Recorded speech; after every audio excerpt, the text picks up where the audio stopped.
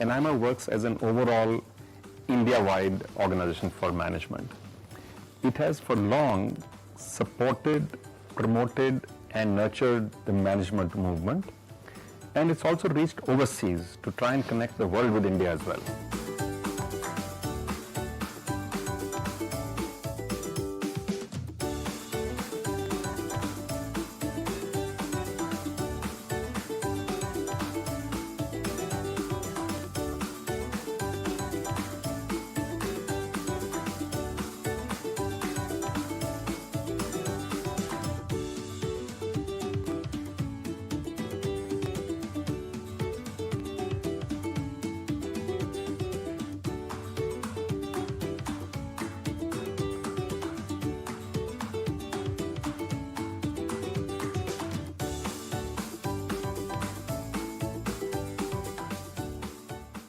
So whether you're a young student out there or whether you're a practicing professional, I think being a member of AIMA will give you a huge network, will give you a huge range of new concepts, and it gets you access to events where you really get to meet some of the best and the finest speakers in the country from whom you can learn.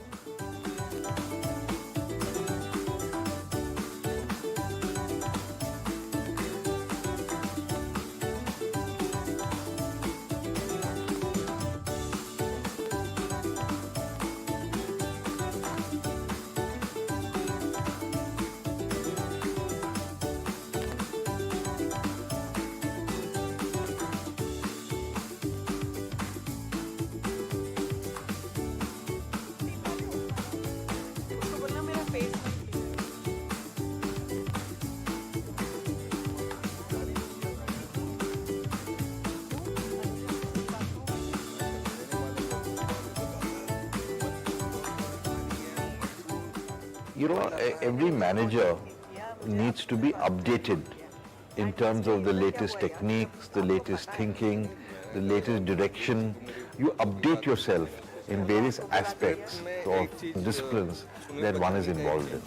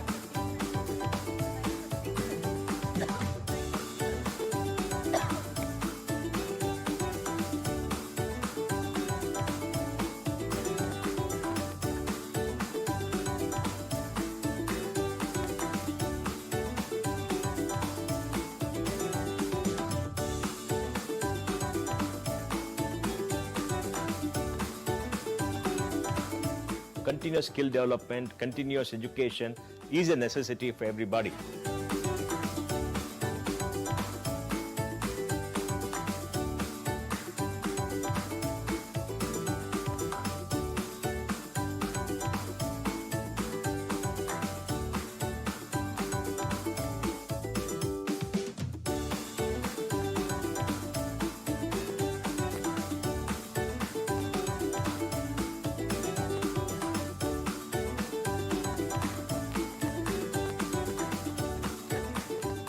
AIMA has been known for its testing services.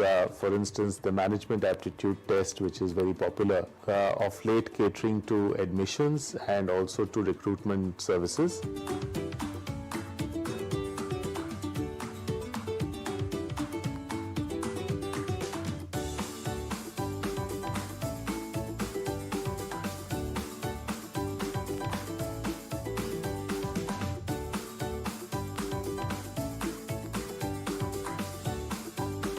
Not just the desire for success, but a fear of failure.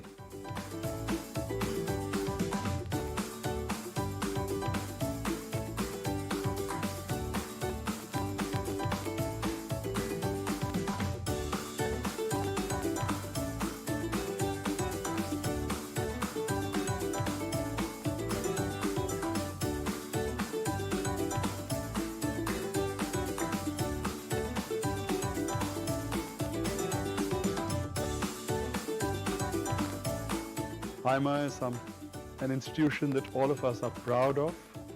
We are proud of its legacy, and we are proud of the role that AIMA plays in society.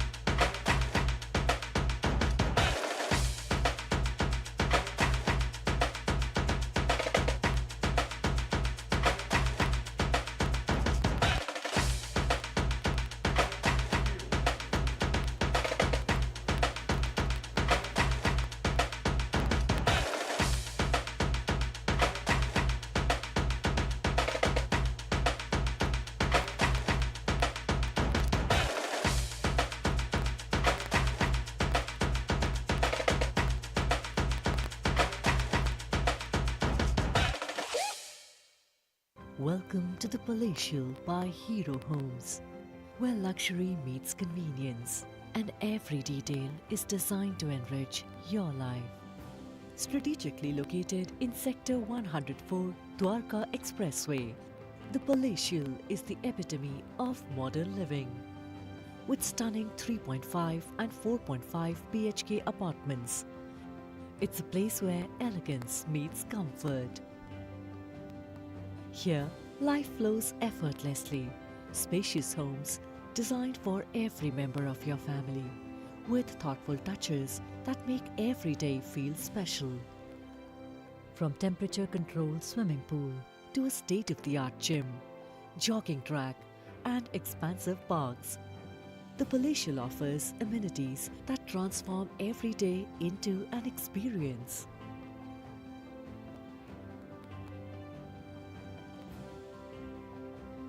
The Palatial is more than just a home. It's a community where connections thrive and every moment is shared. End your day in the comfort of your dream home with breathtaking views and the peace of mind that comes with living in the heart of Gurgaon. The Palatial, where your dream home awaits. Come experience a new way of living.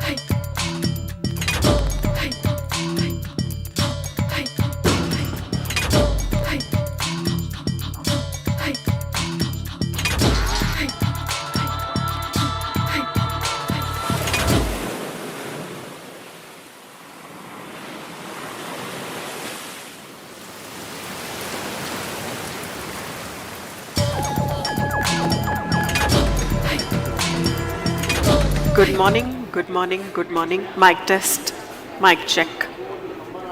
Mic check, mic check. Mic check. Good morning and a very warm welcome to all of you.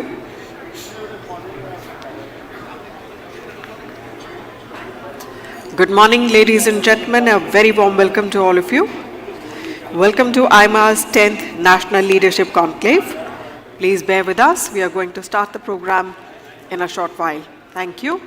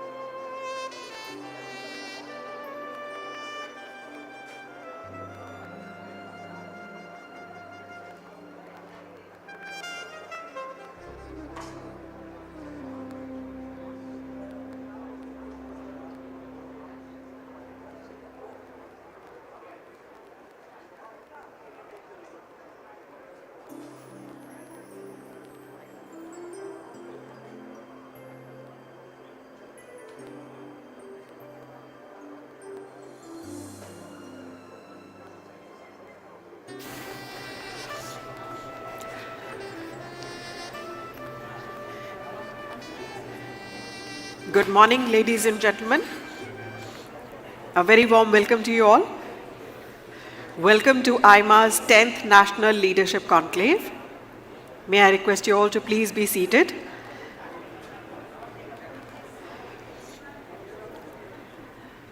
I'll request you all to please kindly settle for an inspiring day ahead. We begin shortly.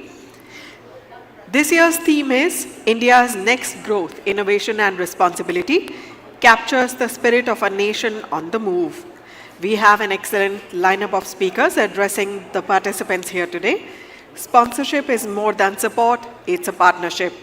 And we take this opportunity to thank all of our sponsors for standing with us and making this conclave possible. We thank our platinum sponsors, Apollo Hospitals Group, diamond sponsors, Hero Homes, Jindal Steel and Power, and Kirloskar Brothers Limited. Gold sponsors, Air India, Tata Steel Limited, Transport Corporation of India Limited, Triveni Turbine Limited, knowledge partner KPMG in India. Silver sponsors, Ambuja Neotia Group, Aris Kambata Benevolent Trust, Cabin Care, Dempo Group, JK Cement, JK Paper Limited, Pattern International Limited and SAIL. Bronze sponsors, Damodar Valley Corporation, Godrej Industries Group, Manavrachna University Management and Entrepreneurship and Professional Skills Council, Nico Engineering Services Limited, NTPC Limited, SAGE, Sharada University, Srashti Purti Wellness and Tata Chemicals Limited.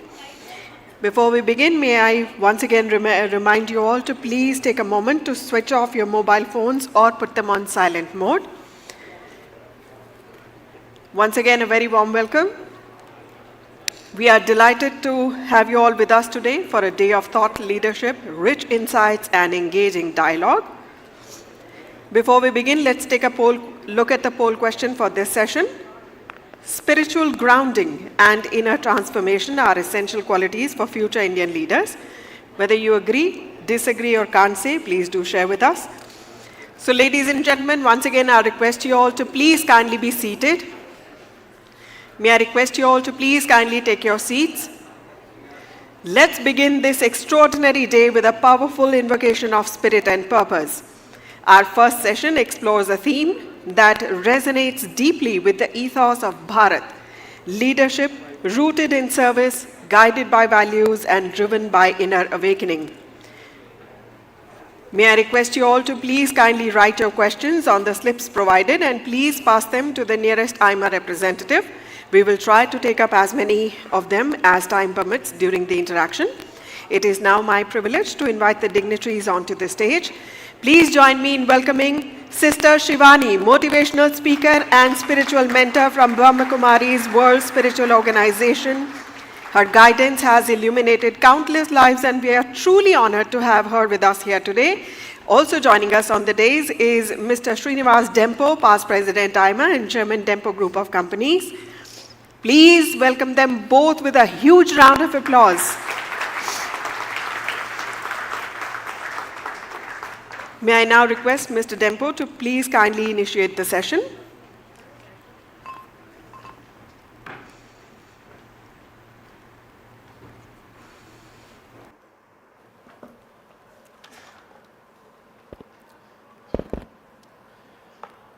A very good and blessed morning to all of you. I see many past presidents in the audience, delegates, members of the local management associations, and our very, very special guest for this morning, Sister Shivani. It's indeed a great pleasure for me personally, and I feel blessed to welcome you all to this very special edition of the National Leadership Conclave, organized and hosted by All India Management Association. And this is a very special edition. This is the 10th in its series. So congratulations to AIMA, congratulations to all of you for having actively participated. And I see many faces which have done so regularly year after year and supported this unique initiative of AIMA. Each year, I believe this conclave serves as a vibrant platform for reflection, dialogue, and direction, bringing together India's finest minds across industry, government, and thought leadership. Over the past decade, since the conclave was established, this conclave has become a trusted space for envisioning India's economic and leadership future, aligned with AIMA's own mission to empower individuals and organizations to realize their true potential. We are delighted to have this edition chaired by my friend, Mr. Sunil Munjal, past president of AIMA and chairman, Hero Enterprises, whose blend of enterprise, wisdom, and generosity has long enriched and benefited AIMA. During my tenure as AIMA president, which was in the year 2022-23, I personally benefited greatly from Mr. Munjal's wise counsel, mentoring, and inclusive style, his unique ability to inspire by example. I would also like to thank the current leadership of AIMA, led by its very able and dynamic president, Ms. Suneeta Reddy, MD of Apollo Hospitals, whose visionary leadership keeps AIMA growing and relevant in these very volatile and dynamic times. Her unique focus on innovation and inclusive growth echoes the spirit of today's theme and also this very session. This conclave, friends, is not just about big ideas. It's about collective growth, national responsibility, and clarity of vision, thought, and purpose. And that's why it's both humbling and personally inspiring for me to have voices like our first guest with us today. On behalf of AIMA, myself, I'd like to warmly welcome our special guest, Sister Shivani, to this morning session of 10th National Leadership Conclave organized by AIMA. Sister Shivani, it's both a privilege and blessing to begin this significant gathering with a voice that has over the years gently yet powerfully guided millions towards inner clarity, balance, and purpose of life. Sister Shivani's presence resonates. I told her this morning before we started the session, by seeing her itself, you have a very calm feeling. And she's the one who resonates with calm, clarity, and wisdom. This session, particular session, and I think we are really blessed to have started with Sister Shivani, awakening the spirit of Bharat, leadership for a new era, is deeply personal, not just as a business leader, but as a citizen of the country whose strength lies not just in innovation and scale, but in its spirit, a spirit rooted in seva, sanskars, and spiritual wisdom. In our own very hustles of boardrooms and business models, we sometimes clearly forget that the true transformation begins within, as Sister Shivani says.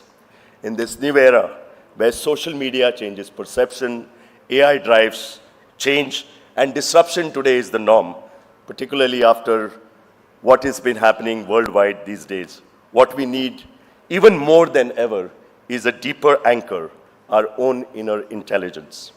Sister Shivani, your teachings remind us that leadership is not only about control, but about connection with others, with yourselves, and with a higher purpose. I look forward over the next 45-50 minutes of how this inner transformation can power outer excellence, and how we as leaders can contribute not just to the growth of India's GDP, but also its GIP, which is gross inner peace. Let us reflect on what it truly means to lead Bharat, in Bharat, for Bharat, and with the spirit of Bharat. With these words, it's my great privilege, and I feel truly blessed, to invite Sister Shivani to address us all. Thank you.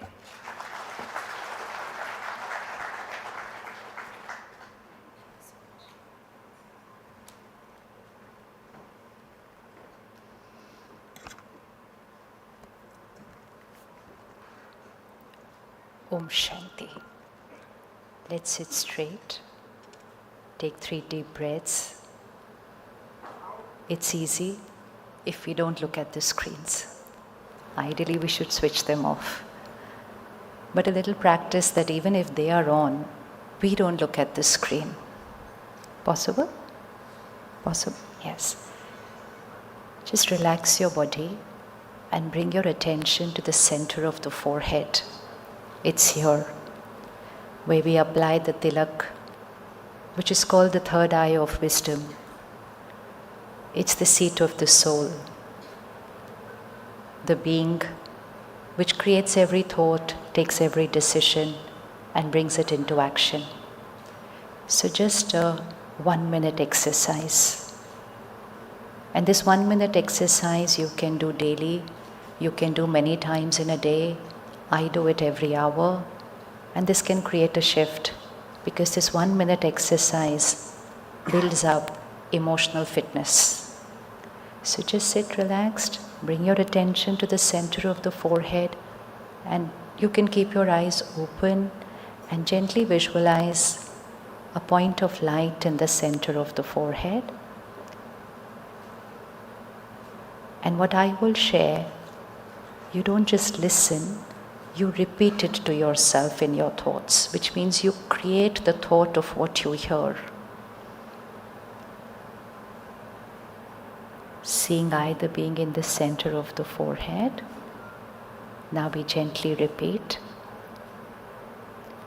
I am a powerful being.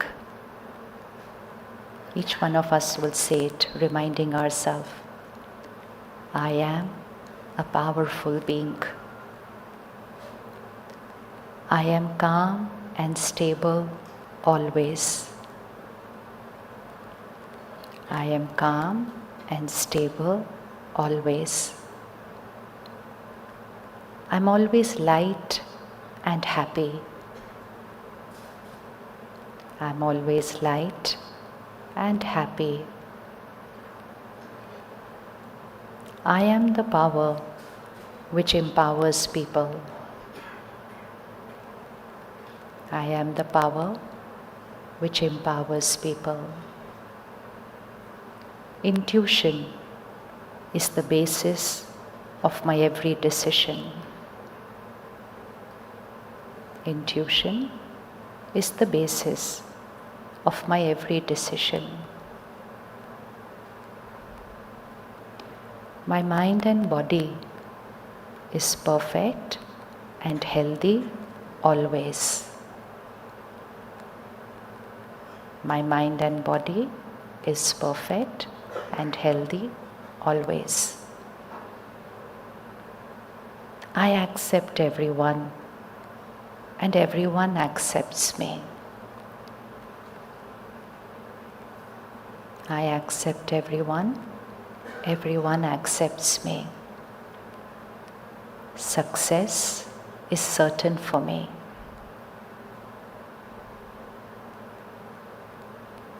I am the creator of Swarnim Bharat. I am the creator of Swarnim Bharat.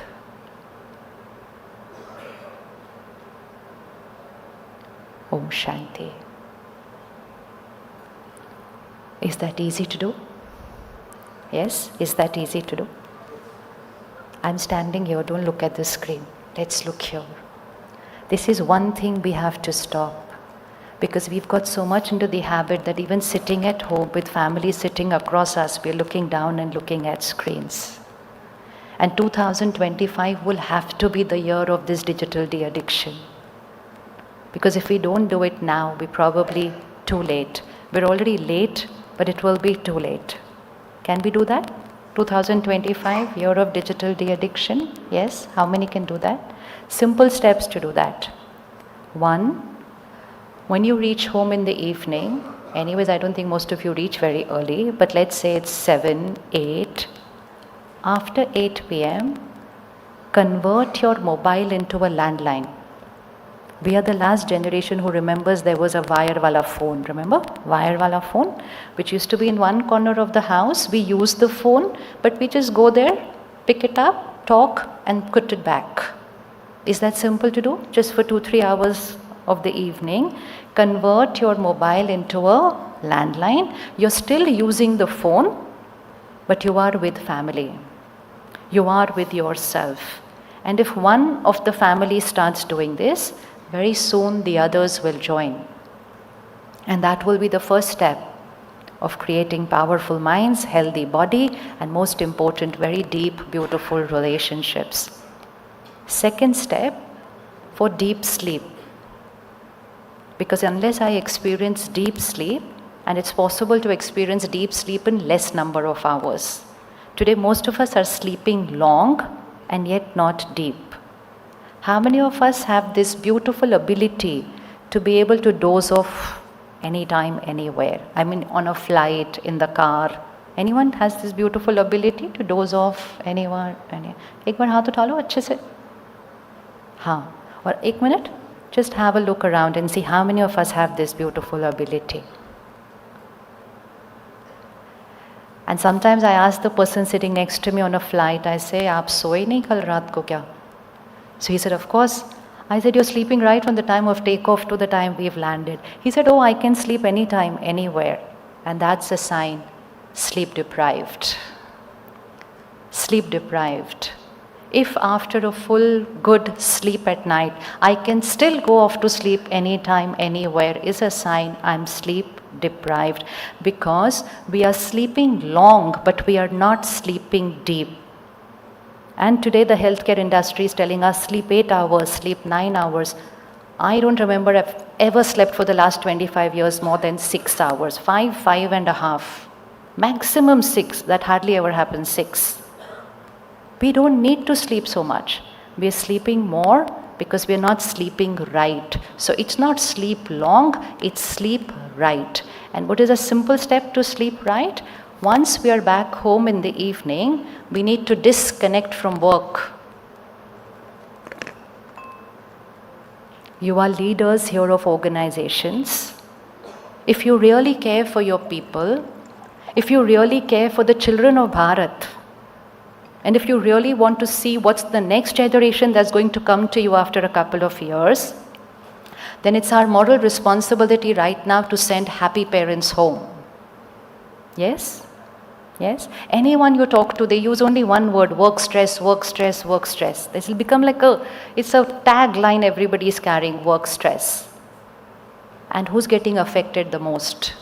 Not those who are creating work stress, but the children of those who are creating the work stress. So for the last 2 decades, we made stress a status symbol. I am stressed, you are stressed, we are all stressed, stress is normal. But you know, the children of today, they are not using this word stress. It's old-fashioned for them. They are saying, I'm depressed. Not depression as an illness, but depressed as a word, because they're saying stress to kam hota hai. I'm depressed. And of course, we all know the figures of depression, anxiety, panic attack, extremely high. 2024, on an average, every month, I have met at least 2 parents whose children decided not to live. And there was no situation, no crisis, no tragedy. A few years earlier, we would meet 1 in a year. Met 2 every month. And for most of us, it's just a piece of news. हाँ अच्छा, उनके घर में कोई problem होगी. नहीं, उनके घर में कोई problem नहीं थी. It's just that the minds of the children are not getting strengthened, because both the parents are coming home late in the evening. There's no elderly in most families, the grandparents, and these 2 parents coming home are not just coming home physically tired, they're coming home emotionally fatigued. And they're actually competing with each other that who's more fatigued. Trying to say, don't talk to me about anything because my emotional resilience is already very low. And these 2 parents are radiating that vibration of low energy to their children, right from the womb of the mother.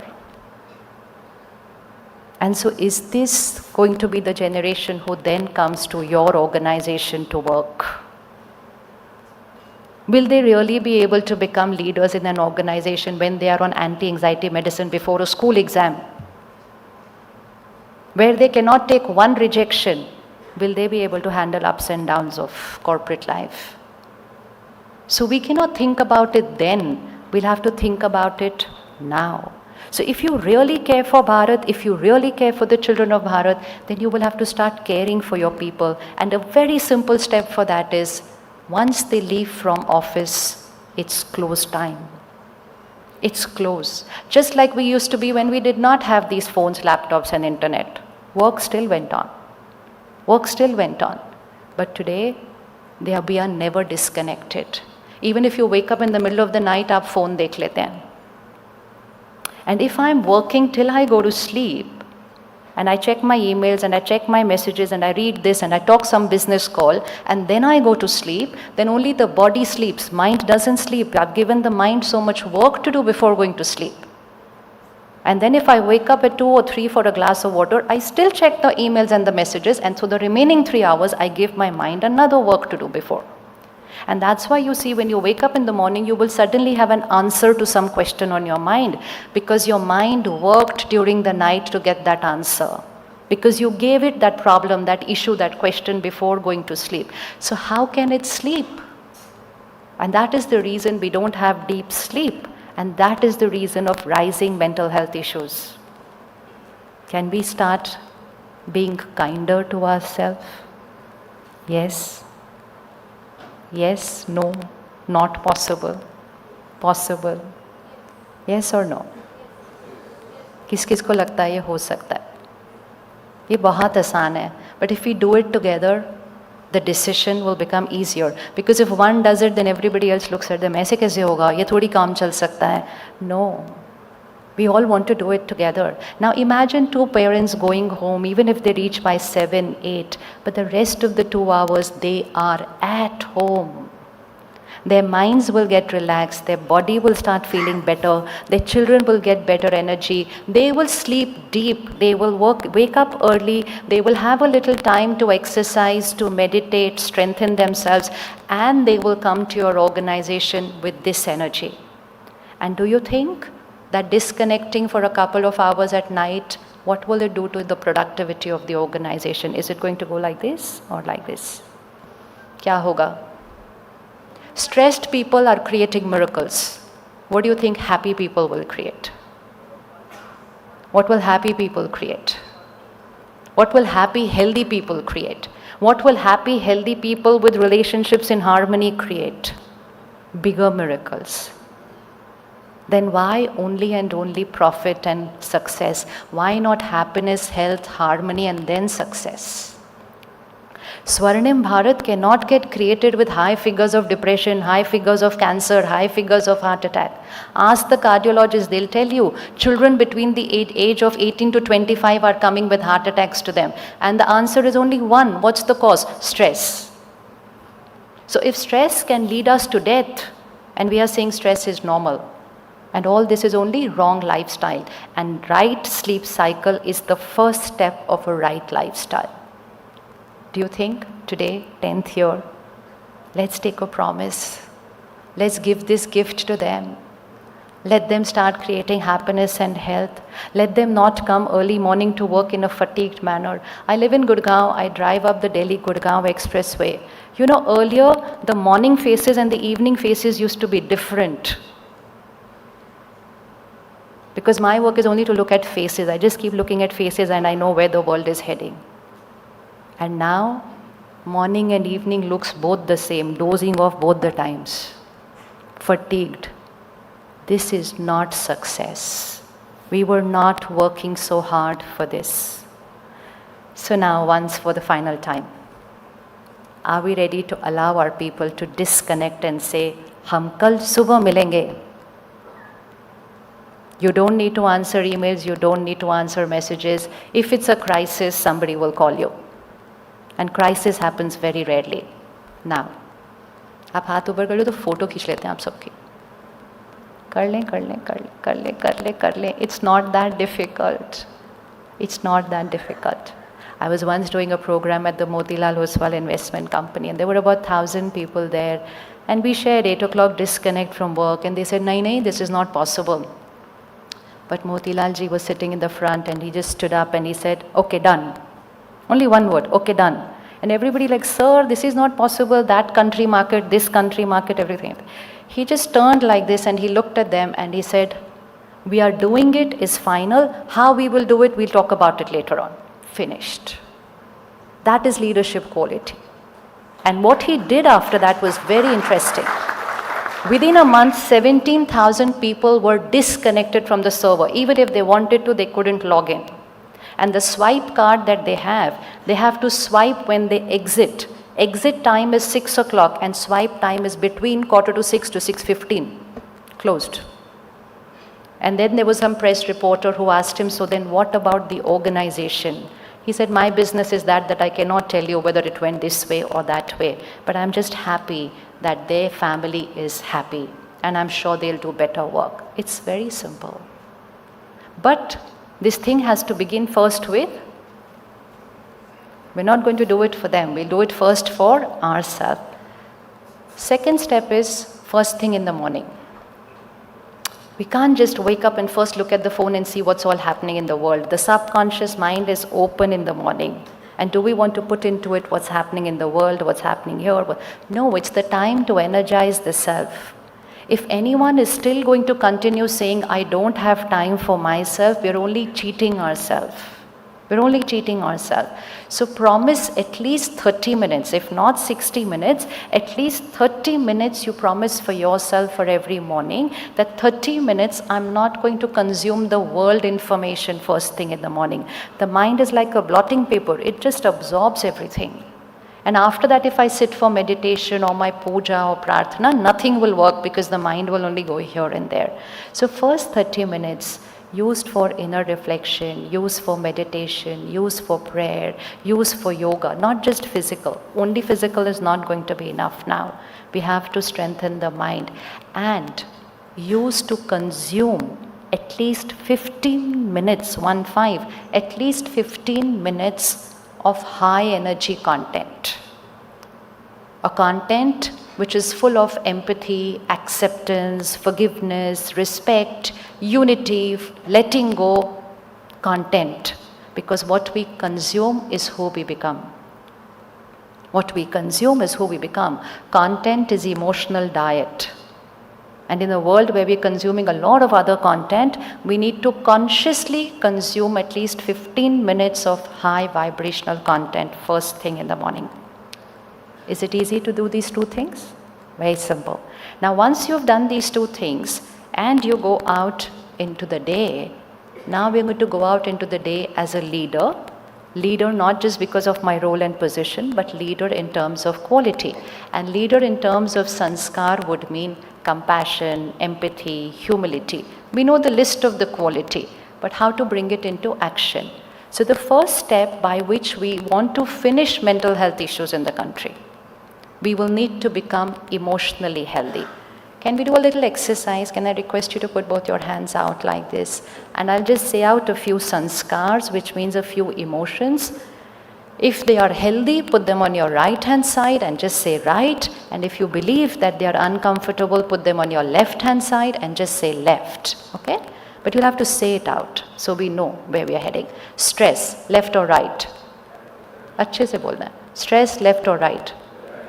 Happiness, anger, compassion, irritation, impatience, calm and stability, criticism, blessings, comparison, self-respect, ego, opposite of ego. No, not opposite of left, opposite of ego. Opposite of ego. Opposite of ego. Humility. Humility. Competition.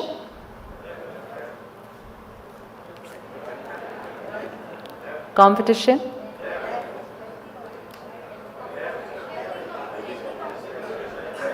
Yeah, like healthy stress, now healthy competition also, hai na?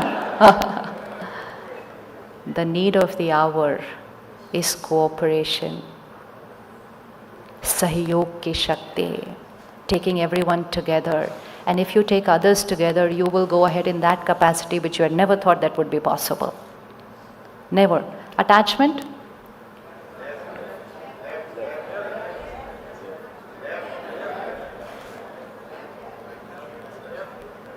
Anything that causes discomfort, anything that causes hurt, pain is left. Attachment, opposite, love. We mix the two words. Now, so left hand is lower emotions. which means disturbing emotions. What these disturbing emotions will do, it will lower my vibrational, it will lower my emotional health. And right hand is obviously the opposite. Complain, right? Gratitude. Create a list, because most of us in the world are calling the left hand side normal, and because we are calling them normal, we are living through those sanskars, and that is why the emotional health is getting affected, and that then radiates into mental health issue or physical health issue or relationship issue, and most important, environmental issue. Today we are all concerned about the planet. We are having conferences of how to take care of the planet.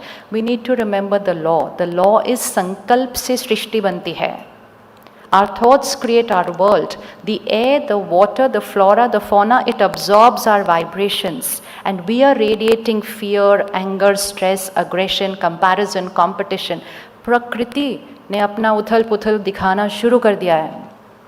So if we want nature to be in harmony with us, we will have to start living through our actual nature. And our actual nature is the right-hand side. But how do I live through the right-hand side in a world where situations are not always my way? So the one step that we need to start from today is shifting from emotional dependence to becoming emotionally independent. Atmanirbhar Bharat. Before we create an Atmanirbhar Bharat, we will need to create an Atmanirbhar I have to be self-reliant. Atmanirbhar means main Atma Nirbhar on the self. How many of you react and get angry sometimes? Acha, and if that happened this morning or yesterday, who was the cause of the anger? Who was the cause of the anger? And that time aapne bola tha, me myself. If someone had to come and ask you, why are you so angry? So they did this, he did this, she did this. So everything on the left-hand side and also on the right-hand side, we've got into the habit of saying, I'm upset because of, I'm worried because of, I'm angry because of, why are you so happy today? Because of. So this is a world we created where we said every thought I create, every feeling I create, every emotion I create is because of the outer world. So we made the inner world of thoughts, emotions dependent on the outer world of situations, people's behavior, health of the body and prakriti, nature. And the outer world is now uncertain. And if I'm going to make the inner world dependent on an uncertain outer world, then it is certain that the inner world cannot be stable and happy.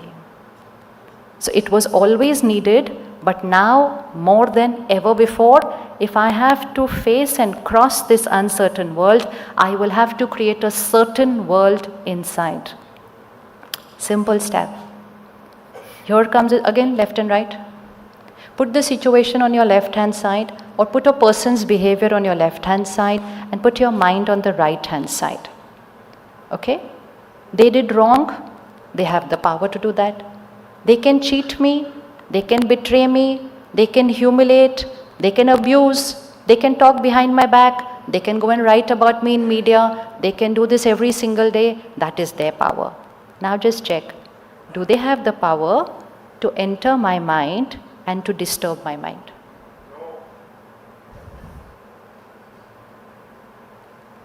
Can anyone enter here and disturb your mind? For example, I'm standing here, I can shout at you, I can scream, I can speak wrong about you, it can get recorded on camera, it can go on YouTube right away, I can talk ill about you in front of 500 people. That's the power I have right now. But do I have the power to go there, enter into your mind and create those disturbing thoughts? Do I have the power? Itna difficult question nahi hai, bahut easy. Can I just put the finger here and just see? This person can be here and do all the wrong in the world. But does this person have the power to enter here and disturb my mind? Can anyone enter there? Leave alone the world. Can your spouse, can your children enter here and disturb your mind? Hanji? Hanji? If I allow. Who shared if I allow? अच्छा, आप एक second खड़े हो जाएंगे please. हाँ. Now suppose you have to allow. Allow me to enter into your mind and disturb you.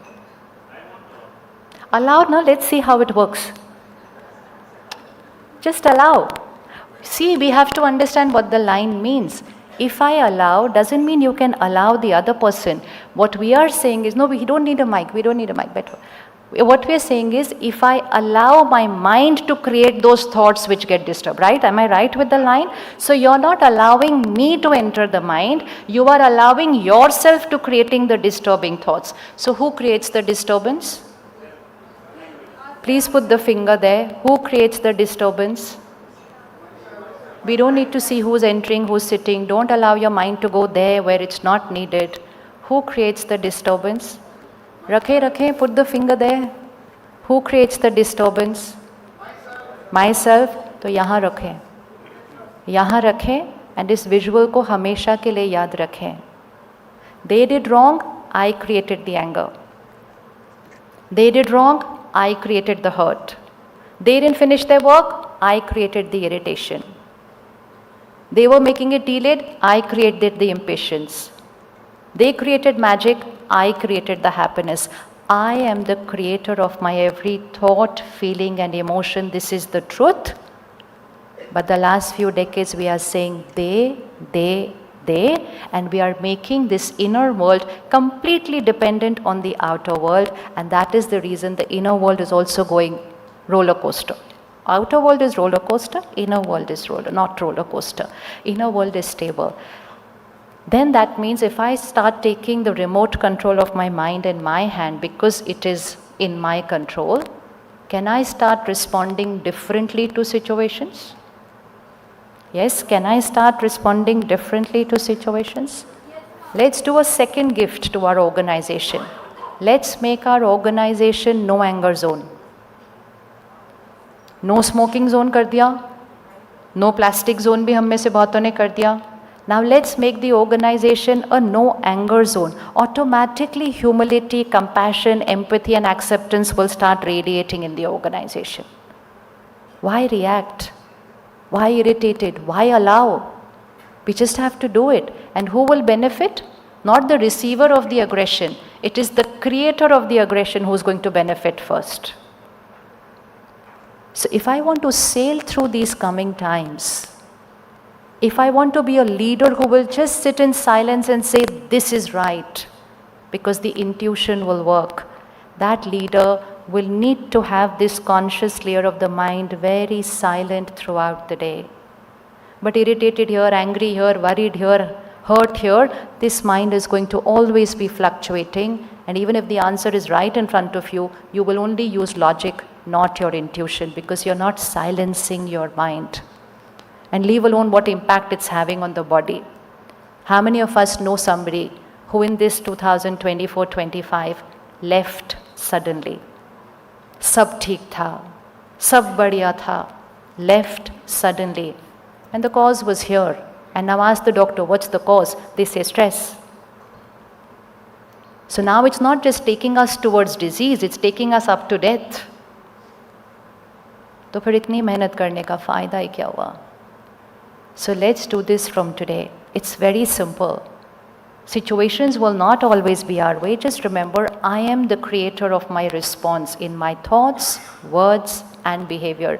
My mansa, vacha, karmana, I am the creator of my response. And once you start doing that, you will start shifting from the left hand reaction to the right hand emotion.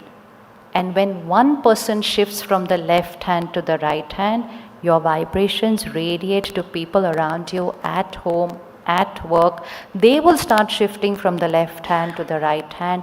Vibrations will radiate into the country. The country will shift from the left hand to the right hand. And that is the only way the country will be shifting towards Swarnim Bharat. And the world is looking towards Bharat. Because Bharat has the tools to take care of the emotional health. Because Bharat's tools are based on spiritual principles. And so the need of the hour is not just technical leadership, economic leadership. The need of the hour is a spiritual leadership. A leader who's always calm, a leader who's always empathetic, a leader who understands the pain of the other person, and a leader who leads through intuition, and a leader who's ready to stand on the right all alone, even if no one is on that side. Bilkul akele. That leader will have the power to empower others. अब की जो leadership है, if you have to motivate your team, your people, it's not going to be possible with words and presentations. That era is over because the mind is not calm and stable. Words and presentations has no impact. सुनते हैं अच्छा लगता है, थोड़ी देर के बाद back to the same. It will only happen when you are that powerful that you're radiating that power to empower them. We are responsible for the state of the children today. So we have to change the leadership at work. Then every individual will change and every parent will change. So those few thoughts that we wrote in the beginning, which we created in the beginning, if we could just write it down. Because there's a second law, sankalp se siddhi hoti hai. These two laws we have to live by it. Sankalp se srishti hoti hai and sankalp se siddhi hoti hai. Sankalp se siddhi matlab any thought that I create and I repeat will become my reality. You can create magic with that. Magic in your mind, magic in your body, magic in your relationship, magic at work, magic in the world. Just create that thought which you want should be the reality, not create the thought which is the current reality. We were just walking in and I met a very sweet sister and she said, I'm very hyper. And someone else who was standing next to us said, she's very hyper. Now if I keep saying I'm hyper, other people keep saying I'm hyper, family at home keeps saying I'm hyper, then sankalp se siddhi. Hyper is the only thing I will be and it will only increase. And so we see, look at the lines which we said in the beginning, I am calm, I am stable, I am always happy, I am light, I am the power which empowers people. Because the future of Bharat is not like this. The future of Bharat is this. Adi Sanatan Devi Devta Dharam. Not a religion, a civilization of givers. हाथ कैसे होते हैं उनके हमेशा? देवी देवता के हाथ कैसे होते हैं? ऐसे, ऐसे, 2 हाथ, 4 हाथ, 8 हाथ. Hand is always of a giver. And giver doesn't mean physically or financially. Giver means emotionally always giving. Always giving. Not I want fame, name, respect, love, understanding. No, I just give. And so those affirmations, those sankalp that we did in the beginning, just repeat them in the night before going to sleep. Just repeat them in the morning, first thing when you wake up. Just repeat them a couple of times during the day.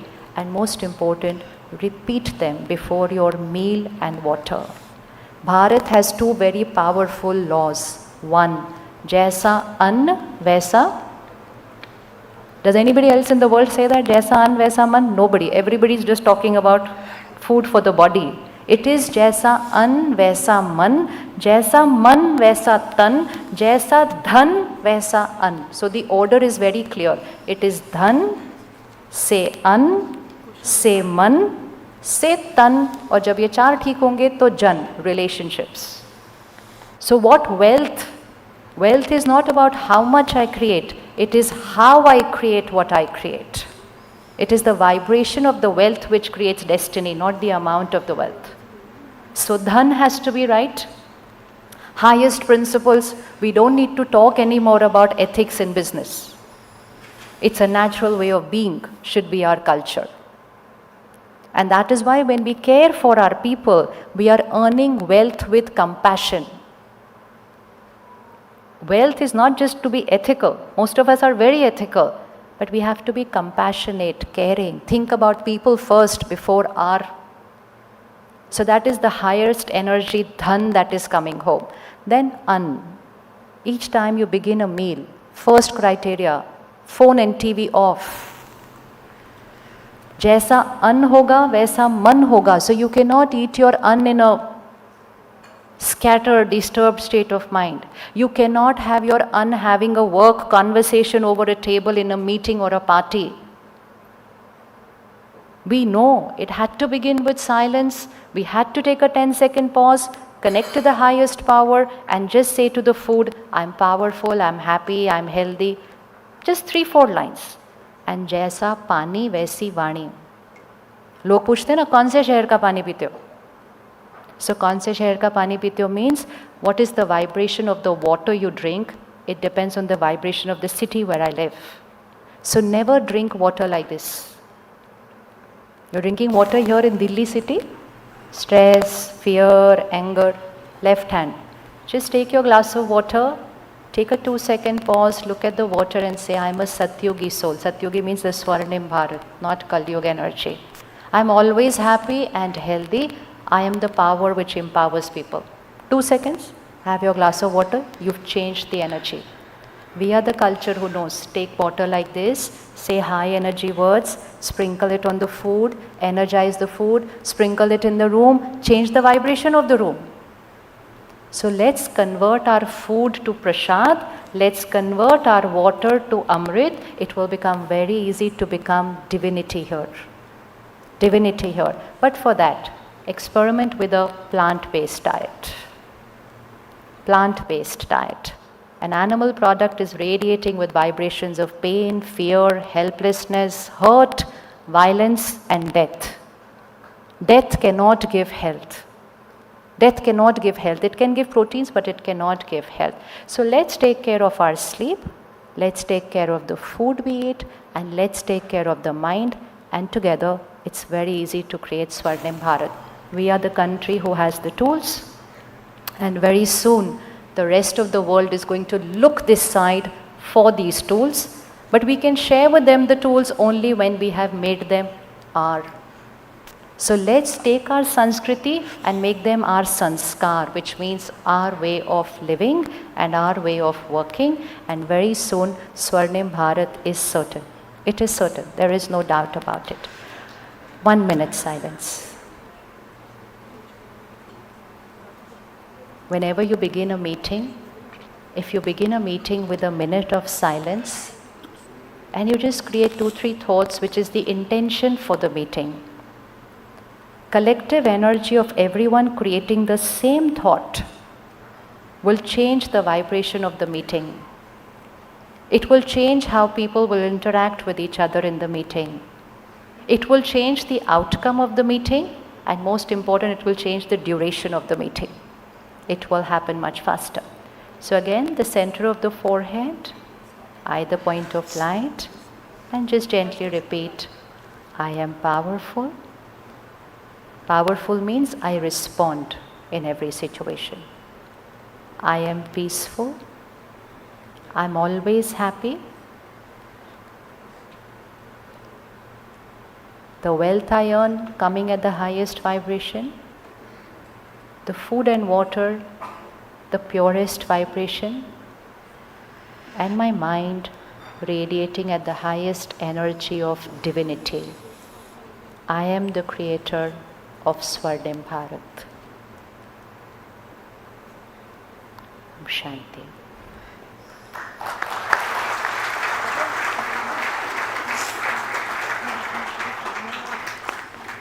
Thank you, Sister Shivani, for a soulful beginning to our conclave.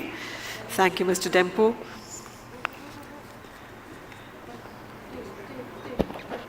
Thank you, Sister Shivani, for, I don't know what to call it. It was truly mesmerizing, deeply impactful, heartwarming. We are full of, at AIMA, we are full of gratitude for you to come and bless us this morning, and that too in our first session. In the interest of time, I would say that we are unable to take questions, but there's a lot we learned in the 45 minutes that we spent with you. And I would truly say that all of us here should commit to ourselves more than you of creating that inner harmony in our mind so that the word stress disappears from our lives forever.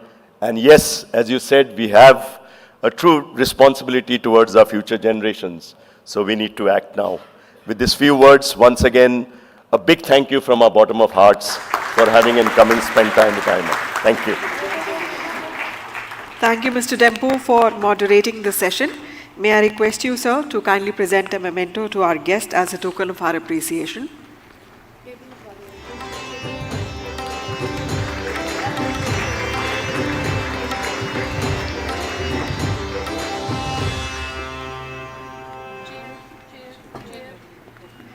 Ladies and gentlemen, let's carry this spirit forward as we move on to the next session of the conclave.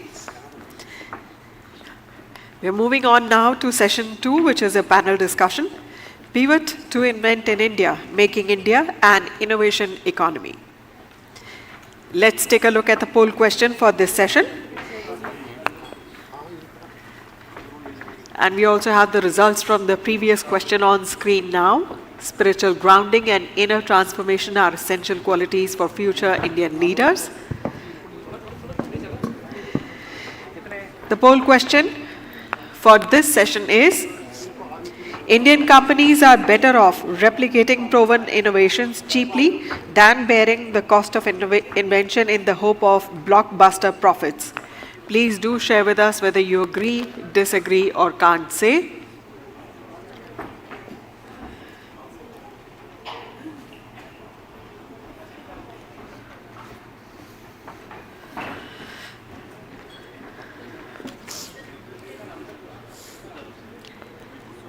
Once again, you can see the question on your screens.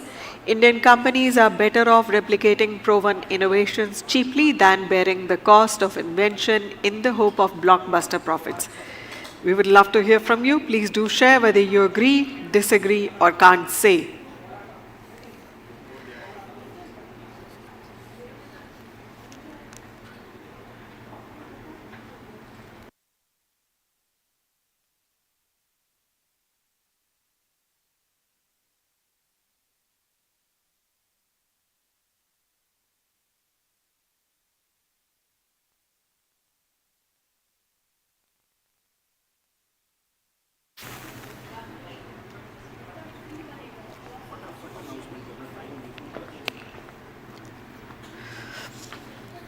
Please kindly remain seated as we are quickly moving on to our next session.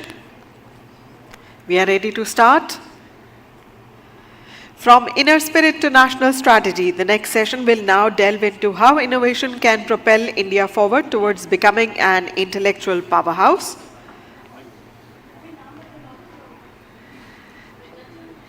May I once again request the audience to please kindly write your questions on the slips provided on your tables and pass them on to the nearest AIMA representative. We will try to take up as many questions as possible as time permits during the interaction.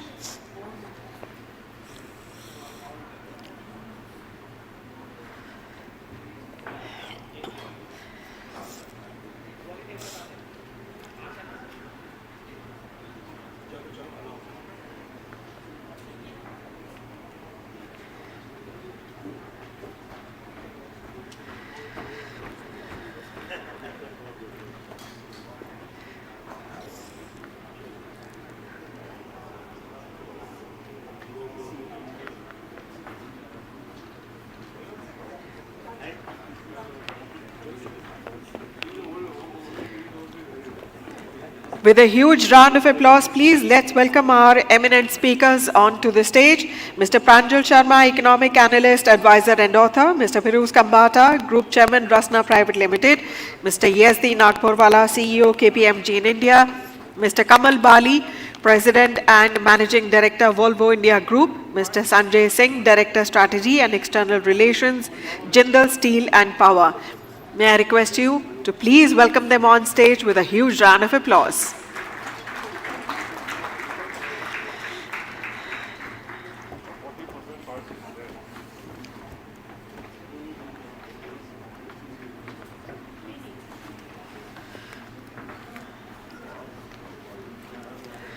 A warm welcome to you all. I'll request Mr. Pranjal Sharma to please kindly take over and steer this very important session and discussion forward. It's over to you.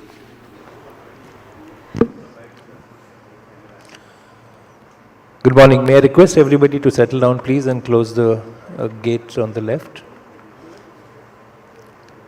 there couldn't be a better time to discuss innovation in India at a time of a global reset where we see a new world order is emerging, and I think this is the time that India has to seize for itself.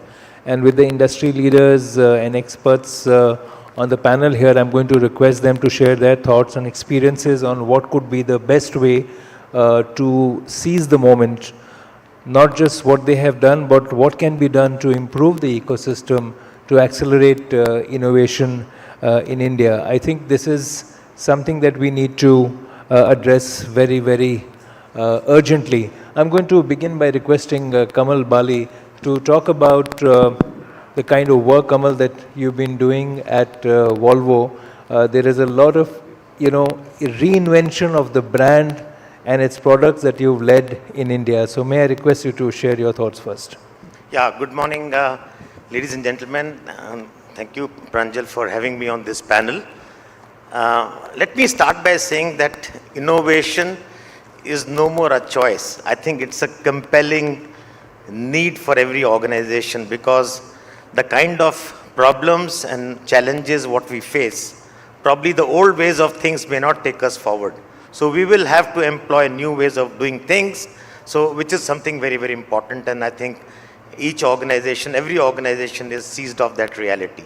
So accordingly, I mean, if you look at, just for an example, if you look at EU, European Union and US, the difference between, they were about a couple of decades back, were at the same level. The difference today is about 35% in the size of economies, and it's all largely because of the innovation economy, things which they have generated, companies like the Nvidias, the Amazons, the Googles of the world.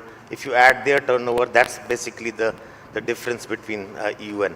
So just coming to Volvo Group, what we've done is, of course, we've had a huge history of innovations. It started with the seat belt, which came out in 1959. There's still this very, very similar technology even today after 60 years of its invention. So that tells you how deeply well thought it was. So I think that's something which we have been doing. But now what we formalized the whole process. We call it Campex. Campex is something which started in Gothenburg. It is now working in India, the second one. The third one is gone to France. The fourth one will be in the US. So at Campex, what we do is, it's basically our innovation ecosystem. Here we work with startups, scale-ups, to be able to partner with them on some of the challenges which we have identified. Business and product challenges we identify, we bring them into our ecosystem and work very, very closely with them, so that they don't have to deal with the typical Volvo bureaucracy, let me say, but they work in a very, very sandbox kind of a way to be able to meet certain. So we have now almost 150 globally, and about 50 areas in which we have worked and had fantastic outcomes. In fact, 4 of the outcomes have been commercialized in India, and I will talk to you about some of those. So I think that's the way we are going about it. We believe that this is the way forward. I think collaborative way, setting out a vision as to what are the 3 or 4 areas, maybe half a dozen areas in which, and core technology areas is also very, very important. While you can do innovation in business areas, in product, but I think we should also look at innovation in some of the core areas. I will talk to you about that. Kamal, I'd like to stay with you. Are there any examples you can share about innovation that you've done in India, which you've taken to the rest of the world? Yeah. So one is on the seats, the safety and comfort in the seating arrangement. So one of the Indian companies came forward, and we've come out with a solution which is mind-boggling solution, and this will be adopted all across the world. So that's one. Other is a real-time real-time collaboration between various Volvo facilities in the US, in Gothenburg, in Bangalore. Engineers can work at the same time on the same product through amplified collaboration, through AI and other tools which they have employed. So I think that's another thing which has happened out of India. It is almost 80% through. Once this happens, this will be a very, very big breakthrough. But this is more of a process improvement what we have done. On the product side, there are other things which are still work in progress. I can't talk about all of them.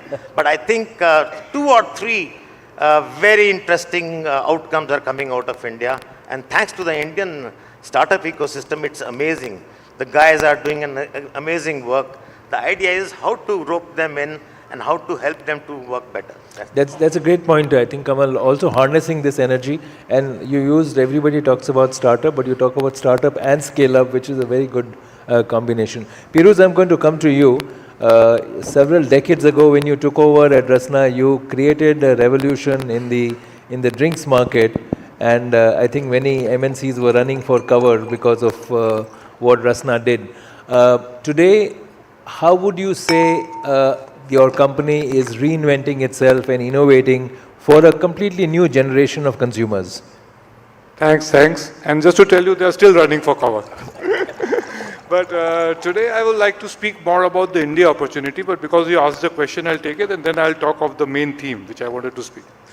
See, Rasna has always been at the forefront of innovation, and the reason is we are basically technocrats. My grandfather was a flavorist, my father was, and I also learned. So basically, we know how to create flavors, we know how to create products, and we were very innovative. Like post-COVID world, we were the first people to launch a fully natural powder in the world. And almost the whole of GCC, if you see, including Rasna, around 15 brands are now made by me, and they are all natural, without any color, artificial color, any artificial flavor. Then we have been part of this low sugar, less sugar revolution, and almost many powders in the world, and for exports, full of products without sugar I'm selling. Today also in United States, we have introduced for the first time functional powder drinks in sticks. So these are a lot of innovative things we do, and I think this will continue. But today, I think what is more important when we are sitting in this National Leadership Conclave, a lot of us are leaders, and many of us are management, so professionals. I would like to give a message here which is very important, that we should be very happy with the geopolitical situation which is happening. I am a big optimist that we Indians are jugadus, and we always ensure that any sort of such opportunity we take it up. And I have seen that happen many times. I think today we are looking at a new world order in terms of at least the trade order. And I think we are very lucky that we have a Prime Minister, a Commerce Minister who understand this, and they are navigating us very well through this. But I think it is Indian businesses now that we have to take up this challenge and start making in India for the world. And not by some small quantums, 1 + 1, 1 + 1, 1 to 10, 10 to 100. And I think all companies need to come together. We have it in us. If today, if China in probably 20 years could manufacture 50% of the world's produce, you go to any store in the United States or Germany or France and you pick up anything, it is Chinese. I think, why not India? And with this tariff push, why not today? And I think we all need to work together on that. And this whole idea should come that let us search products where India can innovate in a very low-cost manner and introduce in a very time-bound manner these products. Huge opportunity. Now, obviously, the government has to support us also in a very big way. And through messages like this, of course, we are having other politicians also coming here. The message to the government in my mind is, you please ensure that you remove the clutches, whatever all the of our industry. Let us swim the way we want. And honestly, I do believe that if the government just does 3-4 things which I am going to just talk of, like ease of doing business in the real sense. It is said that, man proposes, God disposes. Here it is one ministry proposes, the other ministry disposes. State government says A, the other one will say B. Now, obviously, you have a National Development Council, like we had a GST Council. Get out all of these things in one go. Ensure that industry is given the level playing field, because we have to fight with the world. We have to put our products in the world. Number 2, this taxation, I'm still not understood. One product, 100 types of taxes, this procedure, that procedure. We say one nation, one tax, but it's not like that. It is one nation, 100 taxes. It is one nation, 100 assessments. It is one nation, 100 returns. So we really need a one nation, one tax. Third, honestly speaking, India is facing a lot of non-tariff barriers. We are talking of tariff barriers, in my mind, tariff barriers are opportunities. I'm talking of the non-tariff barriers. That people are afraid that India will get in, and that's why they have placed unnecessary barriers in terms of whatever, phytosanitary, this and that. Now, time has come that Indian government, with the help of Indian industry, we need to fight that out, and we need to ensure that we have a level playing field. If we get their products in without these type of barriers, like pharma, we have fast access, electronics, we have fast access, then why not Indian food in a fast access? So I do believe that is needed. For the SEZ, the foodie export zones, actually that concept never worked. China, Vietnam got built with that concept. So how do we create a real concept of SEZ? And the last and the most important piece is what you just now mentioned about innovation. And I do believe that we have enough institutes. We need to work with them, together with them, in ensuring real innovation right from the lab goes into commercial stage in the fastest possible manner. And for that, collaboration between academia and industry is a must. So these are, in my mind, the major things, and I'm very sure that today's youngsters honestly will take this up and start manufacturing in India for the world. Thank you, Piruz. I'll come back to you for some more thoughts on what you said. But I'll request Sanjay Singh to come in here. Sanjay, you've been secretary in the Government of India now, and you have helped across various sectors from telecom to agriculture. Now with the private sector, and I think your perspective on how can government and industry work together would be very valuable. There seems to be still a little bit of challenge in terms of collaboration between government and industry. There are sometimes misaligned objectives. How do you think industry and government now can work together to innovate, not just for India, but scale Indian industry to the world? Thank you, Pranjal. I'll just put up my perspective on the basis of my experience previously in the government, now in the private sector. And in the government, I mean, as you rightly mentioned, I worked at the top in leading research institution in the country, Indian Council of Agricultural Research, and also headed a department of the government dealing with industry on the steel, and I also was in telecom. On the basis of that, I'll just put up my views. We are on the path of Viksit Bharat, and that entails that we increase the size of our economy. So expansion of economy can only come from the kind of where HDI goes up, per capita goes up, can only come from innovation, R&D, and skilling. So these three are the most important things. But innovation, there are challenges. R&D, there are challenges. From my experience with the research institution, I can say we need to learn from startups. So despite our ecosystem of innovation not being up to mark, investment not being there, infrastructure not being top class, but our GII is very high. There's Global Innovation Index. We stand at 33, which is a World Intellectual Property Organization's index.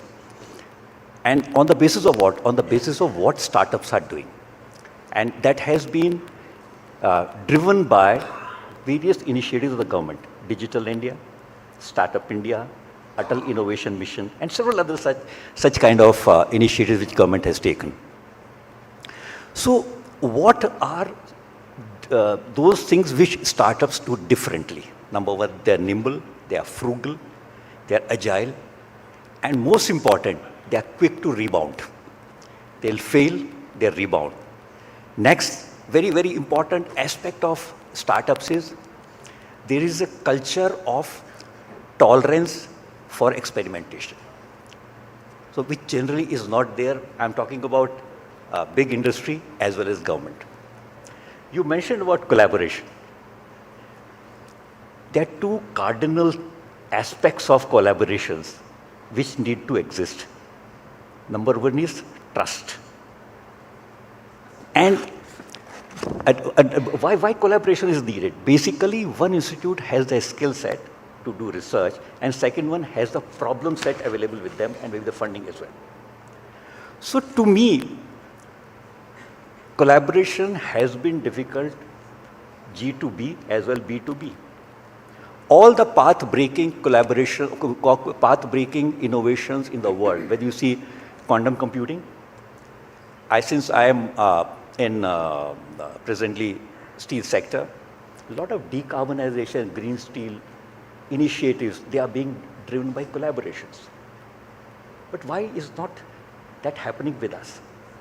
Because we really need to, primarily, in the government, once I was part of an initiative where we wanted to bring in industry for collaboration R&D. The problem is of IP management, which they don't come together. And along with that, IP management, second thing is lack of trust, what is required among everybody. So if all these things are, there is learning from all over. We need to prepare, formulate a model. I mean, that AIMA is the right kind of body to really venture in that direction. So if all these things are able to put together, we build a model and that can be replicated. I mean, that definitely will provide momentum to innovation. Thank you, Sanjay. I think trust is a very critical issue, and I think we should unpack that a little bit more. But Yezdi, I'd like to come to you. You have a cross-industry and a national and perspective with international view as well. Innovation is a function of ambition. The more ambitious you are, or an entity is, the more innovative it wants to be. Do you see that sense of ambition rising in Indian industry, both among startup and scale up, and do you think that will spur a higher level of innovation? Thank you. Thanks, Pranjal. So you are right. Innovation is an outcome of ambition, and I would add to that, it's also an outcome of pride. And I bring pride in because you need to be proud of your product. You need to be proud of your country more than anything else. If you see India's development and where we are today, we are successful at scale, but that's largely because of cost. So it's a lot of cost arbitrage. And even when we talk about innovation, we say, okay, innovate in India, but actually you're innovating for someone else in India at a cheaper cost. It's either that or it's a fast follower mentality where someone's innovated internationally and it's a good idea and you want to quickly replicate and beat the market. Now these are very, very short-term aspects which one should recognize. And I'm not disregarding the cost element. It's a huge advantage to us. It's a huge scale that India has. But we have to, as a country, as private sector, as academia, think of the medium term of what do you want to get out of innovation other than make things cheaply, whether it's a product or a cost or a process. And that's where the element of ambition comes in. And you have to learn from, and it's not a switch on, switch off. It's not going to happen today, tomorrow. It will take a generation before we transform ourselves into where you want to be. Just before I hand over back to you, I'd like to mention some statistics. If you see India, the current level of R&D spend is 0.6% of GDP as compared to 2.5% for China and almost 4.5% for the US. So that is the element of statistics. If you drill that down further, the private sector in India is about 1/3 as a contributor, whereas in USA and China, it is 75%. So that's what you're dealing with. And I'm sure Kamal will talk about Korea more than anyone else. Kamal, do you want to add to this? No, I completely agree with him. I think while it's good to appreciate what India is doing and the kind of tempo which has been generated, but I think one thing we cannot ignore is the fact that we are all core technologies. These are all not within India. They are all coming from overseas. Now, whether it is renewable energy, whether it is the photovoltaic cells, AI, ML, let me name some others, EV, battery charging, quantum computing, everything is coming. We are dependent on the outside world. So I think there has to be innovation on some of the core technologies. And this cannot happen by just one company. We need to have a national ambition and something like ANRF with Anusandhan. That I think it's a very, very good thing which the government has done. There is also now a CEO there. So I think we need to identify half a dozen national ambition projects where private sector, academia, government has to work together. And I completely agree with you that collaboration is the key, and for that trust, and trust will come when we are transparent. Transparency will lead to trust. Trust will lead to collaboration. I think that's something very, very important. But some of these core technologies, we need to really do work while we continue to do of continuous improvement on small innovations, small things which we keep doing, which is something very, very good. Continuous improvement, I would call it.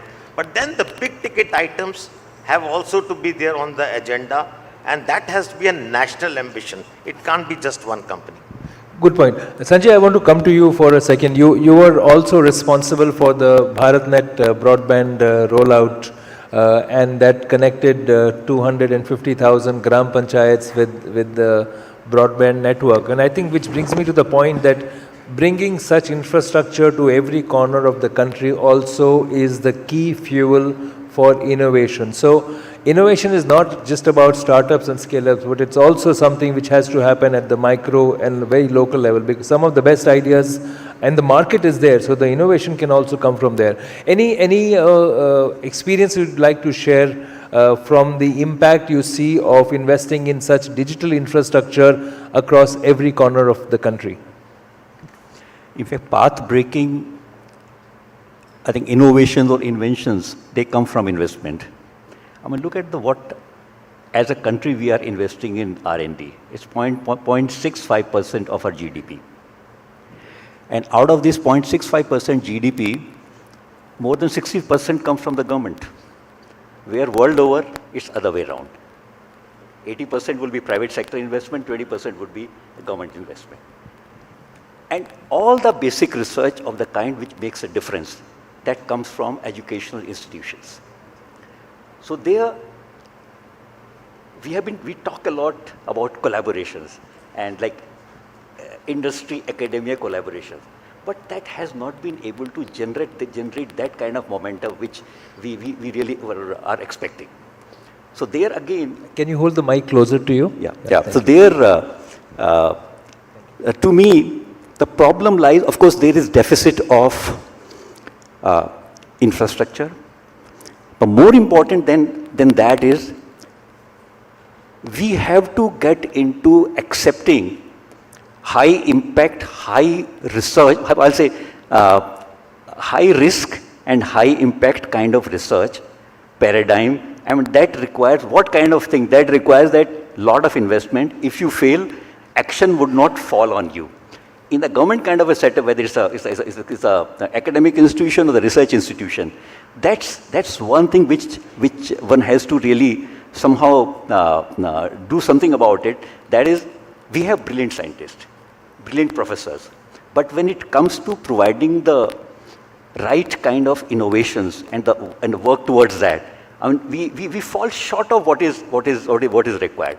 It's primarily that they are not being able to translate their skill set, their knowledge into the outcome, primarily because of something required to be done about the ecosystem. So, to me, I mean, I think that's one thing I would just like to Thank you. Piruz, I would like you to react partly to what Sanjay said, but also you made the point that still there are challenges in coordination within the government, between national ministries, within departments, inside a ministry, and of course the coordination between state and the center.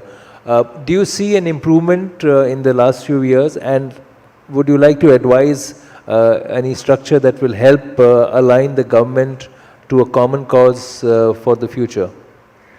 There is definitely improvement. So last 10 years has been much better than the earlier 30 years. in terms of reforms, decriminalization in particular, in terms of this whole online system that we early in earlier days. But just to give you an illustration, the government has a very ambitious project in Gujarat called Gift City.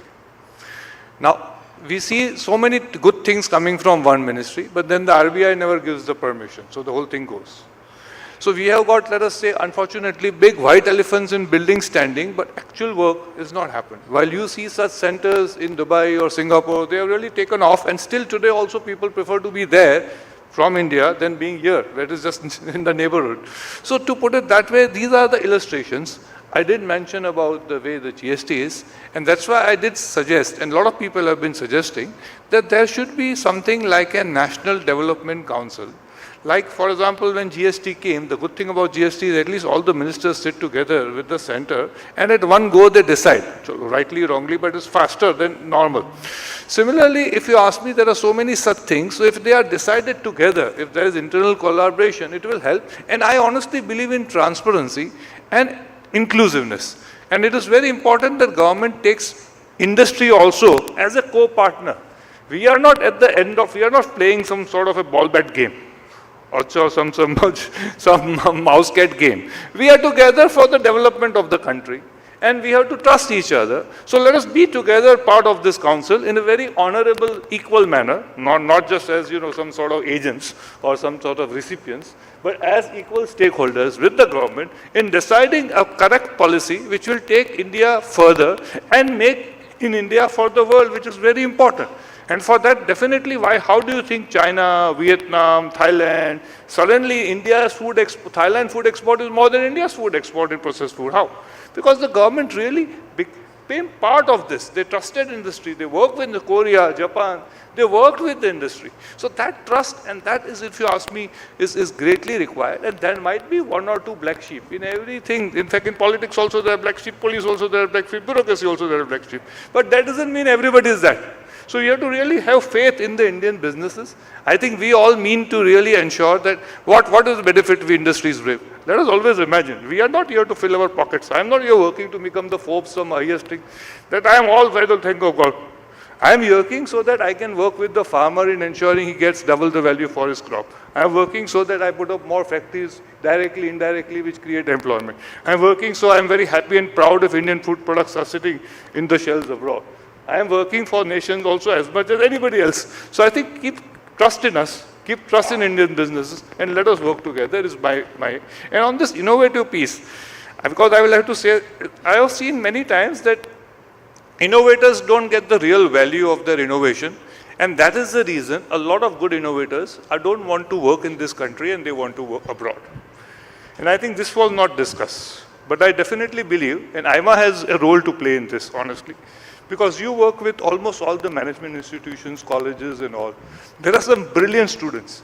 How do we ensure that these brilliant people work in the country and they think that they will get the appreciation what they want in the country?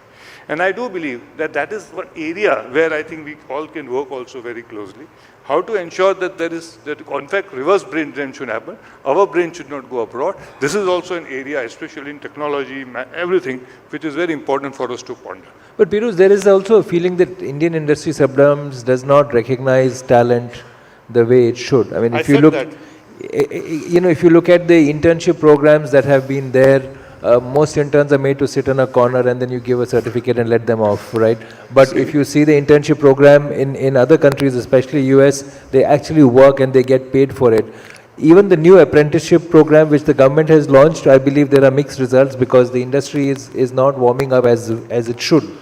So I think it's also some level of responsibility on the industry to invest in talent that will create innovation. I think that's lacking a little bit. See, you mentioned about this government policy. Unfortunately, you announced not this budget, the last ad hoc budget, but you'll be surprised. Right now also the state governments don't know the policy and they are not implementing the policy. It is like the labor laws and the labor codes. They were announced long back, but nothing is on the ground. This is also one example. So that internship policy of the government, where the government was to bring A and the industry was to bring B, and A and B was to be for the employee, nothing is on the ground. It was announced, all the papers, we all discussed things like that. So that is another problem. But yes, I did mention, I think we Indians, sometimes I really don't like that management trainees are not to type your sheets or make your PPTs. Management trainees are there so that they can sort of bring some strategic external inputs from their young perspective. So I definitely believe that we in industry have to ensure that the young talent which is there out of colleges, we foster it and we have the ecosystem so that they stay in the country. And we should really, and sometimes I definitely believe that Indian salaries are too, like the top 1% gets probably 80% of the salary in a company. And that is a big problem, honestly speaking. I don't like it. I don't do it also. In my mind, it should be equality. When we want the country to be equal, our salary structure also should be equal. But that is not true. That is true for youngsters. So youngsters say because the boss is getting a crore or 2 crore a year, and the youngster is getting 3 lakh, 4 lakh, so youngster will think, chalo, isko chhod ke I'll go to Singapore, I'll make at least 20, 30 lakhs. So that is the truth. True. So that is where I said that we have to somehow, we have to encourage this youth, we have to pay them their worth, and we have to take the real, that's what the foreigners are doing. That's why you see foreign companies have young 30 years and 35 year Indians as CEOs, and in our company they are not there in India sitting here. So that is exactly where I said that we need to, that is something where I don't think government has to come in, industry has to come in. We need to really work and ensure that this youth stay in the country and we foster them, therefore our benefit in future, if you ask me. Thanks, Peter. I've got some questions for specific panelists. Yezdi, there's a question for you which actually builds on what Peter said. Is that what will it take to encourage Indian companies to invest more in R&D? I mean, R&D is seen as a cost and not an asset. Do you see that mindset changing? So certainly yes, and appropriately yes, because if you stand back and see the timing is absolutely spot on. It's bang on today, where we've got all the attributes, we've got the softer aspects in place, but more importantly, we've got the scale of talent in place. And that scale of talent currently is being used by companies outside of India more than inside of India.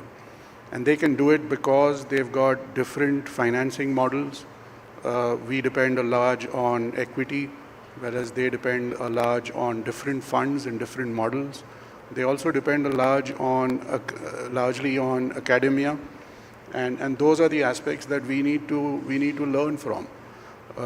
We don't need to be innovative in the scheme of things. You just have to stand back and see what Japan did, what Korea did 20 years ago, what China is doing currently, what the US is doing currently, what universities in US are doing currently. I mean, you've got examples of Stanford and things like that, which work with industry and other tech companies. And that's exactly, you don't need to really innovate all of those pieces. They're all there for you to study. But ultimately, as Piru's mentioned, we're going to have to unshackle it. We're going to have to shake this up. And we are going to have to co-create in the scheme of things. Thank you, Yezdi. I'm going to, there are a couple of questions for you, Kamal. I'm going to add a tougher version of mine to that, which is about the culture of innovation inside an enterprise. There is a perception, and I think it was alluded to here, that smaller companies and younger companies and startups are better at innovation, and larger companies just have the cash to go and buy it. You know, I can't innovate, so I'm just going to buy a smart company which has done the innovation. Is it actually, do you see that negatively? Do you see that as a truth that larger companies fail to innovate because sometimes they also get caught in internal bureaucracies, and therefore creating a culture of innovation becomes difficult for them? No, absolutely true. I mean, I have to admit this, that larger companies are less agile typically. Of course, the culture is changing. Larger companies are trying to emulate smaller companies in being agile, in being fleet-footed, because they know that's the way forward. So I think very, very clearly that's why in a company like Volvo, we created something, a Volvo within Volvo, a very small Volvo called Campex, where the focus is only innovation. They have very different rules from rest of the organization, so that we make it simpler for Volvo, Campax to work with startups and scale-ups so that we can continue on the innovation journey. So that's absolutely a truth, that a culture, the big size of a large organization makes it little less fleet-footed compared to that. But just coming to one more important point, I think in connection with what Yezdi said, and that's very important, is that the proof of pudding is here. 46% of global R&D work, I make a data point here, is done in India.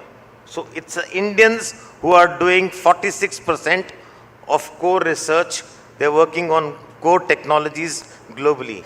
They're doing it for foreign companies. They can also do it for the Indian companies, for the Indian ecosystem. If the private sector in India can shake off little bit of apprehension on innovation and supported by government, I think we have a great story going for India because we have the talent. And I think that's the proof of the pudding. But how do you create a culture of innovation? So you said you created a separate unit. And that unit is supposed to innovate for Volvo products globally? Globally and for India, as well as for India. Because I think the culture, see, any organization has two steering systems. One is culture, other is structure.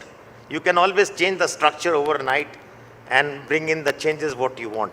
But culture takes time. It doesn't happen overnight. You need to really bring in a huge change. Ideally, it takes a generation to change a culture. But of course, there are ways and means to do it faster, but fail fast. I mean, during our times, we were taught, when I was doing engineering, build to last. Today, that is not true at all. They say build to adapt. So today, the whole concept, the paradigm is shifting from build to last, from build to adapt. So that's the whole culture is changing. Today, failing fast is not a bad thing at all. In fact, you're complimented if you tried something and you failed. But is that really true? Because I want Sanjay also to talk about this. Sanjay, this failing aspect, I don't think the government and the taxman supports failures. They always look at it with a sense of suspicion that, okay, these projects you invested money in, it didn't work out, what happened, explain. So there is still a fear factor in the industry about investing in projects which are not like, out of 10 projects, one will succeed. What about the other 9? Do you think that part about trust that you refer to can come and be enhanced to look at failure in a more positive way, as long as the intention is good? As I previously mentioned, in fact, the trust deficit is a very, very important thing when the collaboration is happening at whether at the industry level or the academia level. So I think what I'll put it this way, that when it comes to conducting research, when the research is being done by an industry for its own self, that is speeded up, done quickly, and the outcomes are for the benefit of that industry. There is no issue about that. But when it comes to something which is much larger in size, where, because a lot of collaboration is required in the field of knowledge. When there is the knowledge does not stay in silos. So then that's why basic research world over happens in universities. With us, the problem primarily is, number one, of course, about the ecosystem of research is one thing, and secondly, the objective. In the universities, the research institution, what I have seen, that they are conducting research, spending their time on research, but what is going to be the outcome of that research? There needs to be clarity about it. Secondly, if a menu is provided, list is provided to a scientist to pick up the topics of research, invariably he would pick up those where the chances of failure are minimal, which gets done in a very short time period. So we have to move away from that. There is a lot of incentive system which needs to be integrated into the research system. So then it is going to provide the right kind of dividends. Thank you. Piruz, 30-second thought from you before we close. On what?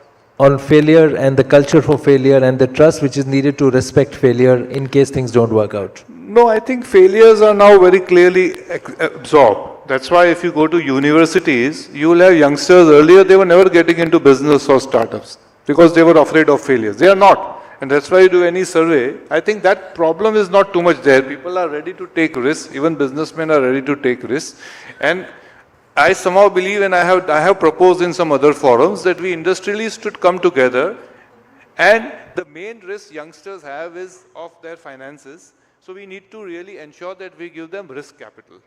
So I did mention in some other forums that actually we should all come together and give risk capital.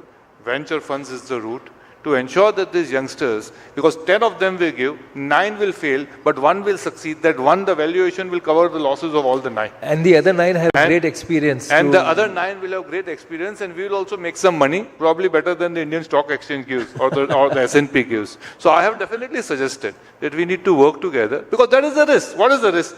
I am saying that, of course, 1 person makes it risk, but 100 people come in, the risk is less. So I think we all need to work together with this. That's what I suggest. But that may be a separate session. We have to keep on that. That how risk capital can be brought and how everybody can be. It can't be done today in 30 seconds. I can't do it. But if we do it, what I just now said, it will really change. And I think some people in AIMA should listen to what I'm saying also. Thank you. I think we'll close on this very interesting takeaway that one, of course, that I think the responsibility of innovation is on everybody, both the government, enterprises, and the people who are involved. It's not about that somebody else is going to give you the incentives. You have to incentivize yourself.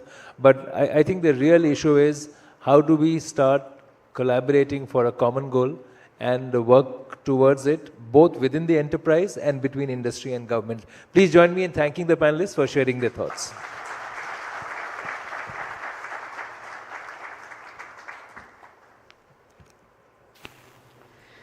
Thank you, Mr. Sharma, for a very thought-provoking discussion.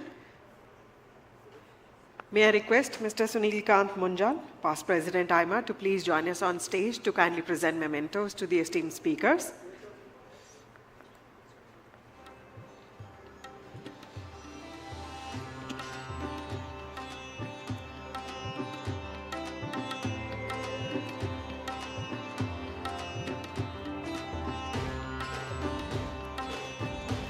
Thank you all for a very power-packed discussion.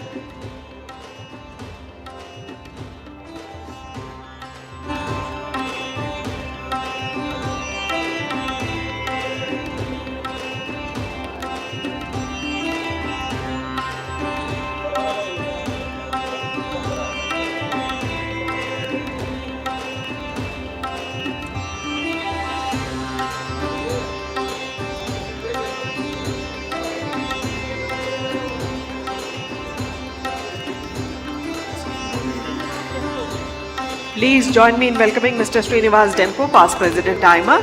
May I request Mr. Dempo to kindly do us the honors. We start by thanking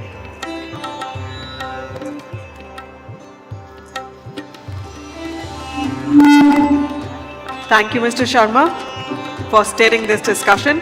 We thank Mr. Firuz Kambata, Group Chairman, Rasna Private Limited, Mr. Yezdi Nagporewalla, CEO, KPMG in India, Mr. Kamal Bali, President and Managing Director, Volvo India Group, and Mr. Sanjay Singh, Director, Strategy and External Relations, Jindal Steel and Power.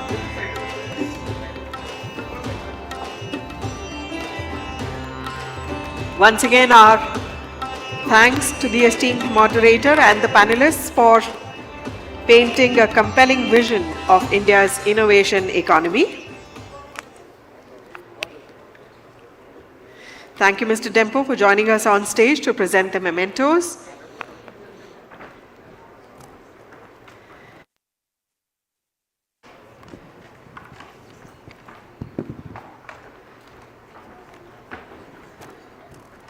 Our next session is a special plenary session, Audacious India, Becoming Asia's Paramount Power. Meanwhile, we can see the results from the previous question. As you can see on screens, Indian companies are better off replicating proven innovations cheaply than bearing the cost of invention in the hope of blockbuster profits. That was our question from the previous session. You can see the results. So let's take a quick look at the poll question for this session. India cannot be a major power in Asia without partnering either with the US or China. Please do let us know what you think, whether you agree, you disagree, or you can't say. So ladies and gentlemen, India is ready to lead, not just grow. Our next session is about vision, power, and potential. Please kindly remain seated. Please do not move about the hall.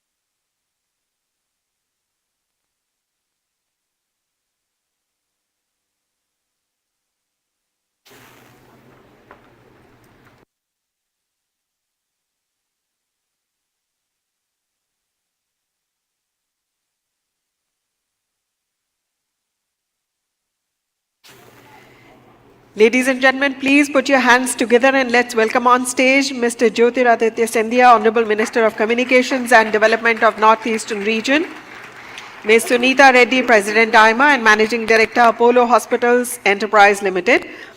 We warmly welcome Mr. Sunil Kant Munjal, Past President AIMA, Chairman of the National Leadership Conclave and Chairman Hero Enterprise, and Ms. Rekha Sethi, Director General AIMA.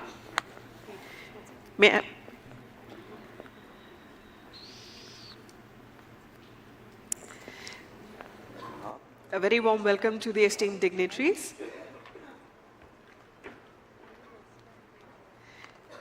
May I now invite Ms. Rekha Sethi, Director General AIMA, to formally welcome our esteemed guests and to give her introductory remarks.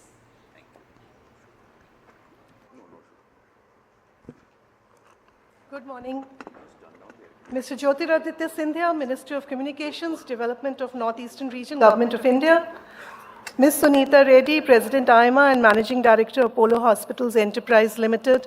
Mr. Sunil Kant Munjal, Chairman of AIMA's 10th National Leadership Conclave and Chairman the Hero Enterprises.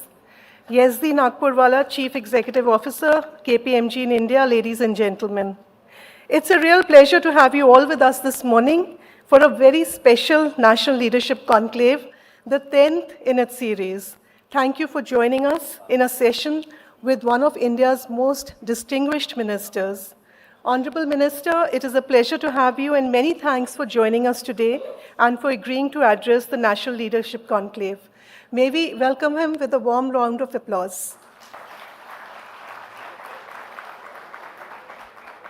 You are a most accomplished minister, and under your leadership, India's communication sector is becoming a leading driver of growth and innovation in the country. You are transforming the northeastern states into a vibrant economic hub.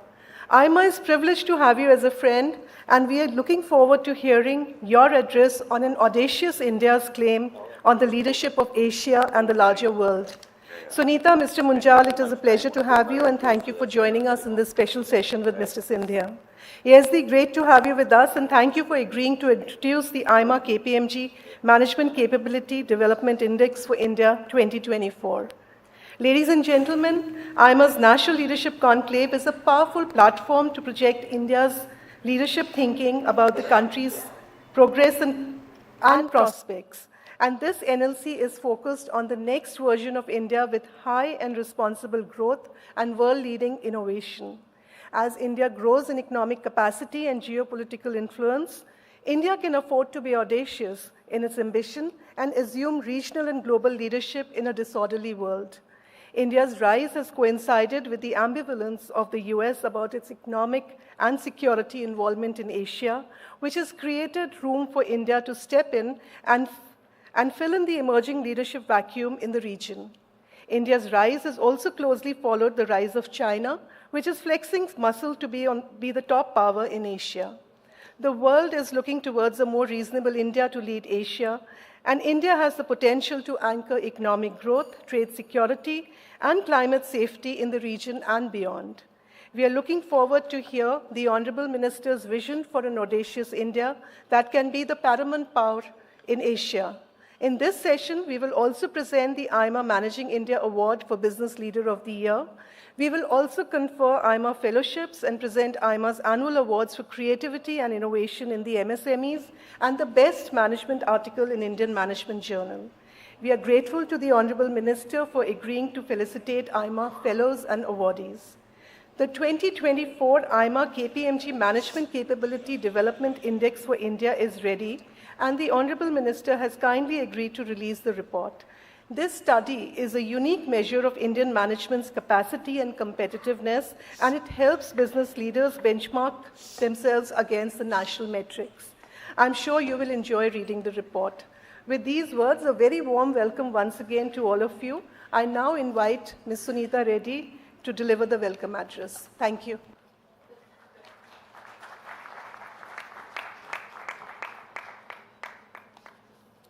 Thank you, Rekha. Good morning, ladies and gentlemen.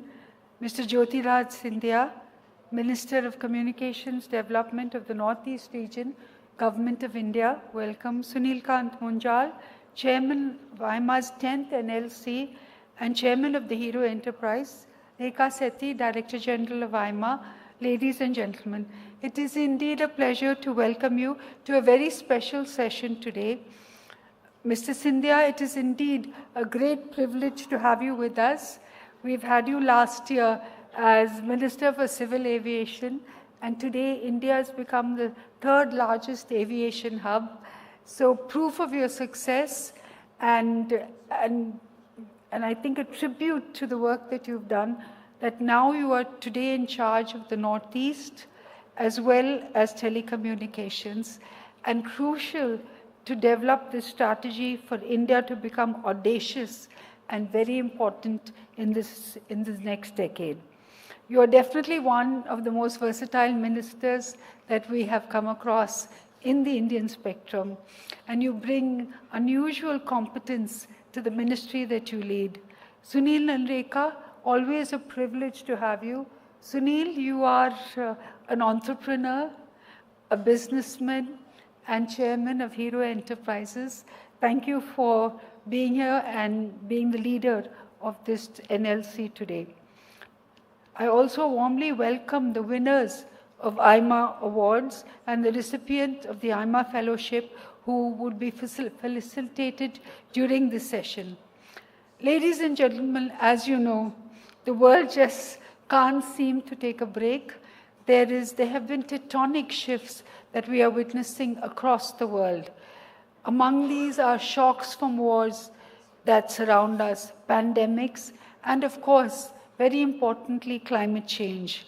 Slower moving secular trends that we sometimes are unaware of, an aging population and declining productivity. But with advances in science and technology, this is also an opportunity for India, an opportunity that truly gives us a time to be audacious in the way that we think. India is probably one of the few countries that still has a very ambitious target of becoming the third largest economy in the world, and is currently growing at 6.5%. But India has huge advantages. And today we have with us our Minister Jyotiraditya, who is in charge of a very critical area. As you know, the northeastern states, the seven sisters, as we call them, where there is huge potential for development. When you think of the northeastern states, we think of skilling, we think of the opportunity for tourism, and definitely these are areas that must be exploited and used not just for India, but for the rest of the world. But beyond that, geographically, it is a very important place in the sense that it is surrounded, the 6,000 kilometers at the borders are areas that are very sensitive for India's defense as well.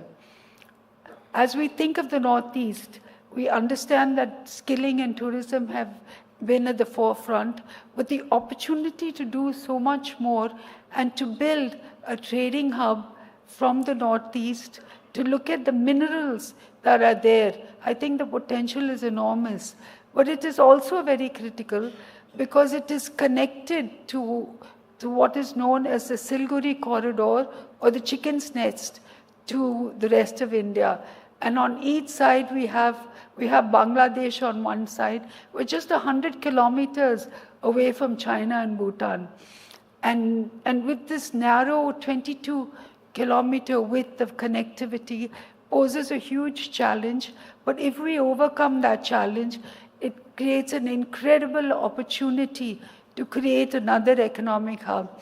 And I think we're very fortunate to have with us Mr. Jyotiraditya, a Minister for the Northeast and Telecommunications, to do this. In the field of telecommunications, India has never lagged behind. We have 95 million subscribers. The cost of 1 GBP of data in India is only 16 cents when compared to $2.39. The largest volume of UPI transactions happening through the telecommunications center. And most importantly, I think the ability to leverage this sector to create commerce, to drive investments, where we've had $621 billion of investments in this sector in a year where it looked like it would be a very meager year. It still was outstanding. So with this great opportunity, I think comes great challenges. We are fortunate to have such a good person, intelligent, erudite with us. And I must also congratulate the winners of today's award. I would request the Honorable Minister to also release the 2024 AIMA KPMG Management Capability and Development Index. Thank you. Thank you, ma'am, for your wonderful remarks.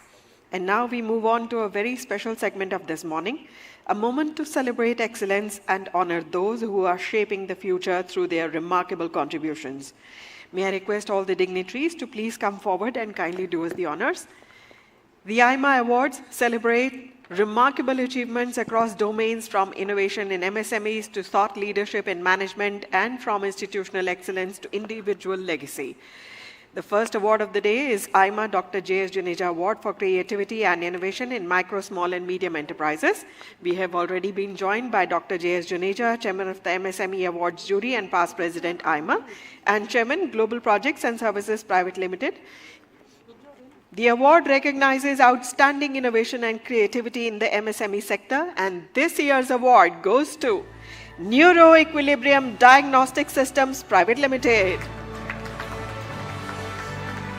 Joining us on stage, Mr. Rajneesh Bhandari, Founder and Managing Director. He will be receiving this honor.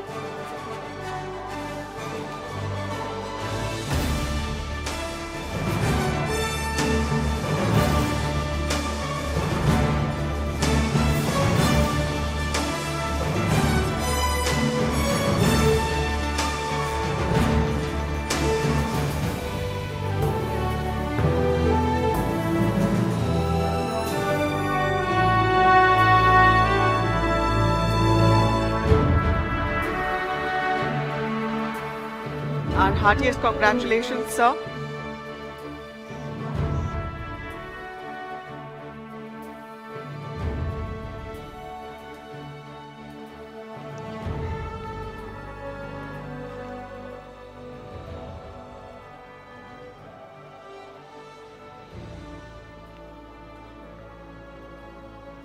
Thank you, Dr. Juneja, for joining us on stage. It's been an honor to have you with us on stage.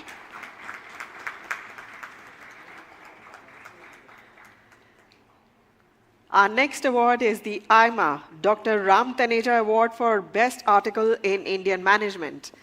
This award honors thought leadership and intellectual excellence in management writing in AIMA's management journal, Indian Management.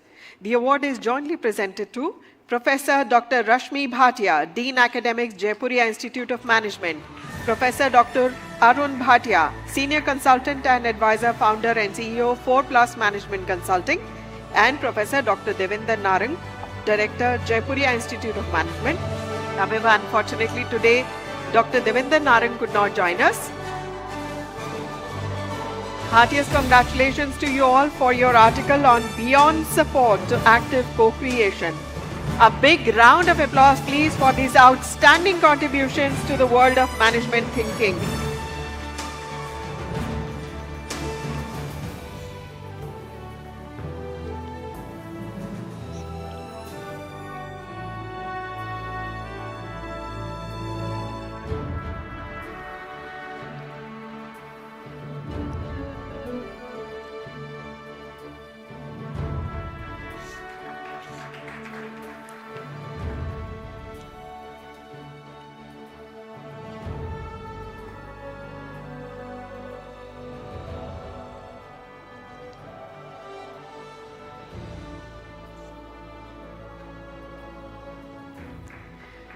The next recognition is conferred upon a leader who has contributed significantly to business and industry and to the larger goals of the management profession.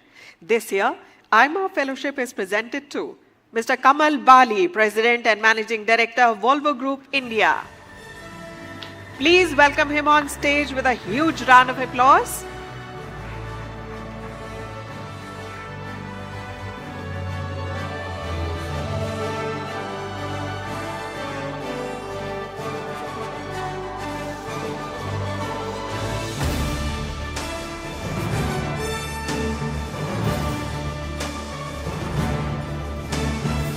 Our heartiest congratulations, sir. AIMA also confers a special honor, one distinguished leader and long-standing supporter of AIMA's mission, and AIMA is pleased to present its honorary life fellowship to Mr. Shrinivas V. Dempo, past President AIMA and Chairman, Dempo Group of Companies, for his contribution to AIMA as its President during 2022-2023.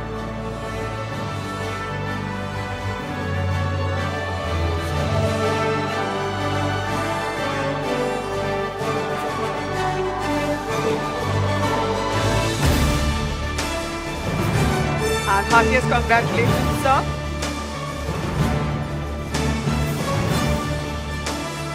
We now come to the presentation of the AIMA Managing India Award for Business Leader of the Year. The award honors exemplary leadership and transformative impact on the Indian industry. May I invite Ms. Aparna Kumar Ahuja, Executive Vice President, Head, Corporate Brand and Communications, Jilders Steel and Power, to read the citation. I request the honorable dignitaries to please kindly stay with us center stage. Good morning, everybody. It's an honor to introduce this award. An astute and agile business leader, he has led a phenomenal turnaround of Tube Investments of India and built it into a successful mobility and financial services group. He took charge of a struggling legacy company within the Murugappa Group and transformed it into a high-growth conglomerate with presence in cycles, EVs, tractors, machine tools, insurance, and vehicle finance. Under his leadership, revenues and profits have grown significantly and investor confidence surged. He has also acquired CG Power and turned it around, creating new manufacturing leadership in power systems. Known for sharp focus and capital discipline, he combines business instinct with data-backed insights and bold execution. He has shown how a traditional group company can be repositioned for the future through strategic agility and purposeful diversification. All India Management Association is pleased to confer the AIMA Managing India Award for Business Leader of the Year on Mr. Velayan Subbiah, Chairman, Cholamandalam Investment and Finance Company, and CG Power and Industrial Solutions, and Non-Executive Vice Chairman, Tube Investments of India. Let's give a round of applause to Mr. Velayan Subbiah, Chairman, Cholamandalam Investment and Finance Company Limited and CG Power and Industrial Solutions Limited, Executive Vice Chairman, Tube Investments of India. May I request Mr. Subbiah to kindly share his thoughts with us? Namaskaram, and thank you. Thank you so much, Suneeta and Minister and Sunil and all of you for this award. I really appreciate it. I like the agenda and the theme for today, which is how we can become the most audacious superpower in Asia. And I think it's a very relevant theme for what India should be thinking of today. I think, if we think of who the largest superpower in Asia is today, it's definitely China. And I think we can learn from them. And there's a lot we can learn from China. The biggest areas that we really can, I think, learn from is how well China has coordinated all of their activity between business and government. Right? We think of them as, kind of a non-democratic nation, but the level of coordination they have between government and business and pretty much everything they do is phenomenal. And if you think of the way that they've systematically progressed their 5-year plans, both at the government level and the business level, I think there's a lot we can learn from there in terms of implementing how we can do that in India as well. And the second area I think that India should look at in terms of becoming an audacious superpower is thinking of how we do this based on our technologies and our capabilities. Right? I think we have an immense amount of capability, first off in terms of engineering talent, and a lot of that, unfortunately today, the good thing is that we've developed a lot of global capability centers and other areas where from a services perspective, we've started to serve the world. I think the biggest shift that we need to make as a country is to move that, right? See, I always look at the economics of things. When we look at service economics, what happens with each of our GCCs is that the revenue we get is we mark up GCC manpower by about 15% and we get the revenue from that. However, if we look at what happens to the overall economics, we have the Minister for Telecom here. Obviously, a lot of semiconductors that go into telecom equipment and into mobile phones. And pretty much all of the semiconductor companies have at least 3,000 to 4,000 people in their GCCs here. But what ends up happening is that the IP ends up going to a country that's outside of ours, and then we need to buy back the final equipment at like 60 to 70% gross margins. So what we really need to start thinking of is how we start owning that IP ourselves, how we start using our own engineering talent and our own capabilities to basically start developing product that India can own. And I think that process has started with the Indian Semiconductor Mission and some of the other areas we're talking about as well. But I think that this is a really important journey for us on the road to Atmanirbharta, self-reliance, and it's something that we should really focus on as a country. And the only other technology I'll talk about that we really need to leverage, and I don't think we leverage enough, is one of the tradition that we come from. I think spirituality and yoga and all of them are a real science and technology unto themselves. And it's a technology that basically we've never leveraged to the extent that it can be. And honestly, I do believe that as a country we leverage that, we can really push ourselves forward in the major scheme of things. So I'll be brief and stop with that. But thank you so much again for this award. Thank you. Namaskar. Thank you, sir, and heartiest congratulations once again. May I now request Mr. Yezdi Nagporewalla, CEO KPMG in India, to please come on the dais and brief us on the AIMA KPMG Management Capability Development Index India Report for 2024. Thank you. Honorable Minister of Communications and Development of Eastern Region, Government of India, Shri Jyotiraditya Scindia, Shri Sunil Kant Munjal, Ms. Suneeta Reddy, and Ms. Rekha Sethi, ladies and gentlemen, good morning. It's an honor to be here today at AIMA's 10th National Leadership Conclave within this eminent group of people. I am delighted to share insights from the latest Management Capability Development Index Report 2024. Established in 2010, the first report released in 2011, as a collaborative effort between KPMG in India and AIMA, the report marks our 7th edition since and reflects evolving landscape of management capabilities in our country. In today's world of continual crisis, challenges, and changes, leaders need to arm themselves with resilience, empathy, as well as an adaptable mindset. Through MCDI, we measure how leaders and managers perceive their management capabilities and how companies gauge their performance while benchmarking their practices against each other. This year, we had participation from over 200 senior leaders across various sectors, with significant representation from education, training, followed by consulting services. This year, overall MCDI score declined marginally to 69.7 as compared to previous years, but there are other positives as well. While declining scores highlight specific challenges faced by organizations, reinforcing the importance of continuous improvement and capability building in sustaining competitiveness. On the positives, Indian organizations made a noteworthy progress on integrity and corporate governance, with this dimension consistently being rated the highest, reflecting the efforts of Indian leaders to implement strong integrity and governance mechanisms. Meanwhile, dimensions such as innovation and adaptability, along with people leadership and self-development, as well as external relationships, have been underperformance and thus require immediate attention and action.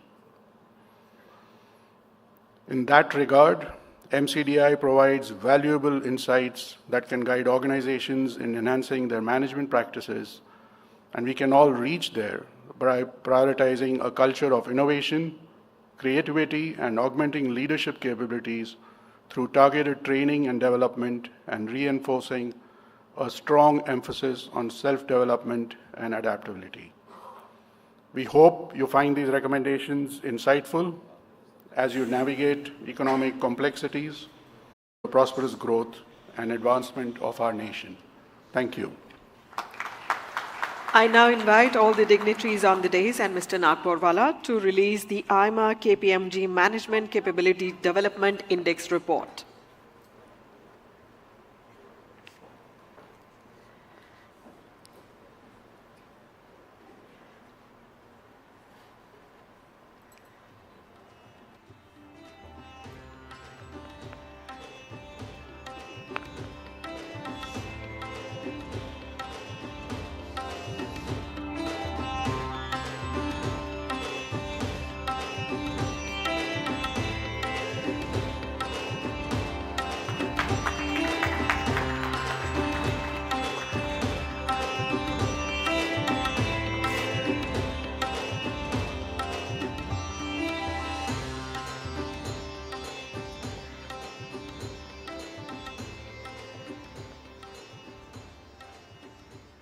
Thank you, Mr. Nagporewalla.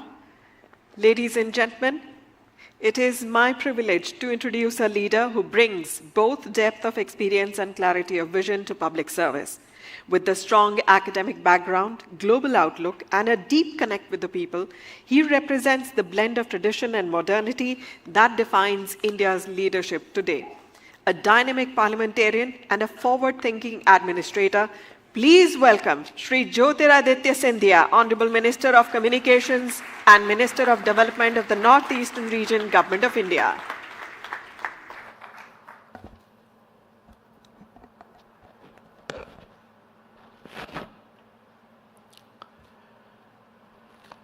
Seated on the dais with me, Suneeta Reddy ji, President of AIMA and MD of Apollo Hospitals. Sunil Kant Munjal Sahib, Chairman of AIMA's 10th NLC and Chairman of Hero Enterprises. Rekha Sethi ji, who has held the post of DG of AIMA for as long as I can remember and does an amazing job of stitching all of us together as one family. The awardees today who have delivered in excellence in their respective fields, and also those who have instituted these awards many of whom have been lifetime contributors to not only AIMA but also to Bharat Mata through their resilience, through their perseverance, and through their spirit of service for our country. Ladies and gentlemen, it's always a pleasure to be here at AIMA, and it's an institution that I have been, if I may say, I'm not a member, but honored to be a part of at many events for over 15 years to 20 years. And it's an organization and an event that I always look forward to being a part of. And the reason for that is that AIMA under itself brings together the length and breadth of our country, enterprises, and people who are not only pioneers in industry, but who are thought leaders, who are able to think of new paradigms, who are able to always innovate. And therefore, for me, it's an honor to be amongst all of you and try and be osmotic in the process of continual learning through the stories that I hear, through the awards that are given out at such events. So congratulations to all the awardees today. Now the topic today is audacious India. And we have heard this cliched phrase over multiple decades, and a hopeful question that has always been top of mind for all of us. And that question has always been, when will India rise? And I think that in this environment across the world today of global volatility, of supply chain realignment, of rising geopolitical uncertainty, I think the one country that stands out on the global firmament is India. And the statement that India's rise today, and I'm using the analogy of RRR, that fabulously famous and successful Hindi movie, is real. India's rise is rapid, and India's rise is resolute. I think that fundamental transition and transformation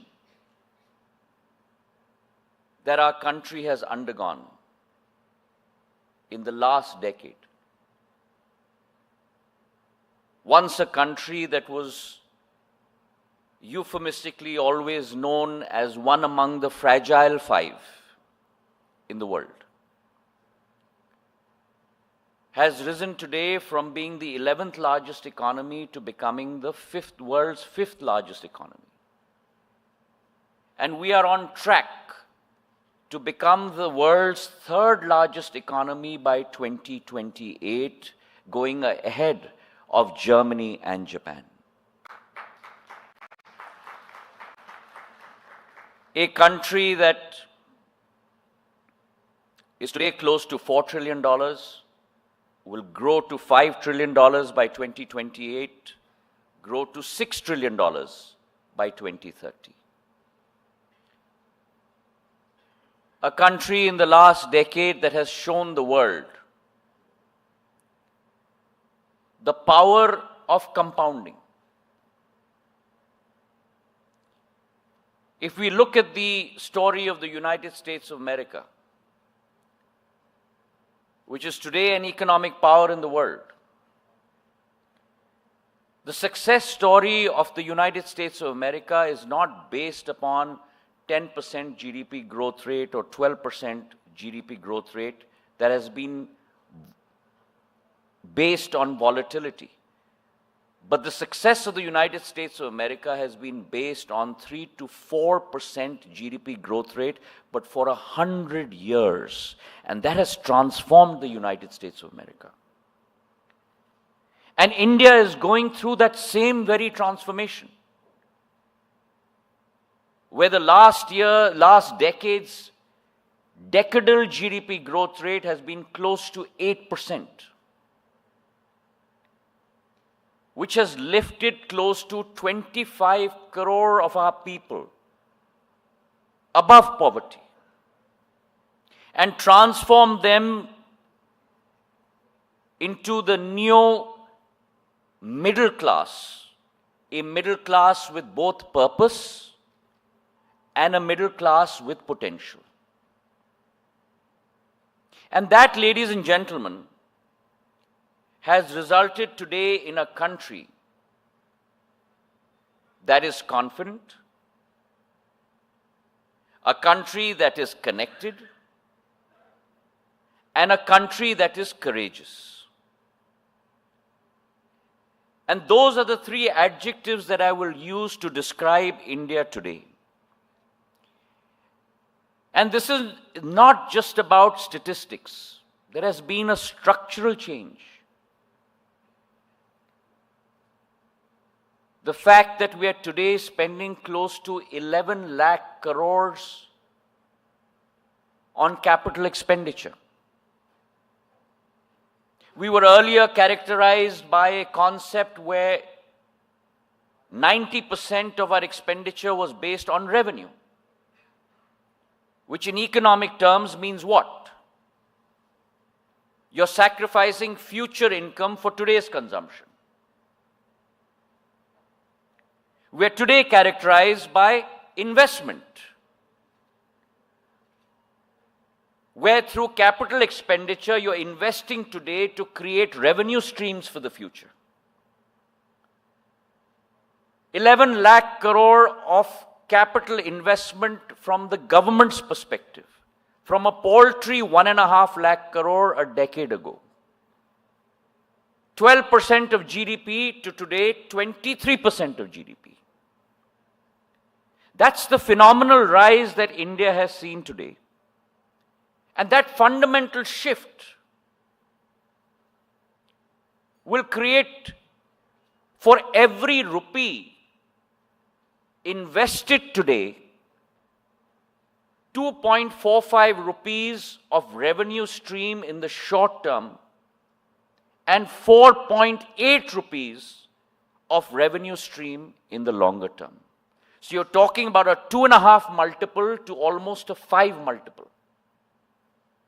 And that will result in India's recognition today not as a regional player anymore, but India's recognition as a global player. A player that is a driver of growth, a player that is a source of stability, a player that is a torchbearer of innovation, and a player that will show the path to the world. We talked about new business models and new paradigms that need to be set up. I believe India is already doing that. Whether it's in the area of agriculture, International Year of Millets. How many of us are aware, Suneeta ji is sitting on this stage, that this computer was not set up by God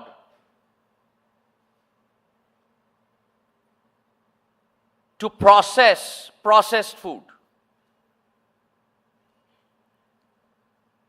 And the fact that we are moving towards millets and much more healthier products is a path that we are showing not only to Asia but to the world. The concept of prakritik kheti, jivik kheti, organic farming. The wheel is turning full circle, and India is leading the charge on that wheel turning full circle. The concept of Adhyatmik Shakti. Our awardee of the year talked about that. India has always been a spiritual power. People have come and taken India's treasures and marketed across the world. But it is India's time today, when International Yoga Day is celebrated at the United Nations, where members of 130 countries are sitting on the mat of the UN in New York City, practicing yoga to show to the world.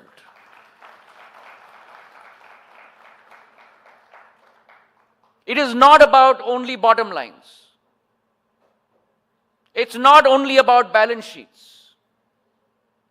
Success for all of you, for us, for humankind is about intangibles. It is about values, it is about mission, it is about goals.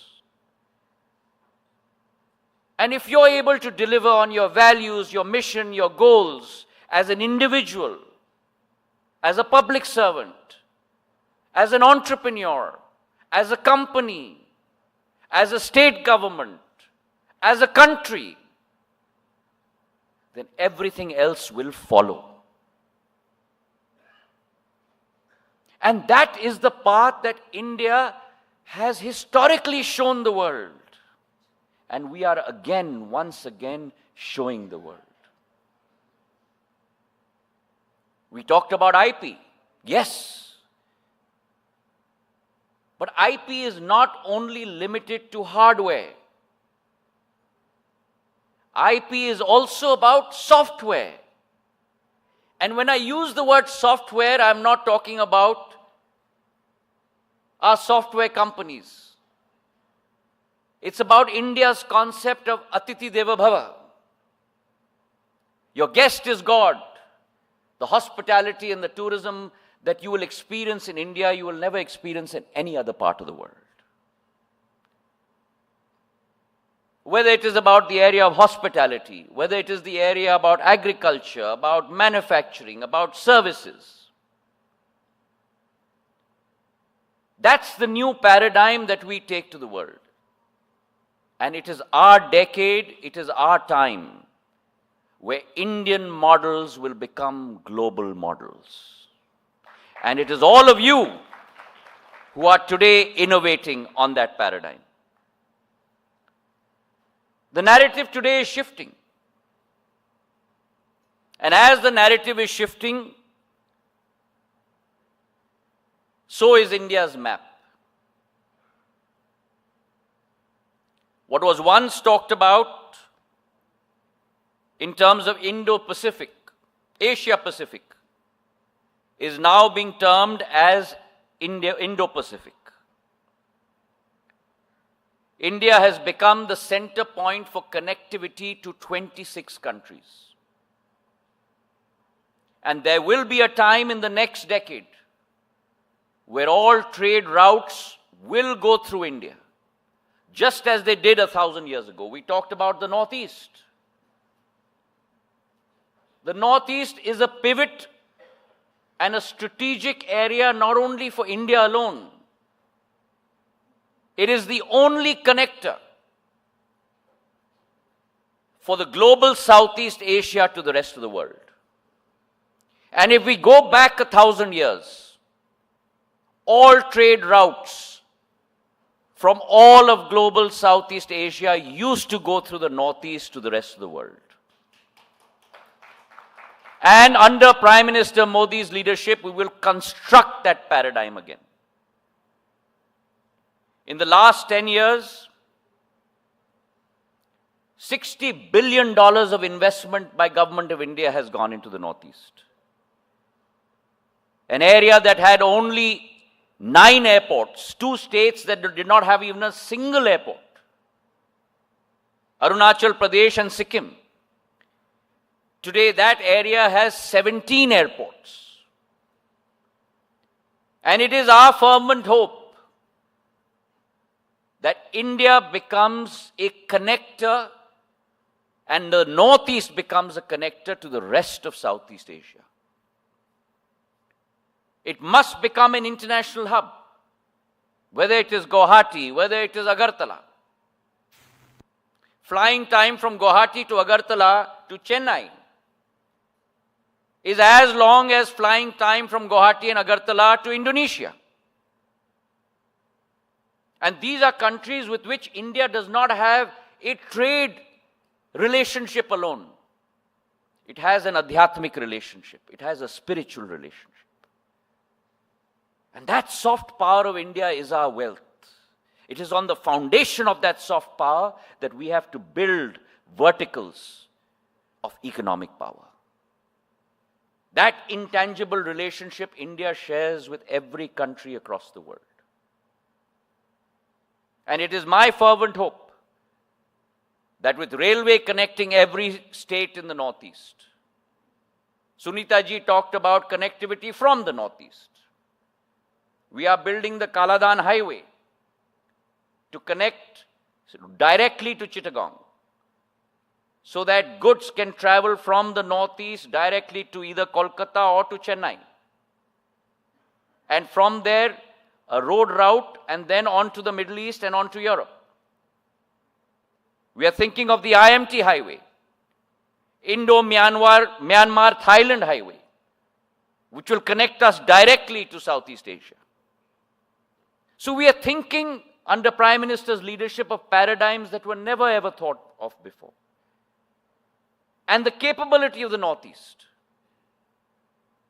Today, one of the first fabs that are coming up in our country, Tata's 27,000 crore fab is being put up in the Northeast. We built 45,000 kilometers of highways. 5,000 kilometers, 45,000 kilometers of rural roads, 5,000 kilometers of national highways. 6,500 villages have been connected by 5G. Which brings me on to the next biggest connector in our lives, which is the area of telecom. And I firmly believe that if today leadership is about vision, then infrastructure is about delivery. And if leadership is about vision, infrastructure is about delivery, then technology is the enabler. And today, India stands out. We had the fastest 5G rollout in the world. 22 months connected 99% of India's districts, 82% of India's population. Close to about 4.5 lakh crores worth of investment. Close to 4.5 lakh towers being put up. And this box is no longer about communication. It is about connecting each individual to the world. It is a gateway. It is a gateway to knowledge. It is a gateway to economic opportunity. It is a gateway to economic growth. We had a physical highway, but we now have a digital highway.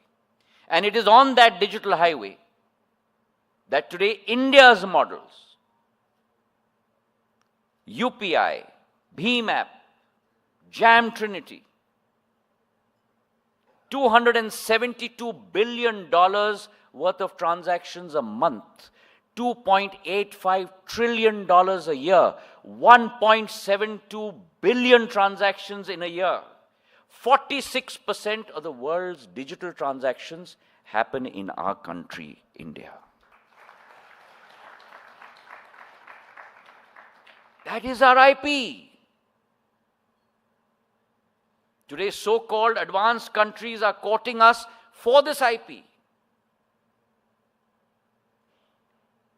And that, ladies and gentlemen, is India's capability. We today have 940 million people on broadband connectivity. 10 years ago, we had 60 million. 97% drop in costs.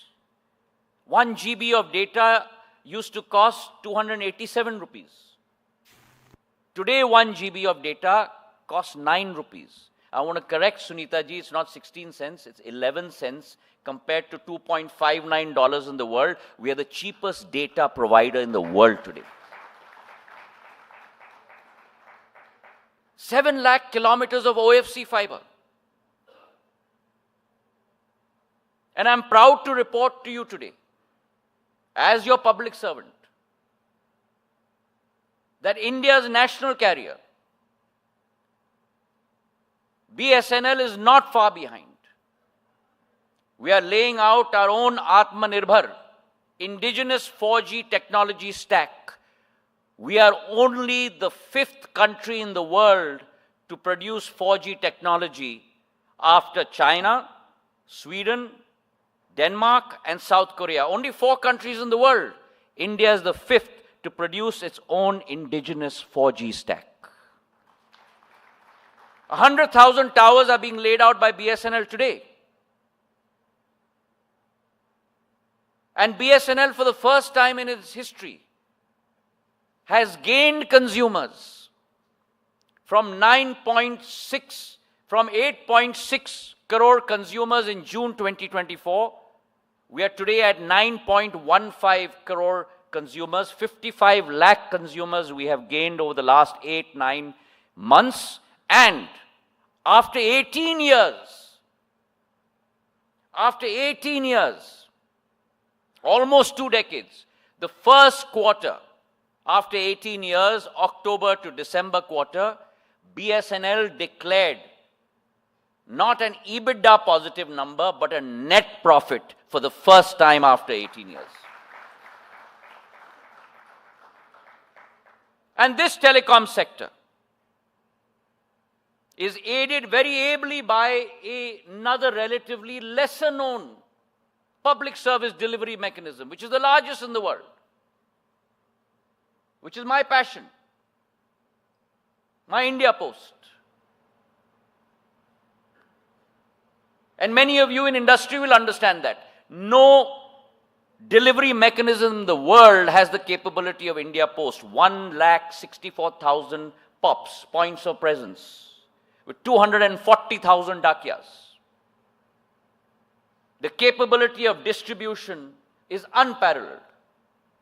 And under Prime Minister's guidance, we are changing the look of India Post. We are conducting a BPR exercise, and we are going to convert each post office into a rural fintech engine in the coming days. We want to convert India Post, which is today a cost center for the government of India, into a profit center for the government of India. The India Post Payments Bank, which was set up 5 years ago, was supposed to break even in 7 years. We've already broken even last year. And we are making profits today. And therefore, you have an India today that we are building, which is A, connected by fiber, B, powered by satellites, and C, anchored in inclusive innovation.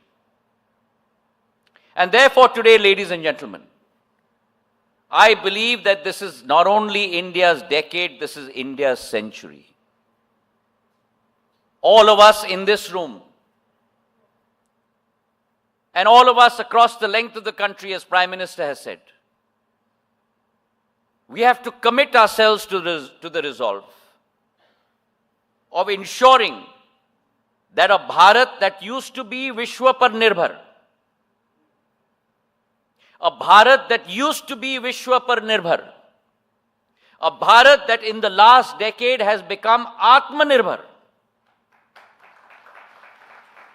a Bharat that used to be Vishwa Nirbhar, a Bharat that has become Atmanirbhar, must transform itself into a country where the world looks at Bharat, Vishwa, Bharat pe nirbhar. That has to be our commitment and our resolve. And in our yatra, from our Amrit Kal to our Shatabdi Kal, we have to transform our country as a collective. Each one of 140 crore Indians committing ourselves to that yagna, if you may call it. जिस यज्ञ में हर भारतीय अपनी आहुति दे. That yagna has to be conducted by each one of us into a nation that is a story of a country that is reclaiming its place on the global firmament that we had 2,000 years ago. A country that was once defined by potential into a country that is today defined by performance. From our digital highways to our Himalayan frontiers, from our Himalayan frontiers to our economic corridors and our democratic conviction, India is not just rising, but India is setting the pace and setting the future for the world in the days to come. And therefore, ladies and gentlemen, we must march forward audaciously. We must march forward aggressively, but we must also march forward together from a Viksit Bharat into an audacious India. Thank you very much. Thank you, Honorable Minister, sir. Your words have not only shed light on the immense opportunities before us, but have also stirred a sense of responsibility and purpose. I now invite Conclave Chairman, Mr. Sunil Kant Munjal, to deliver his concluding remarks.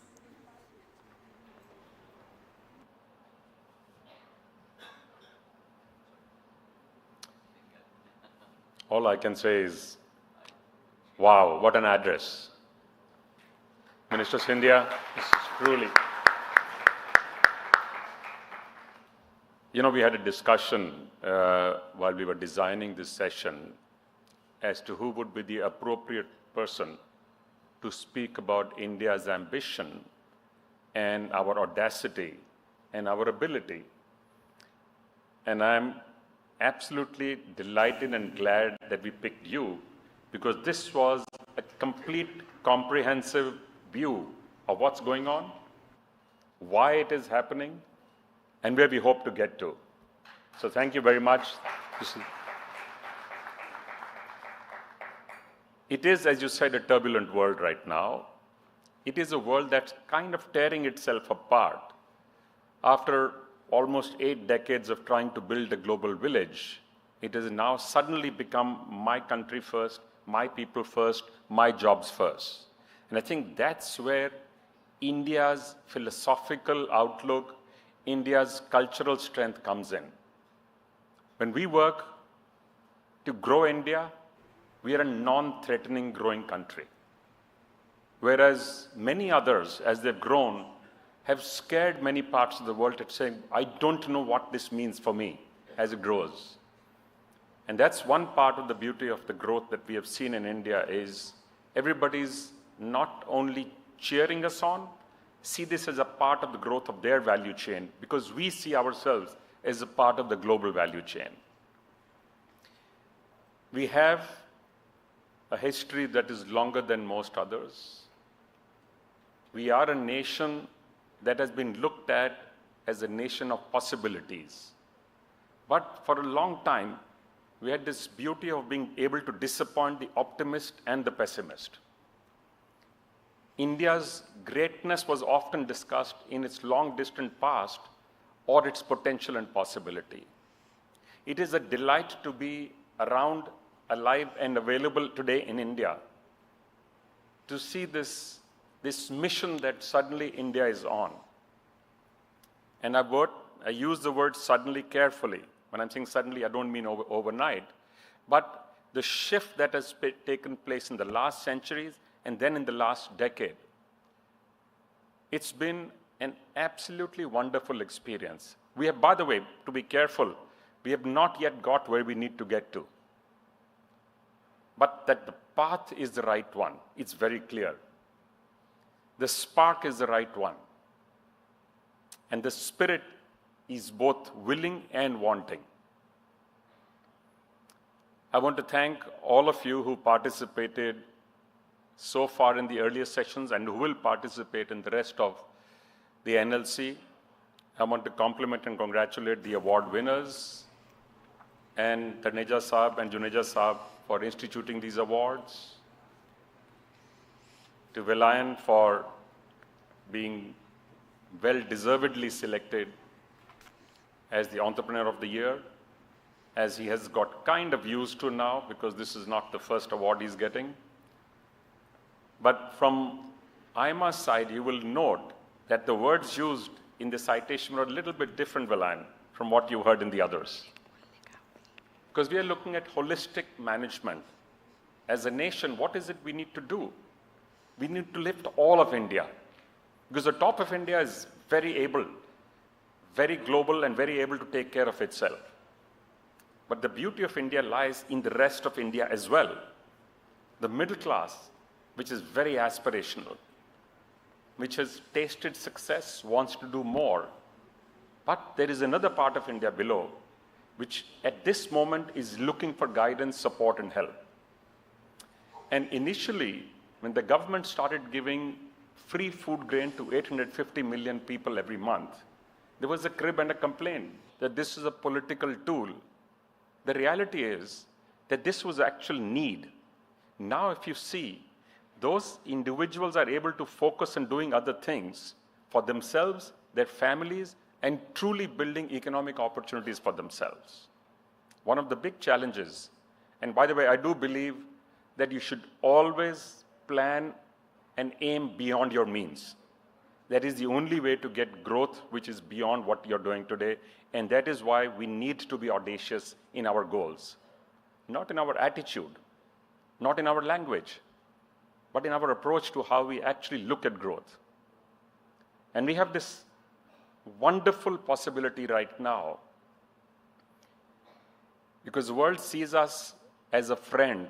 We are a unique country which, in the middle of wars going on, was able to buy oil from Russia and have conversations with Ukraine.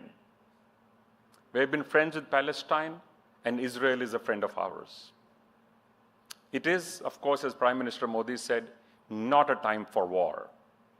We do need to find a way to repair this, to put a balm on this bitterness that is afflicting the world right now.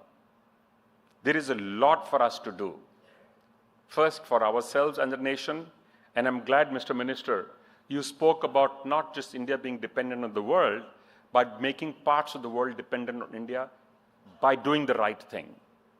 And I think that's a positive approach that we have taken, and I think that's the ambitious, audacious, big goals that we need to focus and aim for.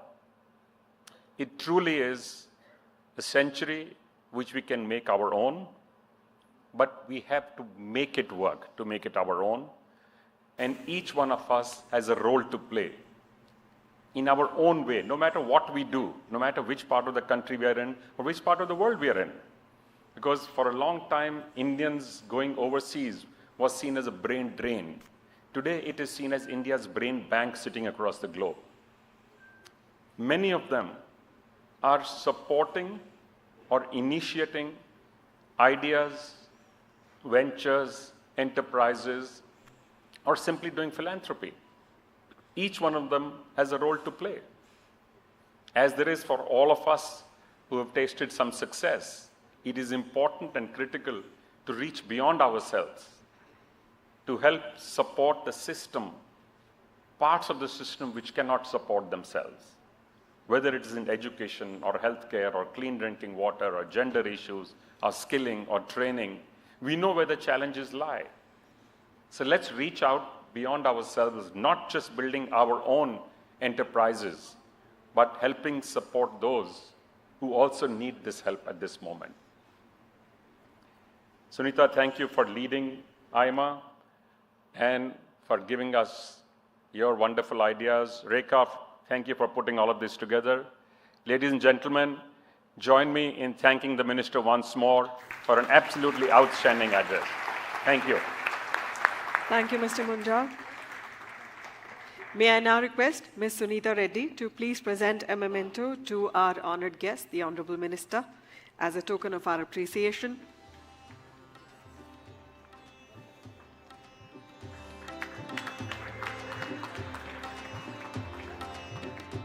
Our thanks to the esteemed dignitaries on the dais. And once again, our heartiest congratulations to all the awardees.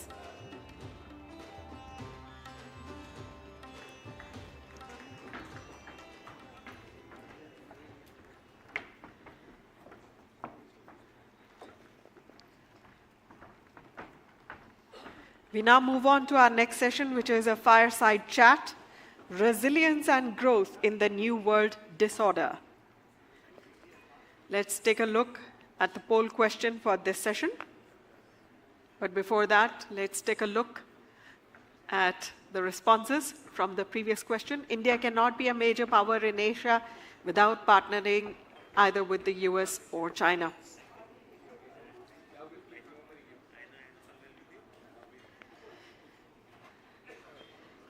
Let's take a look now at the poll question for this session. India needs to focus on the domestic economy to ward off the impact of trade wars. Please share whether you agree, disagree, or you can't say. And it's time now for a candid and a very timely conversation on navigating today's volatile world. This fireside chat brings insights from one of India's leading business minds.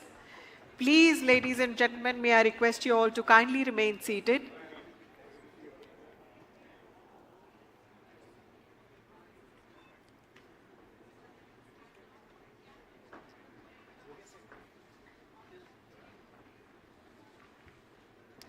This is not a break, simply a transition. May I request you all to please kindly remain seated.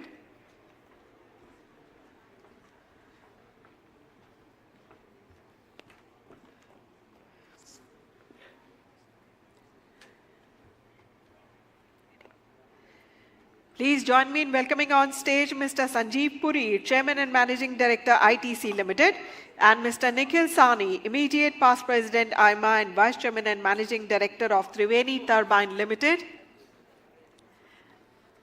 They will be joining us on stage for this fireside chat, Resilience and Growth in the New World Disorder. This fireside chat brings insights from one of India's leading business minds.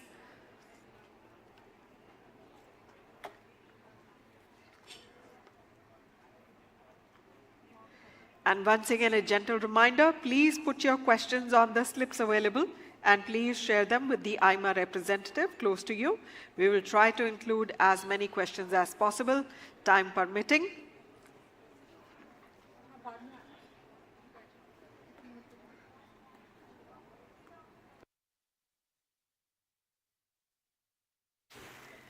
Please join me in welcoming on the dais Mr. Sanjeev Puri, Chairman and Managing Director, ITC Limited, and Mr. Nikhil Sahni, Immediate Past President, AIMA, and Vice Chairman and Managing Director of Triveni Turbine Limited.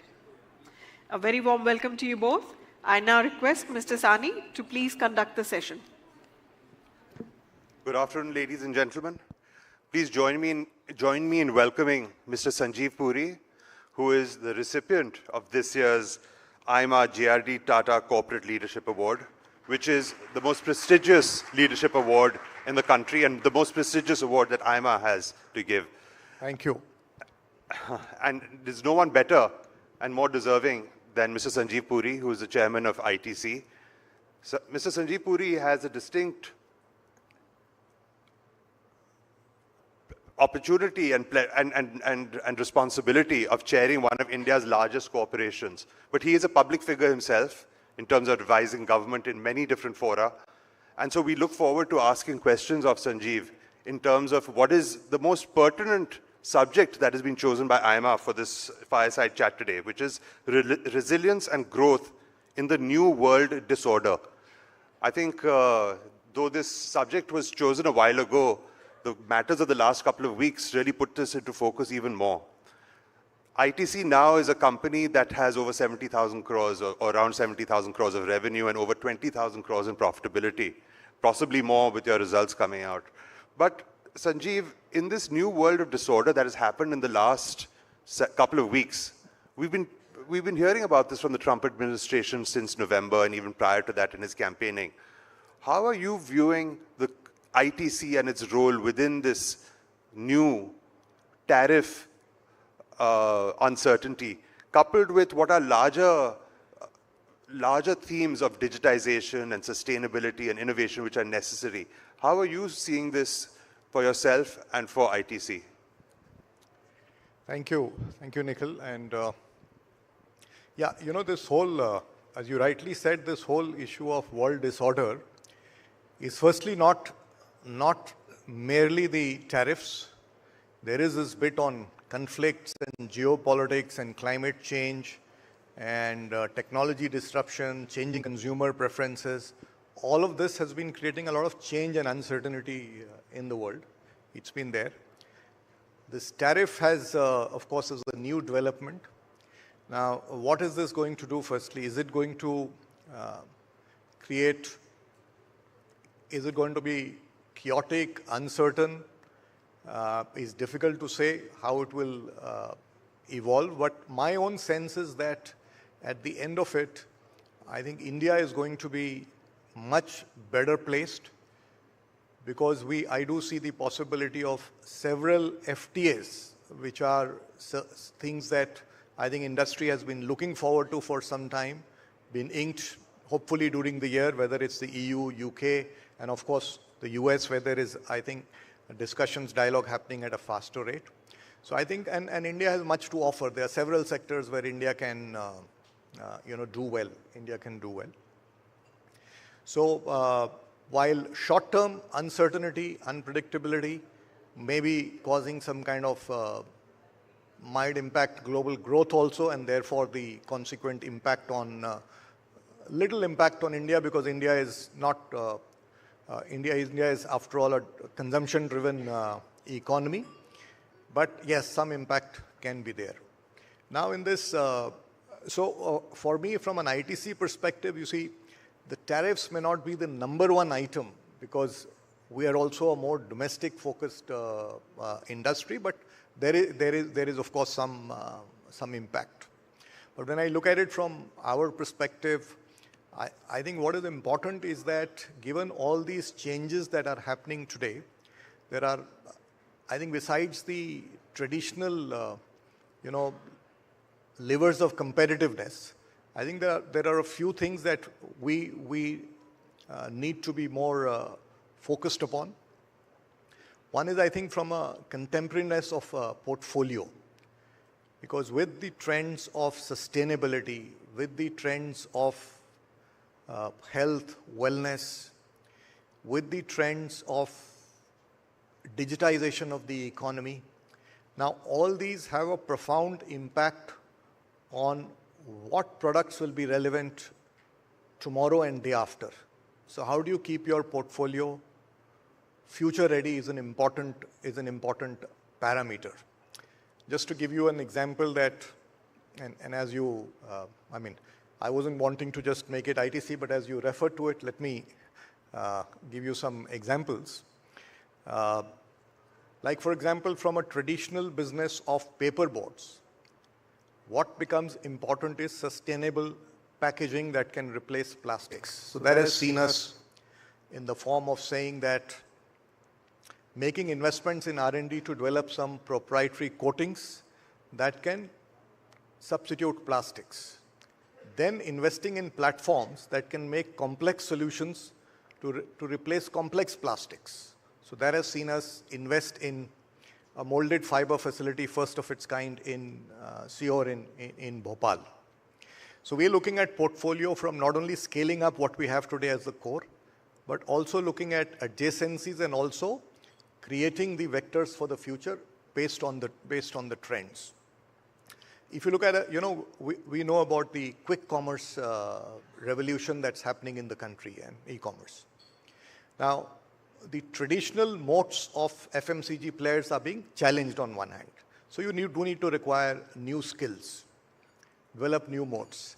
But on the other hand, it is also creating another very important effect. You see, it is creating demand for specialized products in the economy.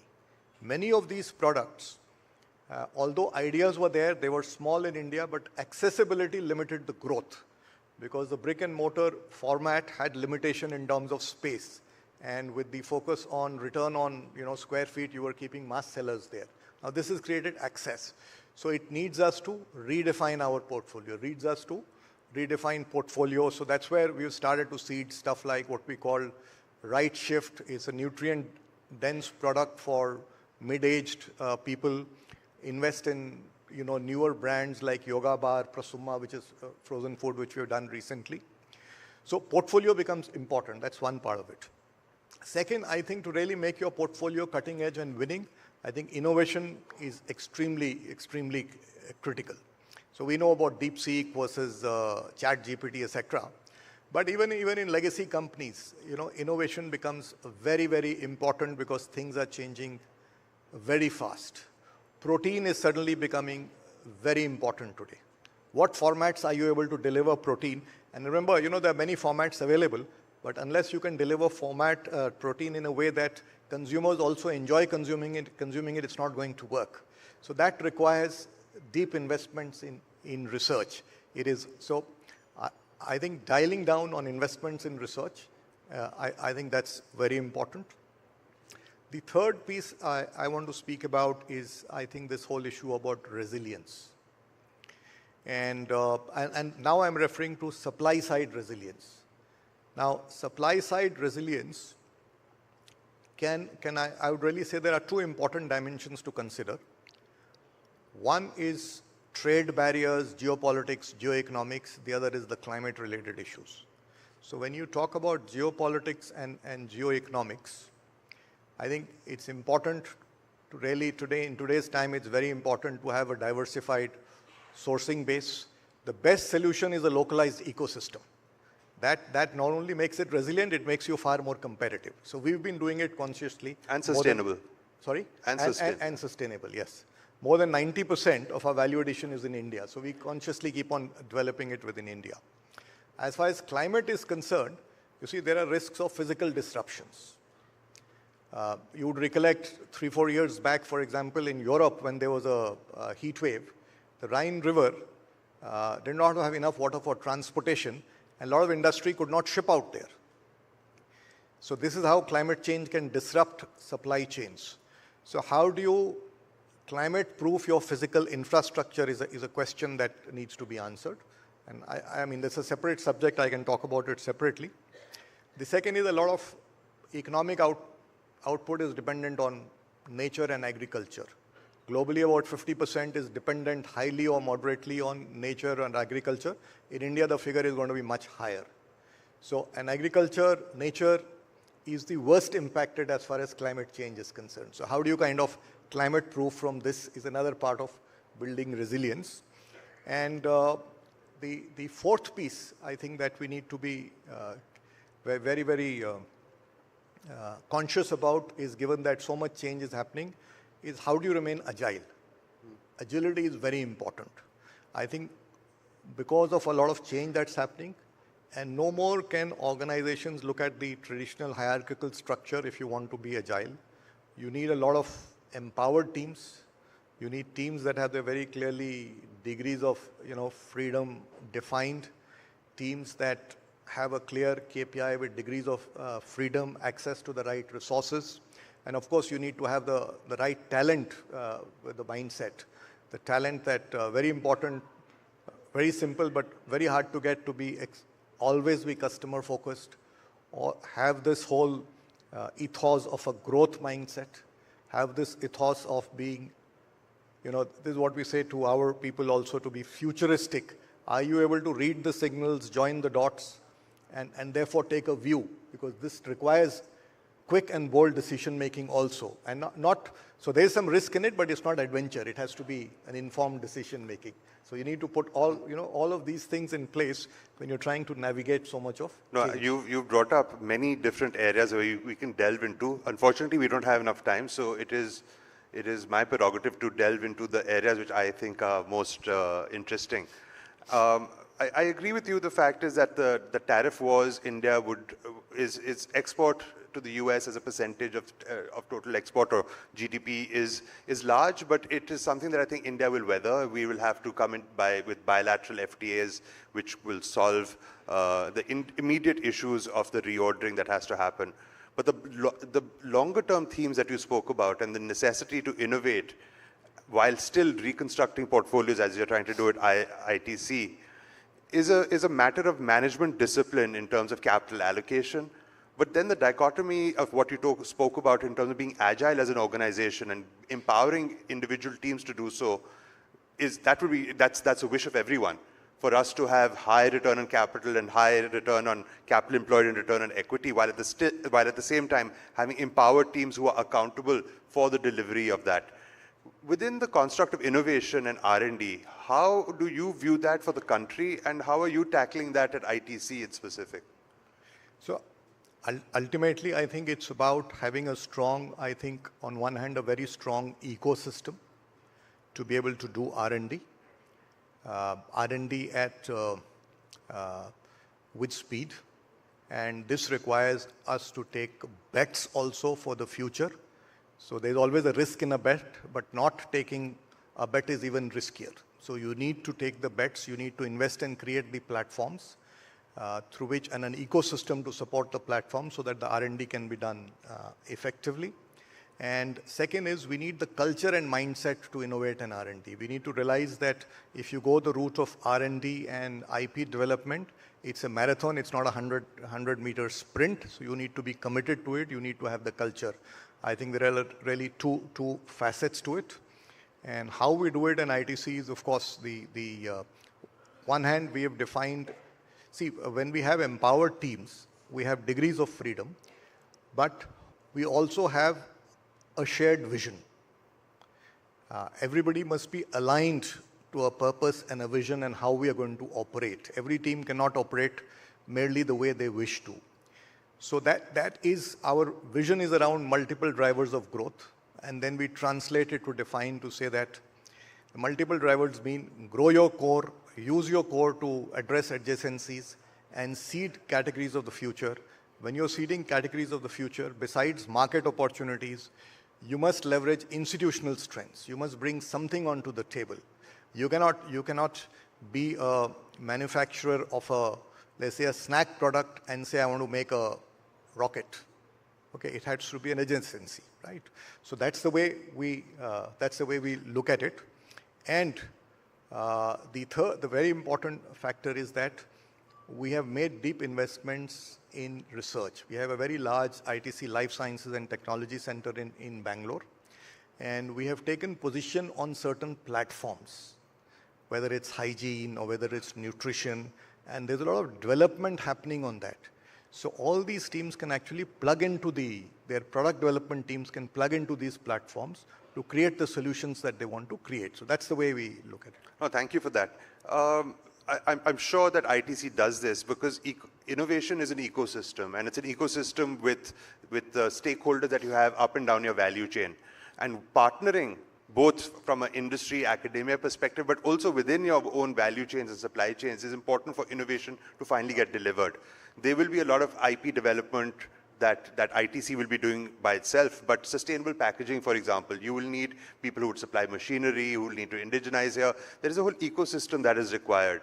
And I think the government of India also recognizes this through a variety of different schemes that it is putting forward, including an R&D fund. What are your views on this collaborative ecosystem that needs to get created for innovation to drive Indian products or products for India by India and consumed in India, but also for the world then? I think there's no other way than a collaborative ecosystem. That's the only way to succeed. And tomorrow's, as they say, tomorrow's competition or battles will not be won between one enterprise and the other, it will be between one ecosystem and the other ecosystem. So that's absolutely the only way to go. So collaboration, you're absolutely right. It's, of course, through academia and research platforms, but it's also a lot through the value chain partners. It's absolutely. So how do you, as an ecosystem, come together and create solutions? I think that's what will determine our future. No, thanks. So, Sanjeev, you talked about the fact that people are the ones who create this innovation and people are the ones who drive organizations. They're the ones who are going to be able to take the organizations forward. And so the people-centric strategy is extremely important. But with a diversified portfolio like ITC has, from agriculture to hotels to FMCG to life sciences, how do you look at development of human talent within each of the different divisions of ITC? How do you view that from the construct of the country in terms of we have a demographic which will make us very resolute in the growth that we strive for to be a Viksit Bharat by 2047. But at the same time, we have a majority of our population in agriculture. We have a growing middle class with high aspirations. How would you view this whole development of human resources as a problem, but more as converted from a problem to an opportunity? What are your views and how are you implementing that at ITC in specific? So that's a very, very good and important question, because one of the very important deliverable for us to take advantage of our demographic dividend is human capital development. And that's an area where we need to invest a lot. I think certainly, the investments in the economy and human capital development need to certainly be stepped up. There's a lot that industry can do, and there are lots of opportunities that are opening up. I think one big opportunity that we see is that with the improvement in the digital infrastructure and physical infrastructure, now time has come, I think, to really go back to integrated rural development hubs. Because when somebody from a village comes to a city or a town to get upskilled or to get a new skill, there are a lot of costs associated with staying and so on and so forth. And it becomes expensive and many people can't afford it. But with better roads and better digital connectivity, we can create this hub and spoke model, cluster of villages, integrated rural development center. It can have skilling centers. It can have, even healthcare centers. It can have career management centers. And people can come in the morning, go back in the evening. I think that's one big opportunity. So, and I think that investment is very much required. Now, and as I said, enterprises also have to play their role, and we recognize as an ITC. So there are multiple dimensions in which we contribute to human capital development in the nation. One is the bit that we do in social development. We do a lot of vocational training. That's one part of it. We do entrepreneurship development. The second is in our value chains itself, we do a much larger magnitude of training. For example, we have thousands of farmer field schools. We have thousands of, you spoke about agriculture, so I'm taking that example. We have thousands of Chopal Pradarshan Khets where we train farmers. We have also in some high value crops like medicinal and aromatic plants, we have our own farm where we bring farmers to train them, right? And then they in turn go and do it. So we create we actually invest a lot in training people as part of our value chain, fully recognizing that, also there is a mutual benefit because we are as competitive as our value chains. Sanjeev, you talked about some of the larger themes or macro trends that we have going forward. And this is where I'd like to ask you a question as a leader of ITC, but also of Indian industry. In terms of your priorities, you talked about digitization and automation, which is a necessity. We see how AI is taking over the conversation. We really do need to see many more real use cases in terms of practicality of implementation. You talked about sustainability as an area of deep concern in the going forward, not only in terms of water, but climate and a variety of different consequences that can come because of climate change. And you also talked about the wellness theme. Sustainability is something that I know is very key to ITC. How do you view sustainability within the resilience of your organization as you spoke about it, but also as an opportunity.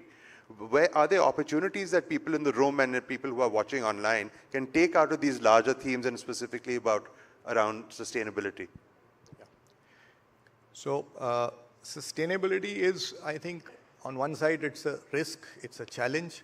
On the other side, it's an opportunity for newer markets. It's also an opportunity to strengthen competitive advantage. So many dimensions to it. And if I was to take the way we look at it in ITC as an example, first and foremost, I think we recognize it's an existential crisis. It is part of corporate strategy. It's not a bolt-on. It is well integrated. We start by saying that the role of enterprises is not merely economic. They have a social purpose. It's about simultaneously creating economic, social, and environmental capital. So it has to be integrated in every decision-making of the organization.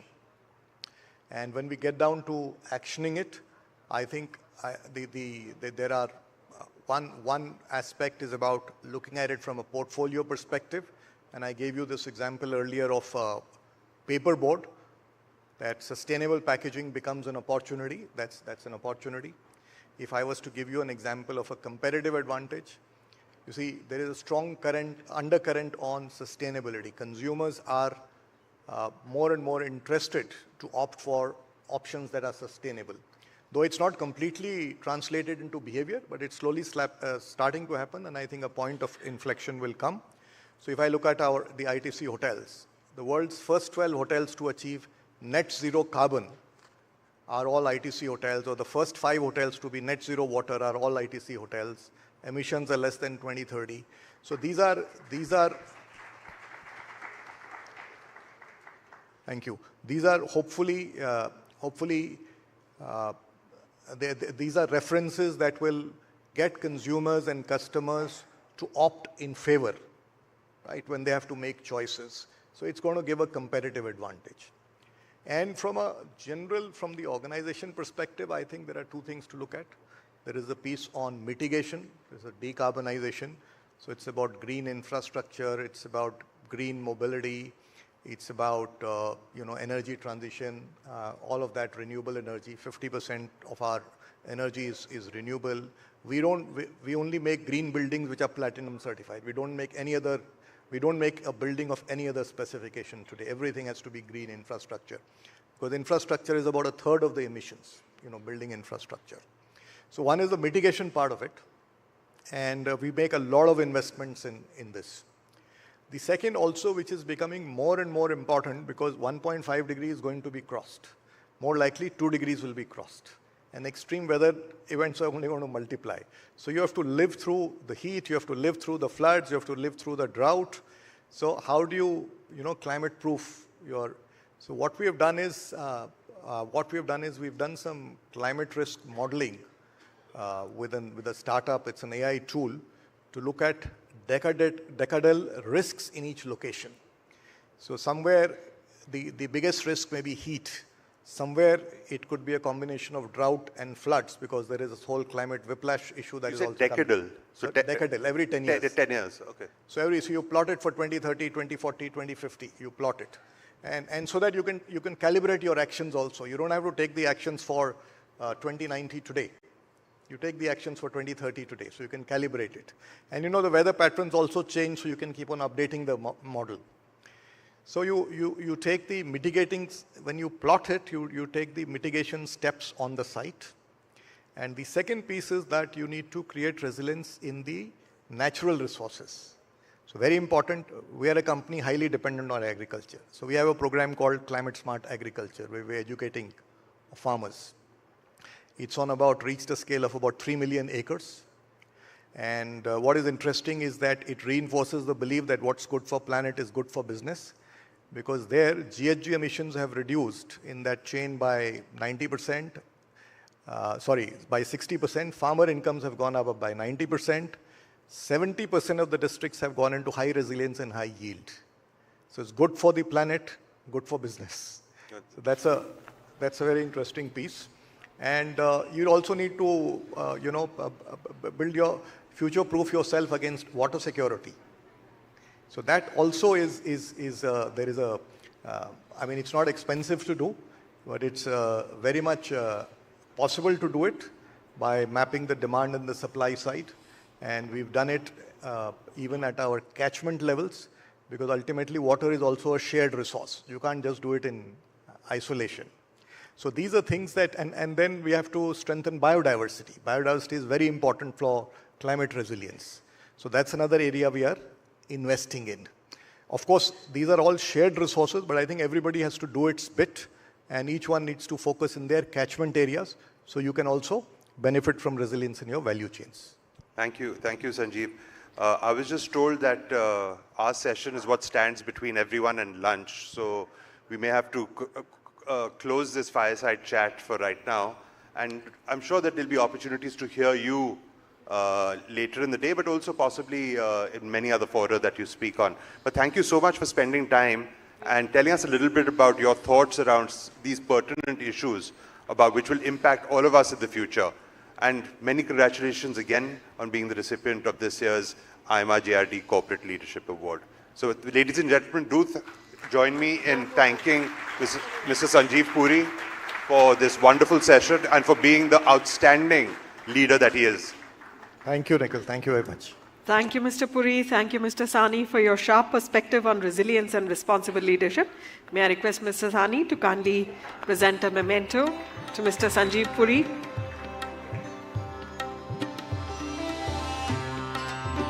Thank you both for a wonderful session. And ladies and gentlemen, as has already been shared by Mr. Sani, it's time to take a break for lunch. But please do note, immediately after the lunch session, we will be joined by Shri Nitin Jairam Gadkari, the Honorable Minister of Road Transport and Highways, Government of India. So I'll request you all to please keep a very sharp eye on the time. We will be coming back at 1:10 sharp. We will be starting the next session with the Honorable Minister in attendance at the exact time. So please do join us back. Once again, a gentle reminder, please do take your seats by 1:10. Thank you and enjoy the break.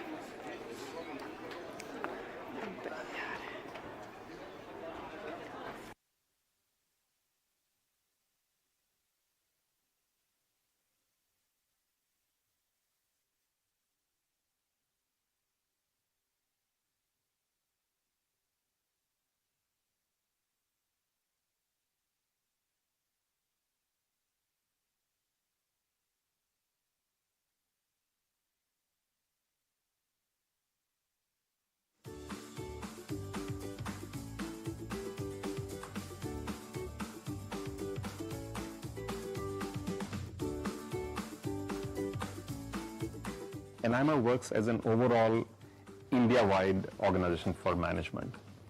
It has for long supported, promoted and nurtured the management movement, and it's also reached overseas to try and connect the world with India as well.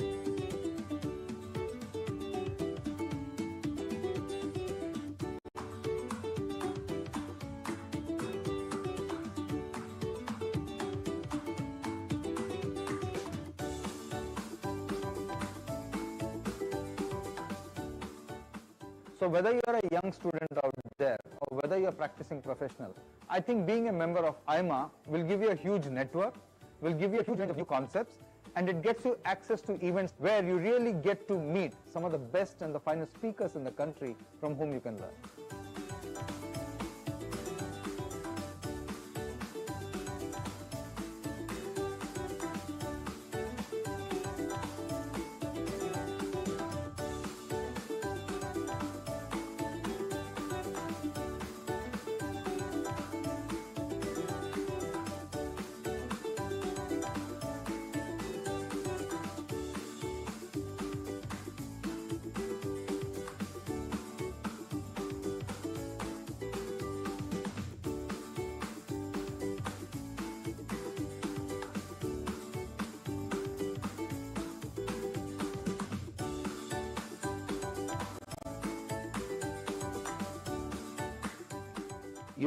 every manager needs to be updated in terms of the latest techniques, the latest thinking, the latest direction. You update yourself in various aspects of disciplines that one is involved in.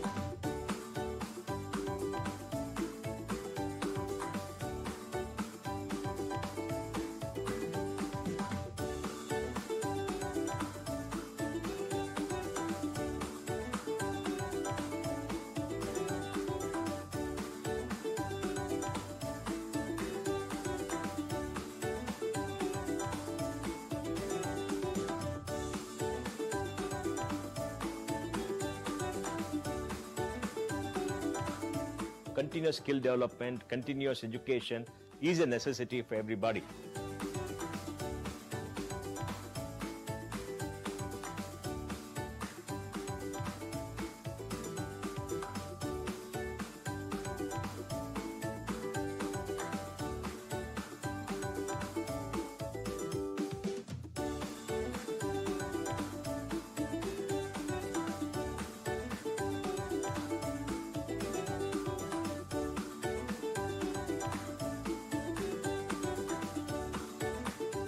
AIMA has been known for its testing services. For instance, the management aptitude test, which is very popular, of late catering to admissions and also to recruitment services.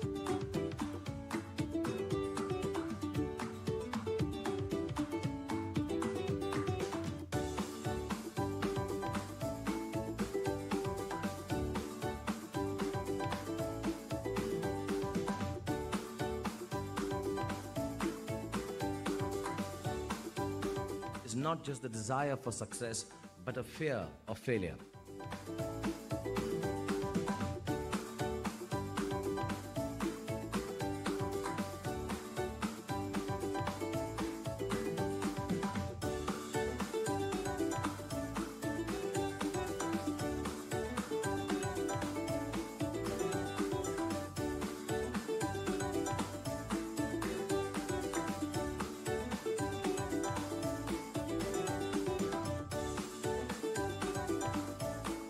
AIMA is an institution that all of us are proud of. We are proud of its legacy, and we are proud of the role that AIMA plays in society.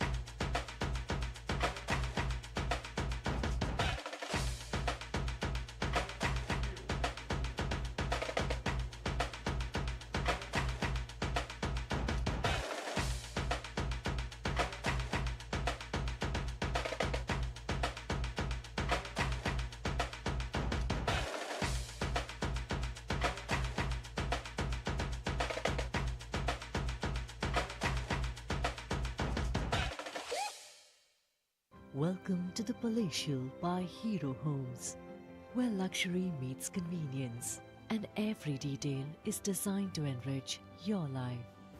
Strategically located in Sector 104, Dwarka Expressway, the Palatial is the epitome of modern living. With stunning 3.5 and 4.5 BHK apartments, it's a place where elegance meets comfort. Here, life flows effortlessly. Spacious homes designed for every member of your family, with thoughtful touches that make every day feel special. From temperature-controlled swimming pool to a state-of-the-art gym, jogging track, and expansive parks, the Palatial offers amenities that transform every day into an experience.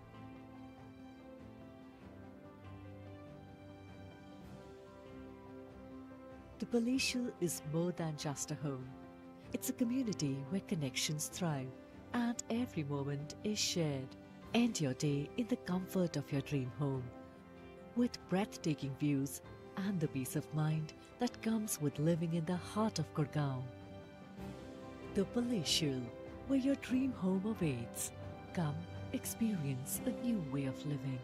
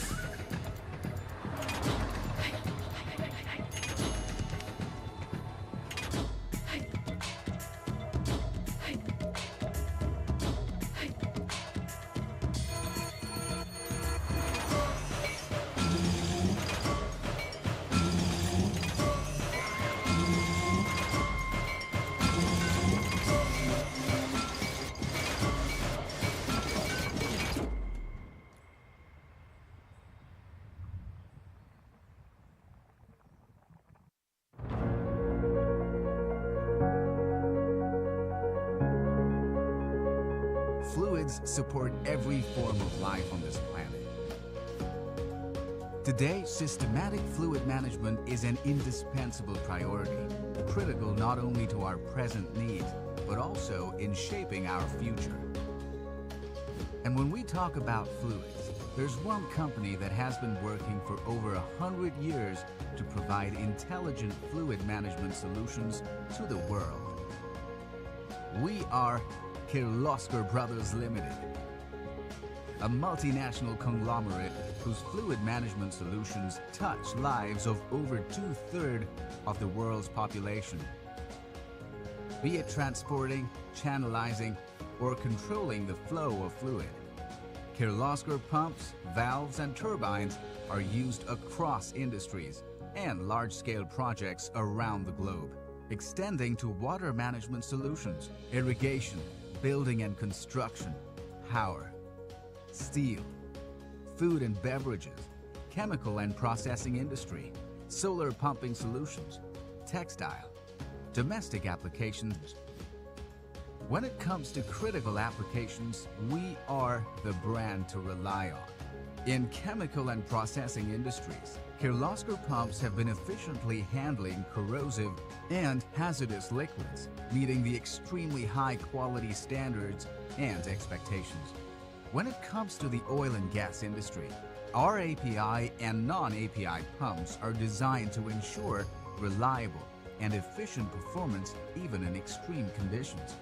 These pumps are regularly used for upstream, midstream, and downstream applications in the oil and gas industry. In irrigation, our pumps are used in one of the world's largest pumping schemes, Sardar Sarovar Narmada Nigam Limited, irrigating 540,000 hectares of land and providing drinking water to over 30 million people. Our pumps have transformed countries like Senegal and Laos from rice importers to rice exporters. In Egypt, KBL pumps have helped transform the arid desert across the Nile into lush green farmlands. In the water sector, KBL enables supply of water to major global water distribution organizations across the world.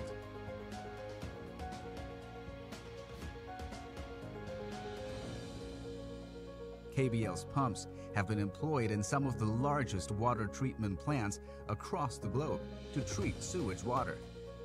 Today, our Auto Prime pumps are used for flood control in various cities and infrastructure. Meanwhile, KBL's concrete volute pumps, CVPs, are protecting 6 districts of Bangkok, Thailand from floods through the Bang Sui drainage project. In the building and construction industry, our firefighting pumps safeguard some of the most iconic structures in the world.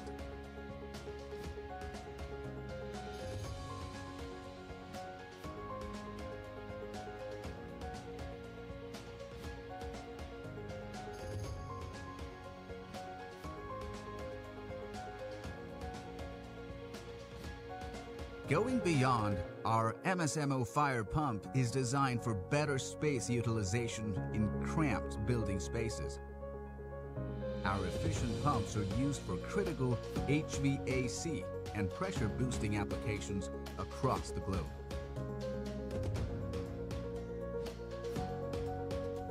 KBL is regarded among the global market leaders for the manufacture of small pumps. Our wide range of products in this sector caters to the daily needs of millions of people across the globe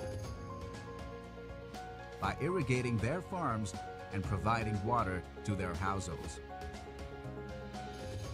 We are the torchbearers in introducing new pumping technologies to the world. Our revolutionary lowest life cycle cost pump technology set a new benchmark for energy-efficient pumps, capable of working year after year without any drop in efficiency, saving substantial energy cost for our customers. We are also the first company in the country to launch energy-efficient solar pumping solutions way back in 1986, a quantum leap in the manufacture of energy-saving pumps. And Pico, India's first Pico set, a micro hydropower generator that uses pumps in reverse mode as turbines to generate electricity at a very low cost. KBL supplied CV pump, wherein the fish-friendly design facilitates the safe fish migration while performing water management. KBL's canned motor pump and primary and secondary heat transfer pumps, yet another pioneering product, are being used in nuclear power reactors, reiterating our expertise in the manufacturing of highly engineered pumps for highly critical applications. Our cooling water pumps are used in the world's largest fusion project, ITER in France. Our belief in providing smart pumping solutions to our customers led to the development of technologies such as Kirlo Smart, a unique and convenient software that enables customers to remotely monitor the condition of their pumps on a real-time basis and take corrective measure on time to avoid any breakdown or loss of business.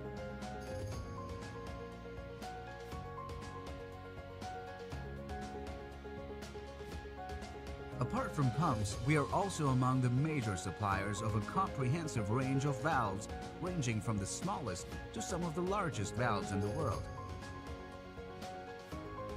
Our valves are used in various industries for effectively controlling the flow of fluids.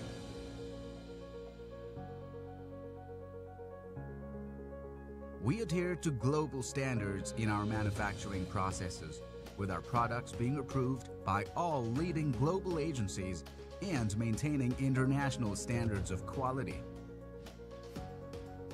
KBL's success story is paved with our relentless pursuit for innovation and excellence in whatever we do.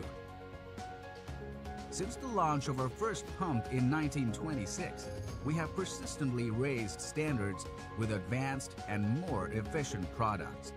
Our R&D team, spread across 3 continents, is focused on upgrading our knowledge management systems and using the latest technology to bring innovative and smarter products. The next generation technologies like artificial intelligence, virtual reality, augmented reality, and IoT are used across the company. Artificial intelligence technology creates self-learning systems, which helps us develop bespoke products for customers. Virtual reality is used extensively by our technicians and field service engineers to help improve the product performance and consistency. While augmented reality plays an integral role in our business operations, as it helps us integrate and manage all our service knowledge on one platform, thus enabling quicker problem resolutions through diagnostics. At KBL, we not only manufacture IoT-enabled smart pumps, but also use the technology across our factories, while nurturing a smart factory culture that helps improve the operational efficiency. Our Kirloskar plant in India houses one of the world's largest hydraulic research centers for testing pumps at duty conditions of up to 5,000 kilowatt and discharge up to 50,000 cubic meters per hour. The plant also has the Advanced Technology Product Division, ATPD, state-of-the-art facility for high-end technology products, especially for nuclear applications. We are the only pump manufacturer in the world to have a dedicated 3D printing machine for making pump castings. Effective and prompt customer service is at the center of everything we do. Our global presence is supported by our strong network of channel partners and authorized service centers.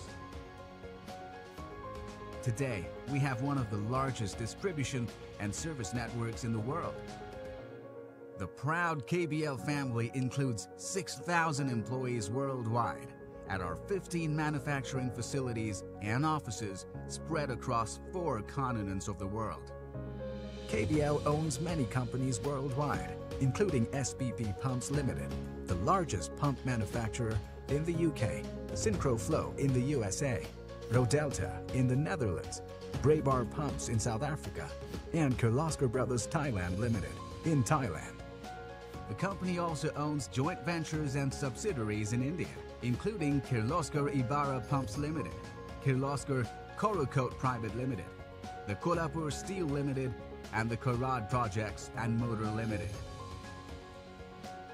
As we continue to strive towards engineering excellence, we look back with pride at our legacy, the seeds of which were sown in 1888 by our founder, Mr. Lakshman Rao Kirloskar, and which blossomed later under the able leadership of Mr. Shantanu Rao Kirloskar.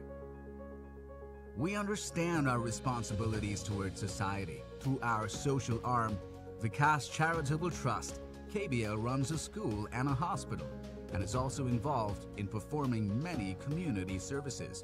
Our specific focus on empowering women through the policy of inclusion has made us the first and the only pump company in the world to run an all-women managed and operated pump manufacturing plant at Kaniyu.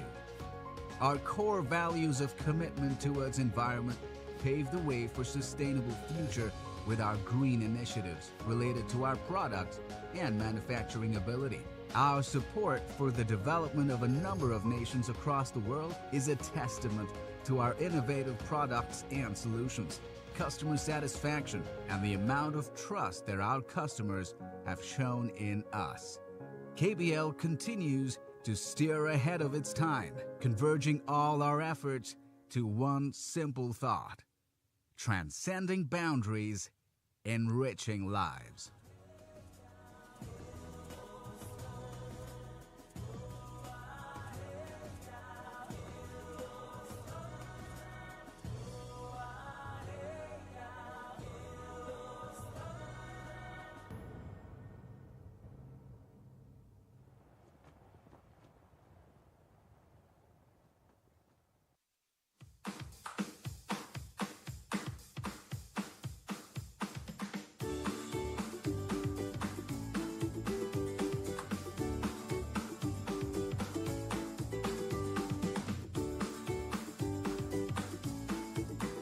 AIMA works as an overall India-wide organization for management. It has for long supported, promoted, and nurtured the management movement, and it's also reached overseas to try and connect the world with India as well.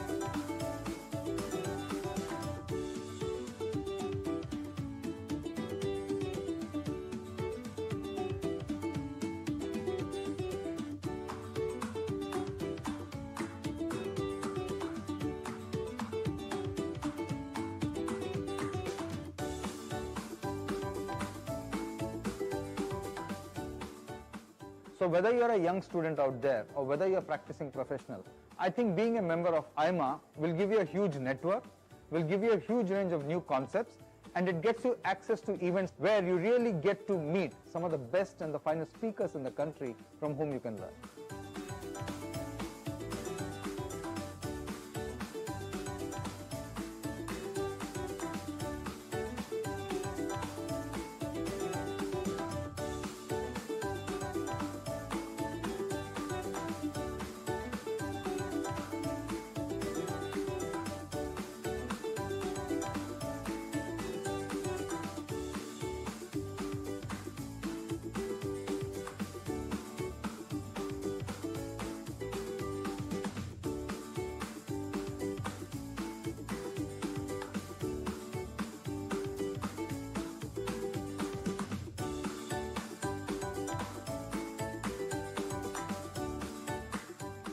You know, every manager needs to be updated in terms of the latest techniques, the latest thinking, the latest direction.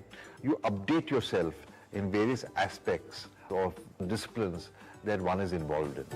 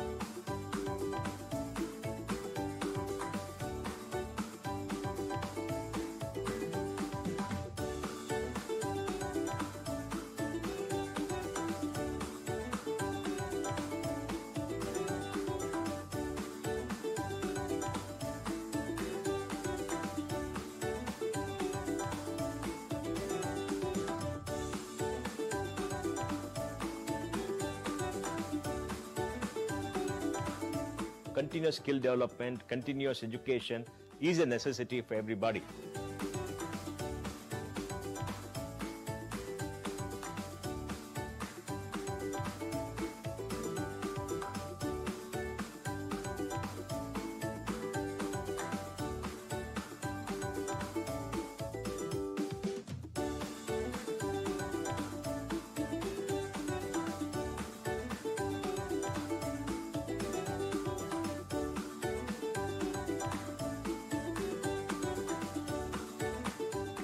AIMA has been known for its testing services. For instance, the management aptitude test, which is very popular, of late catering to admissions and also to recruitment services.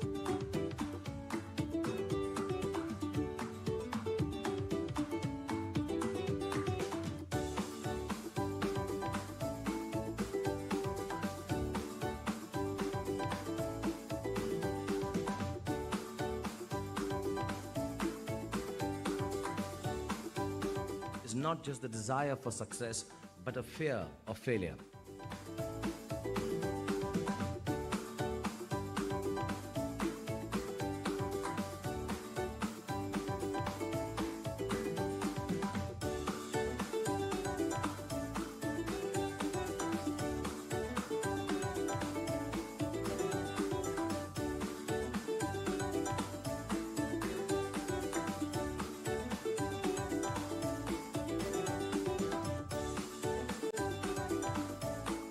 AIMA is an institution that all of us are proud of.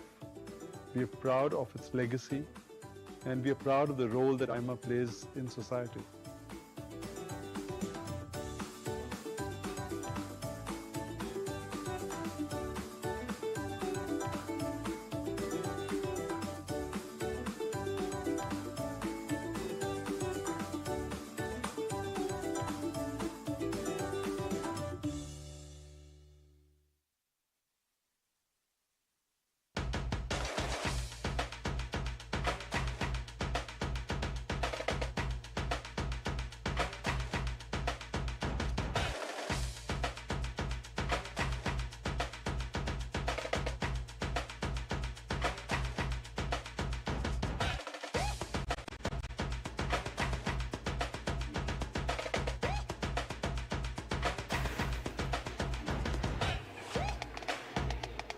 Ladies and gentlemen, a very good afternoon. A warm welcome to you after the lunch break. As we had requested you to keep in mind the time, we'd like to share with you all that the Honorable Minister is all set to join us here any minute now. So please kindly, if you could go through the lunch quickly, please kindly return to your seats.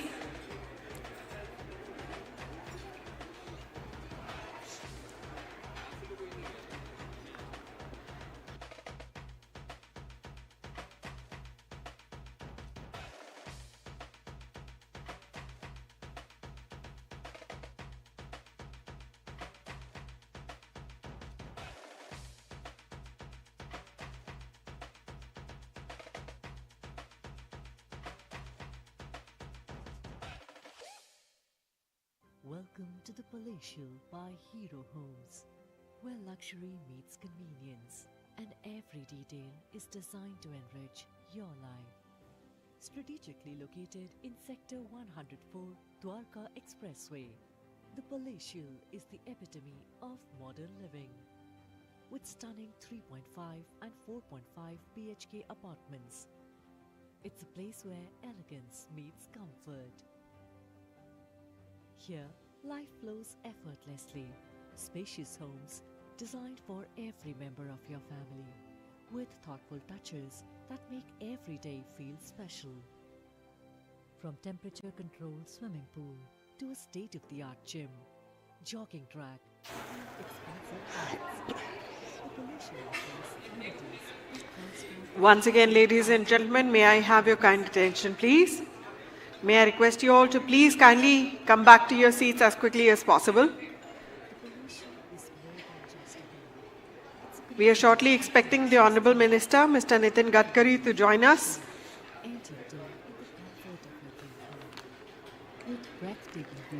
Please do take your seats. That comes with living in the heart of Gadkari. The Palatial, where your dream home awaits. Come experience the new way of living.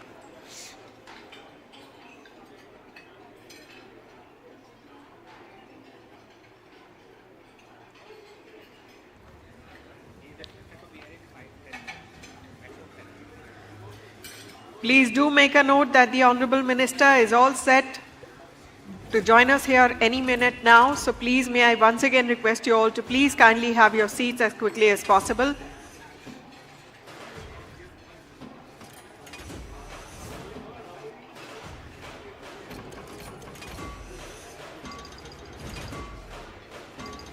We'll request you all to please kindly have your seats. We are expecting the Honorable Minister, sir, to join us within a short time. May I request members of the audience who are still standing to please kindly have their seats. Please do kindly take your seats. We are ready to start with the session.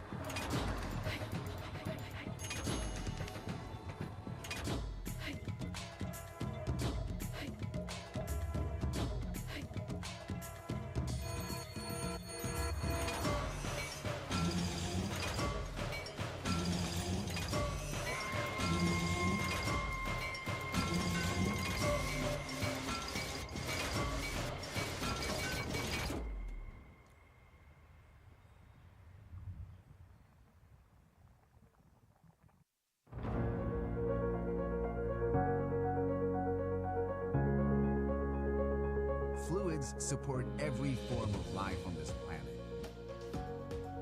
Today, systematic fluid management is an indispensable priority, critical not only to our present needs, but also in shaping our future. And when we talk about fluids, there's one company that has been working for over 100 years to provide intelligent fluid management solutions to the world. We are Kirloskar Brothers Limited, a multinational conglomerate whose fluid management solutions touch lives of over 2/3 of the world's population. Be it transporting, channelizing, or controlling the flow of fluid, Kirloskar pumps, valves, and turbines are used across industries and large-scale projects around the globe, extending to water management solutions, irrigation, building and construction, power, steel, food and beverages, chemical and processing industry, solar pumping solutions, textile, domestic applications. When it comes to critical applications, we are the brand to rely on. In chemical and processing industries, Kirloskar pumps have been efficiently handling corrosive and hazardous liquids, meeting the extremely high quality standards and expectations. When it comes to the oil and gas industry, our API and non-API pumps are designed to ensure reliable and efficient performance even in extreme conditions. These pumps are regularly used for upstream, midstream, and downstream applications in the oil and gas industry. In irrigation, our pumps are used in one of the world's largest pumping schemes, Sardar Sarovar. Ladies and gentlemen, welcome back. Irrigating 540,000. We request you all to please kindly take your seats as quickly as possible. As we have already shared with you, like Senegal and Laos, from rice importers to rice we are expecting the Honorable Minister, Shri Nitin Jairam Gadkari, the Honorable Minister of Road Transport and Highways, Government of India, to join us any moment now. I'll once again request you all to please kindly have your seats. Please do be seated.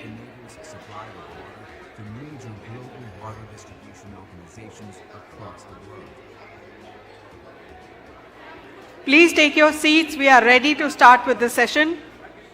KPMG pumps have been employed in some of the largest water treatment plants across the globe to treat sewage water. Today, our Auto Prime pumps are used for flood control in various cities and infrastructure. Meanwhile, KBL's concrete volute pumps CVPs, are protecting 6 districts of Bangkok, Thailand from floods through the Bang Sui Drainage Project. In the building and construction industry, our firefighting pumps safeguard some of the most iconic structures in the world.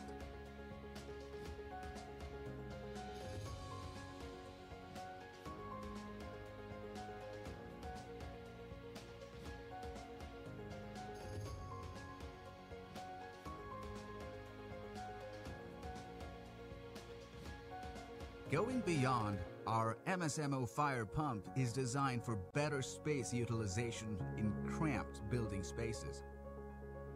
Our efficient pumps are used for critical HVAC and pressure boosting applications across the globe.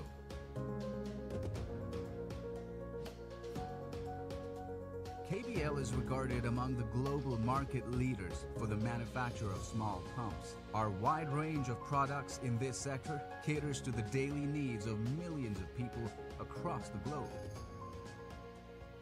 by irrigating their farms and providing water to their households. We are the torchbearers in introducing new pumping technologies to the world. Our revolutionary lowest life cycle cost pump technology set a new benchmark for energy-efficient pumps, capable of working year after year without any drop in efficiency, saving substantial energy cost for our customers. We are also the first company in the country to launch energy-efficient solar pumping solutions way back in 1986, a quantum leap in the manufacture of energy-saving pumps. And Pico, India's first Pico set, a micro hydropower generator that uses pumps in reverse mode as turbines to generate electricity at a very low cost. KBL supplied CV Pump, wherein the fish-friendly design facilitates the safe fish migration while performing water management. KBL's canned motor pump and primary and secondary heat transfer pumps, yet another pioneering product, are being used in nuclear power reactors, reiterating our expertise in the manufacturing of highly engineered pumps for highly critical applications. Our cooling water pumps are used in the world's largest fusion project, ITER in France. Our belief in providing smart pumping solutions to our customers led to the development of technologies such as Kirlo Smart, a unique and convenient software that enables customers to remotely monitor the condition of their pumps on a real-time basis and take corrective measure on time to avoid any breakdown or loss of business.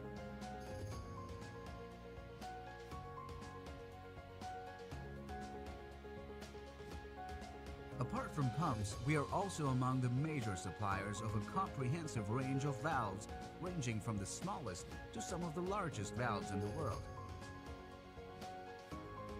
Our valves are used in various industries for effectively controlling the flow of fluids.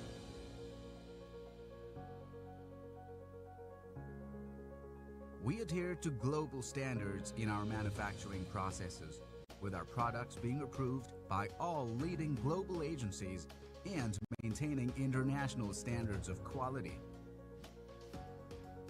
KBL's success story is paved with our relentless pursuit for innovation and excellence in whatever we do. Since the launch of our first pump in 1926, we have persistently raised standards with advanced and more efficient products. Our R&D team, spread across 3 continents, is focused on upgrading our knowledge management systems and using the latest technology to bring innovative and smarter products. The next generation technologies like artificial intelligence, virtual reality, augmented reality, and IoT are used across the company. Artificial intelligence technology creates self-learning systems, which helps us develop bespoke products for customers. Virtual reality is used extensively by our technicians and field service engineers to help improve the product performance and consistency.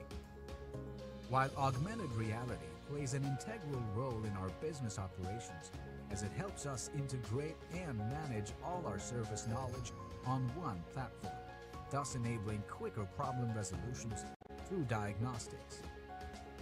At KBL, we not only manufacture IoT-enabled smart pumps, but also use the technology across our factories, while nurturing a smart factory culture that helps improve the operational efficiency. Our Kirloskar plant in India houses one of the world's largest hydraulic research centers for testing pumps at duty conditions of up to 5,000 kilowatt and discharge up to Ladies and 50,000 gentlemen, cubic meters per. welcome back.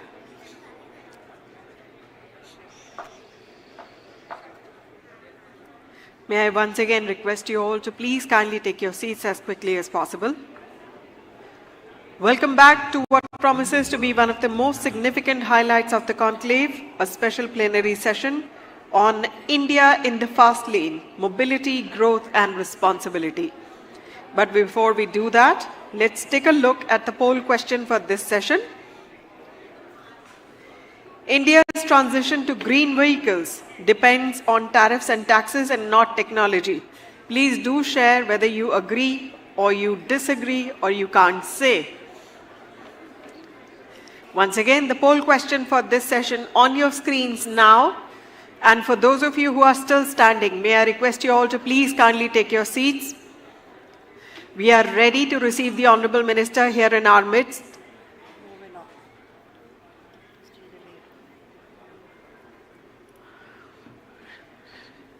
Once again, a gentle reminder to please do remember to either switch off your cell phones or put them on silent mode.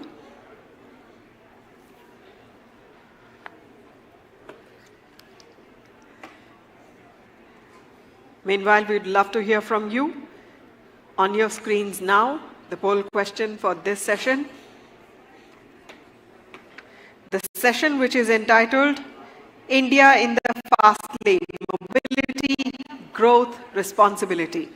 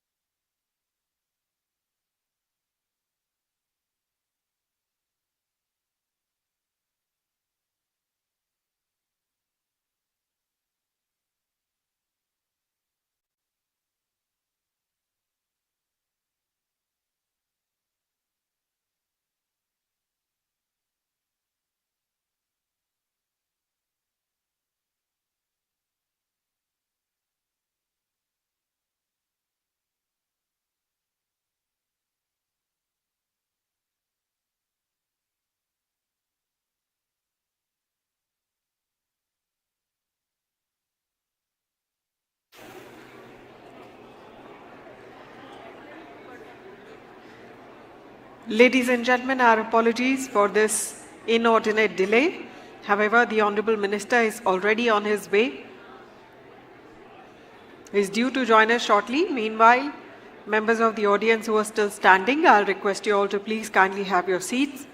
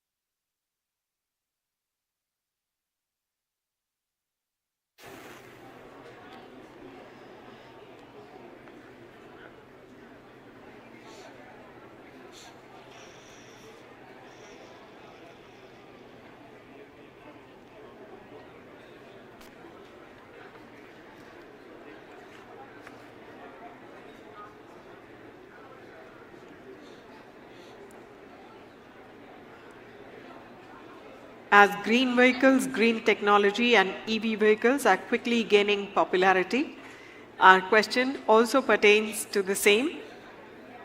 As you can see on the screens, India's transition to green vehicles depends on tariffs and taxes and not technology.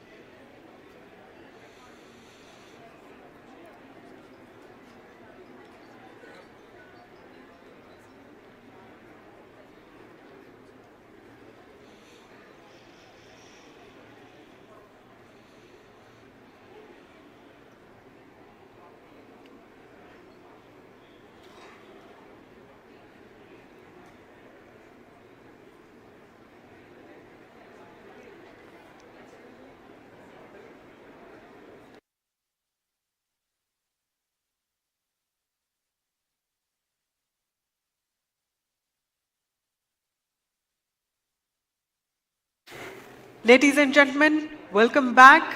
Once again, a warm welcome to you all. Welcome to what promises to be one of the most significant highlights of the conclave, a special plenary session. Please join me in welcoming with a huge round of applause Shri Nitin Jairam Gadkari, the Honorable Minister of Road Transport and Highways, Government of India. We warmly welcome Ms. Suneeta Reddy, President AIMA and Managing Director, Apollo Hospitals Enterprises Limited. Mr. Sunil Kant Munjal, Past President AIMA, Chairman AIMA, 10th NLC and Chairman Hero Enterprise. Mr. TV Narendran, Senior Vice President AIMA and MD and CEO, Tata Steel Limited.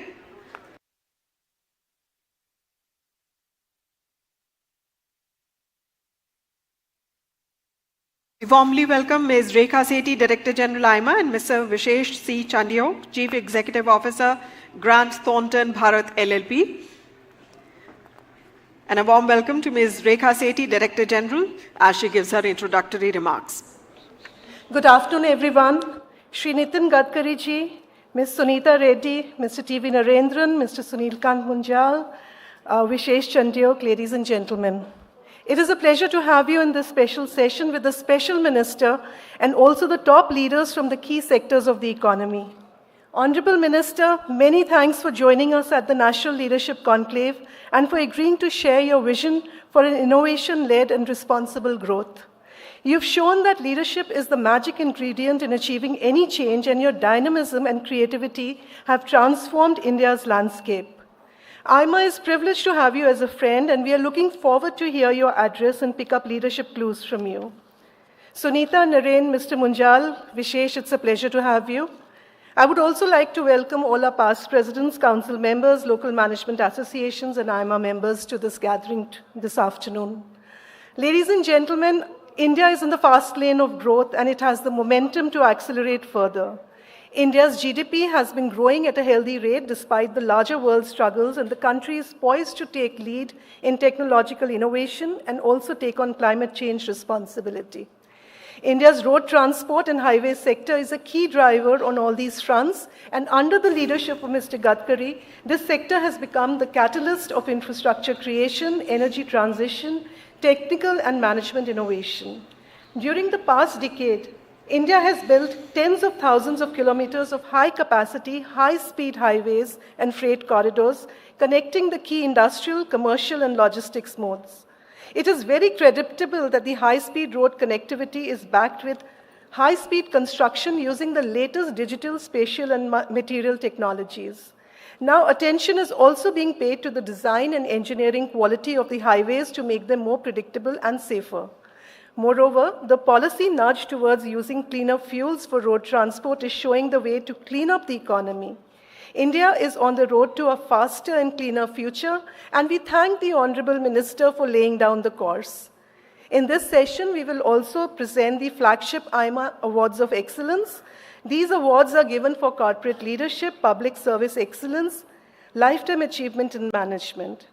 We are grateful to the Honorable Minister for agreeing to present the awards. With these words, welcome once again, and may I now invite the President of AIMA, Ms. Suneeta Reddy, to say a few words.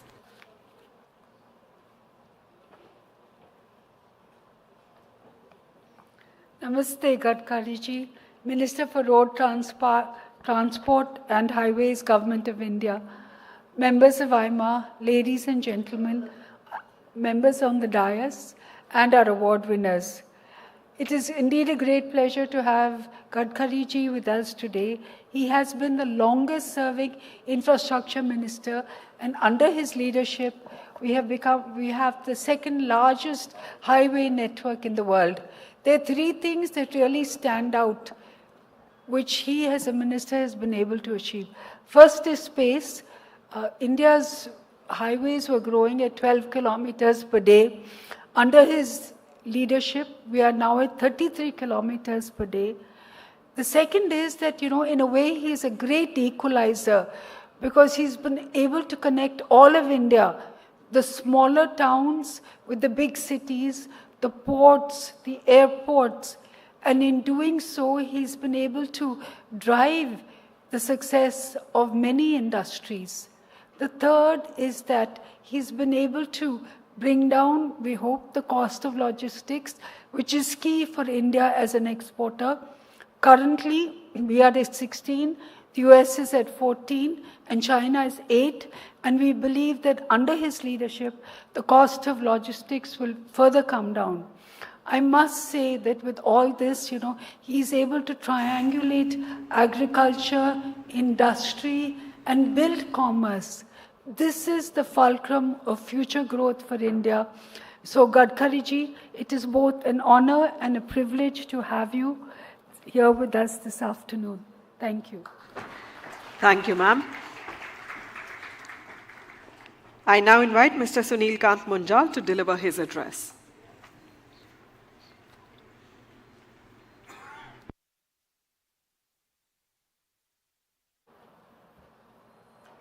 Gadkari ji, Naren, Suneeta, Rekha. Having Gadkari ji with us is always a pleasure. He is a unique individual who is completely transparent. He says what he does and he does what he says.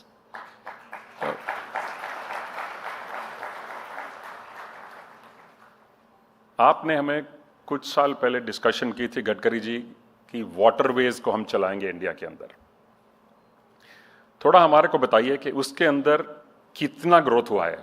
I believe we have grown, but I think that's an enormous upside potential available to India in our attempt both to make transportation and logistics lower cost, more efficient, and less polluting. It is well known world over that the order of way the cost and the amount of effluent created works is the reverse of the way we have been using it in India. Road transport, rail transport, and waterways. So what is it you think we can do to right this mix for us? आपका जो push रहा है clean fuels में, automotives के लिए, for homes, for industry, has been a great help to nudge all of us to look with an even keel at how we can become more efficient, how we can become less polluting. Because our future is ours to make. It's not anybody else's. And this is the future we will be leaving behind for our children. So I think some of the things that you have focused on are in right earnest some of the key touch points for the real differentiation of India at the past and India of the future where we want to get to. One of our biggest revolutions has been connectivity. It is not well understood or well enough understood that the road building program in India is probably the largest ever conceived on the planet. It's bigger than what North America did. It's bigger than what Europe did. It's also bigger than, I believe, what China has done. If you add all the tiers of road building that we are doing, from the expressways to the connectivity to the villages that India is doing right now. So we have a lot to thank you for. We have a lot to thank you for the leadership that you have provided. And we are delighted that you are here to give away the awards that Vishesh and his companies help us put together through an independent jury, which was headed by Sanjeev Bajaj.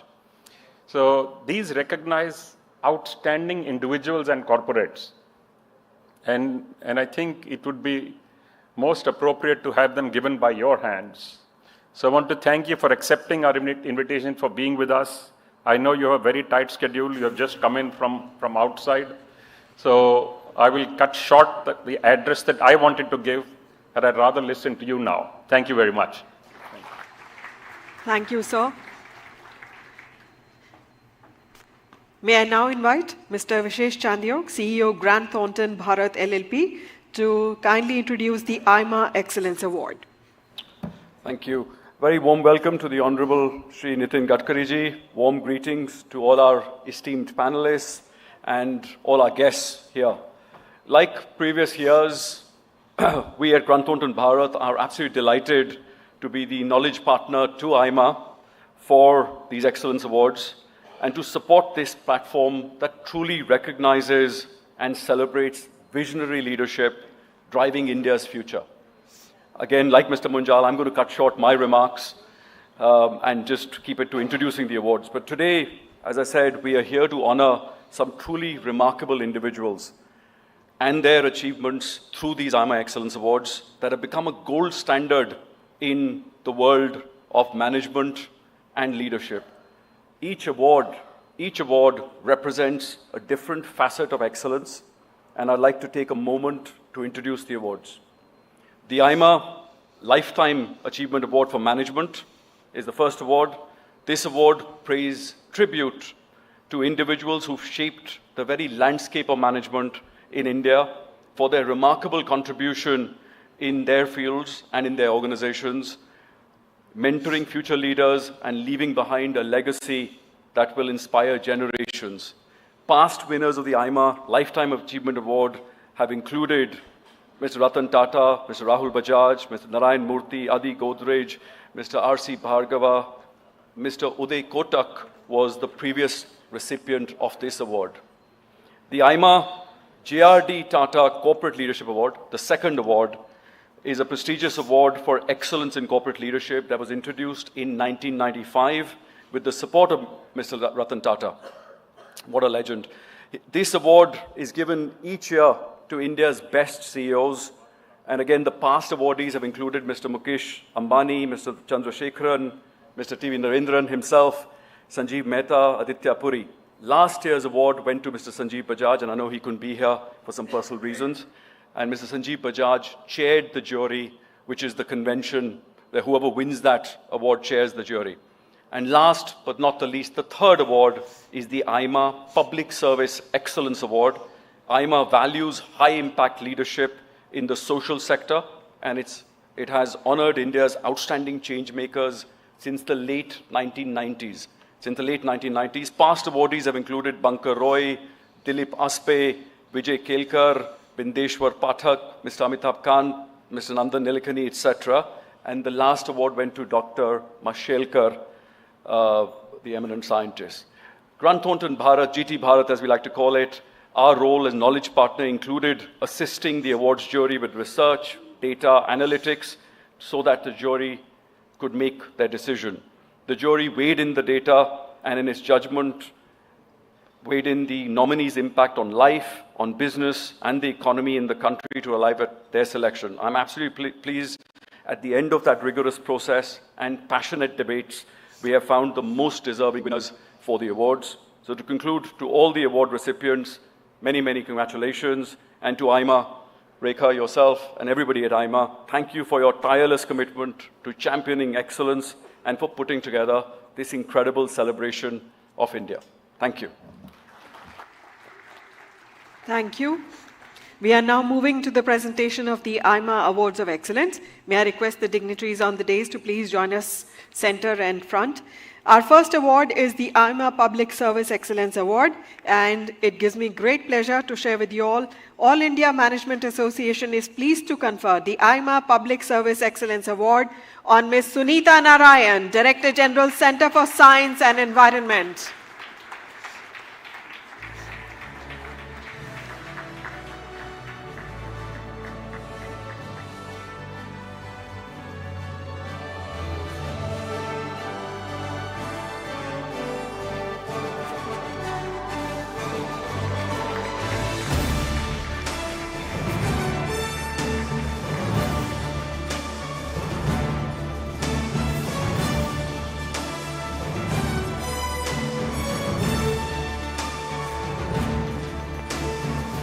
Heartiest congratulations, Ms. Narayan. May I request you to kindly share a few words?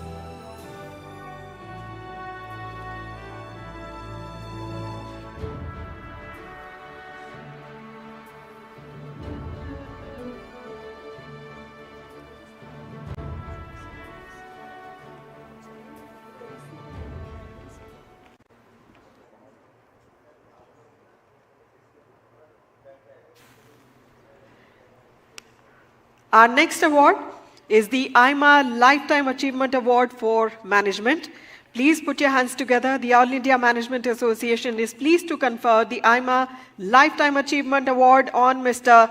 Anil Manibhai Naik, Chairman Emeritus of Larsen & Toubro.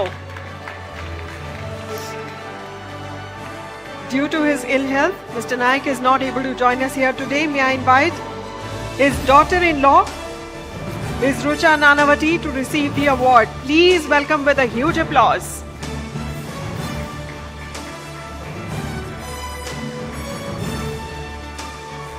Thank you, Ms. Nanavati, to receive the award on behalf of Mr. Naik. And once again, may I request a huge round of applause, please, for Mr. Naik.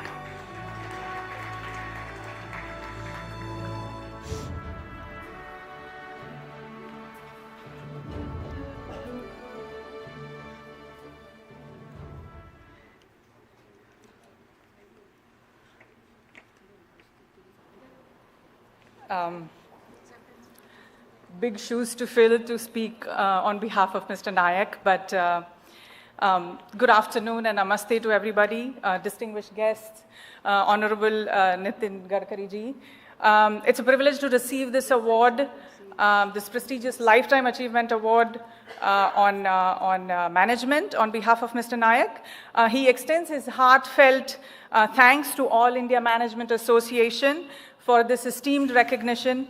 For Mr. Naik, this award is a tribute to the values of commitment, integrity, and nation building, most importantly, nation building, that has guided his journey over the decades.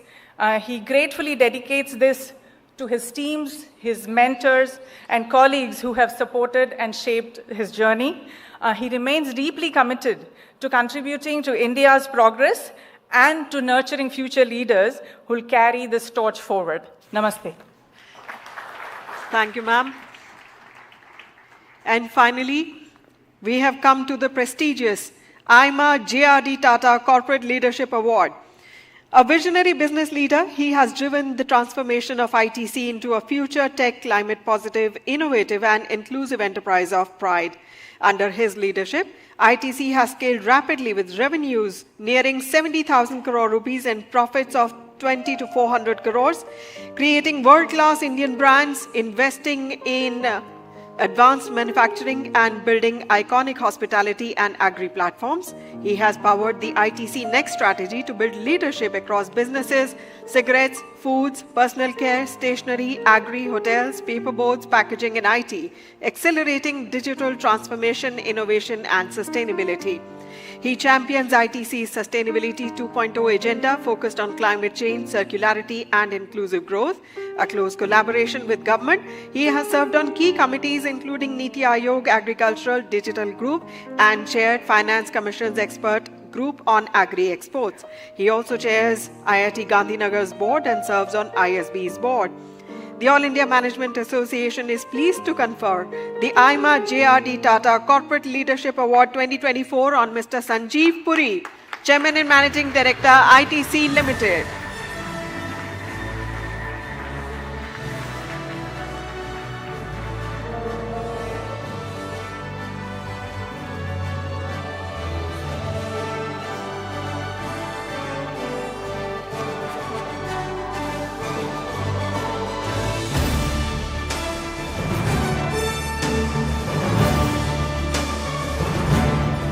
Our heartiest congratulations to Mr. Puri. May I request you to kindly share your thoughts?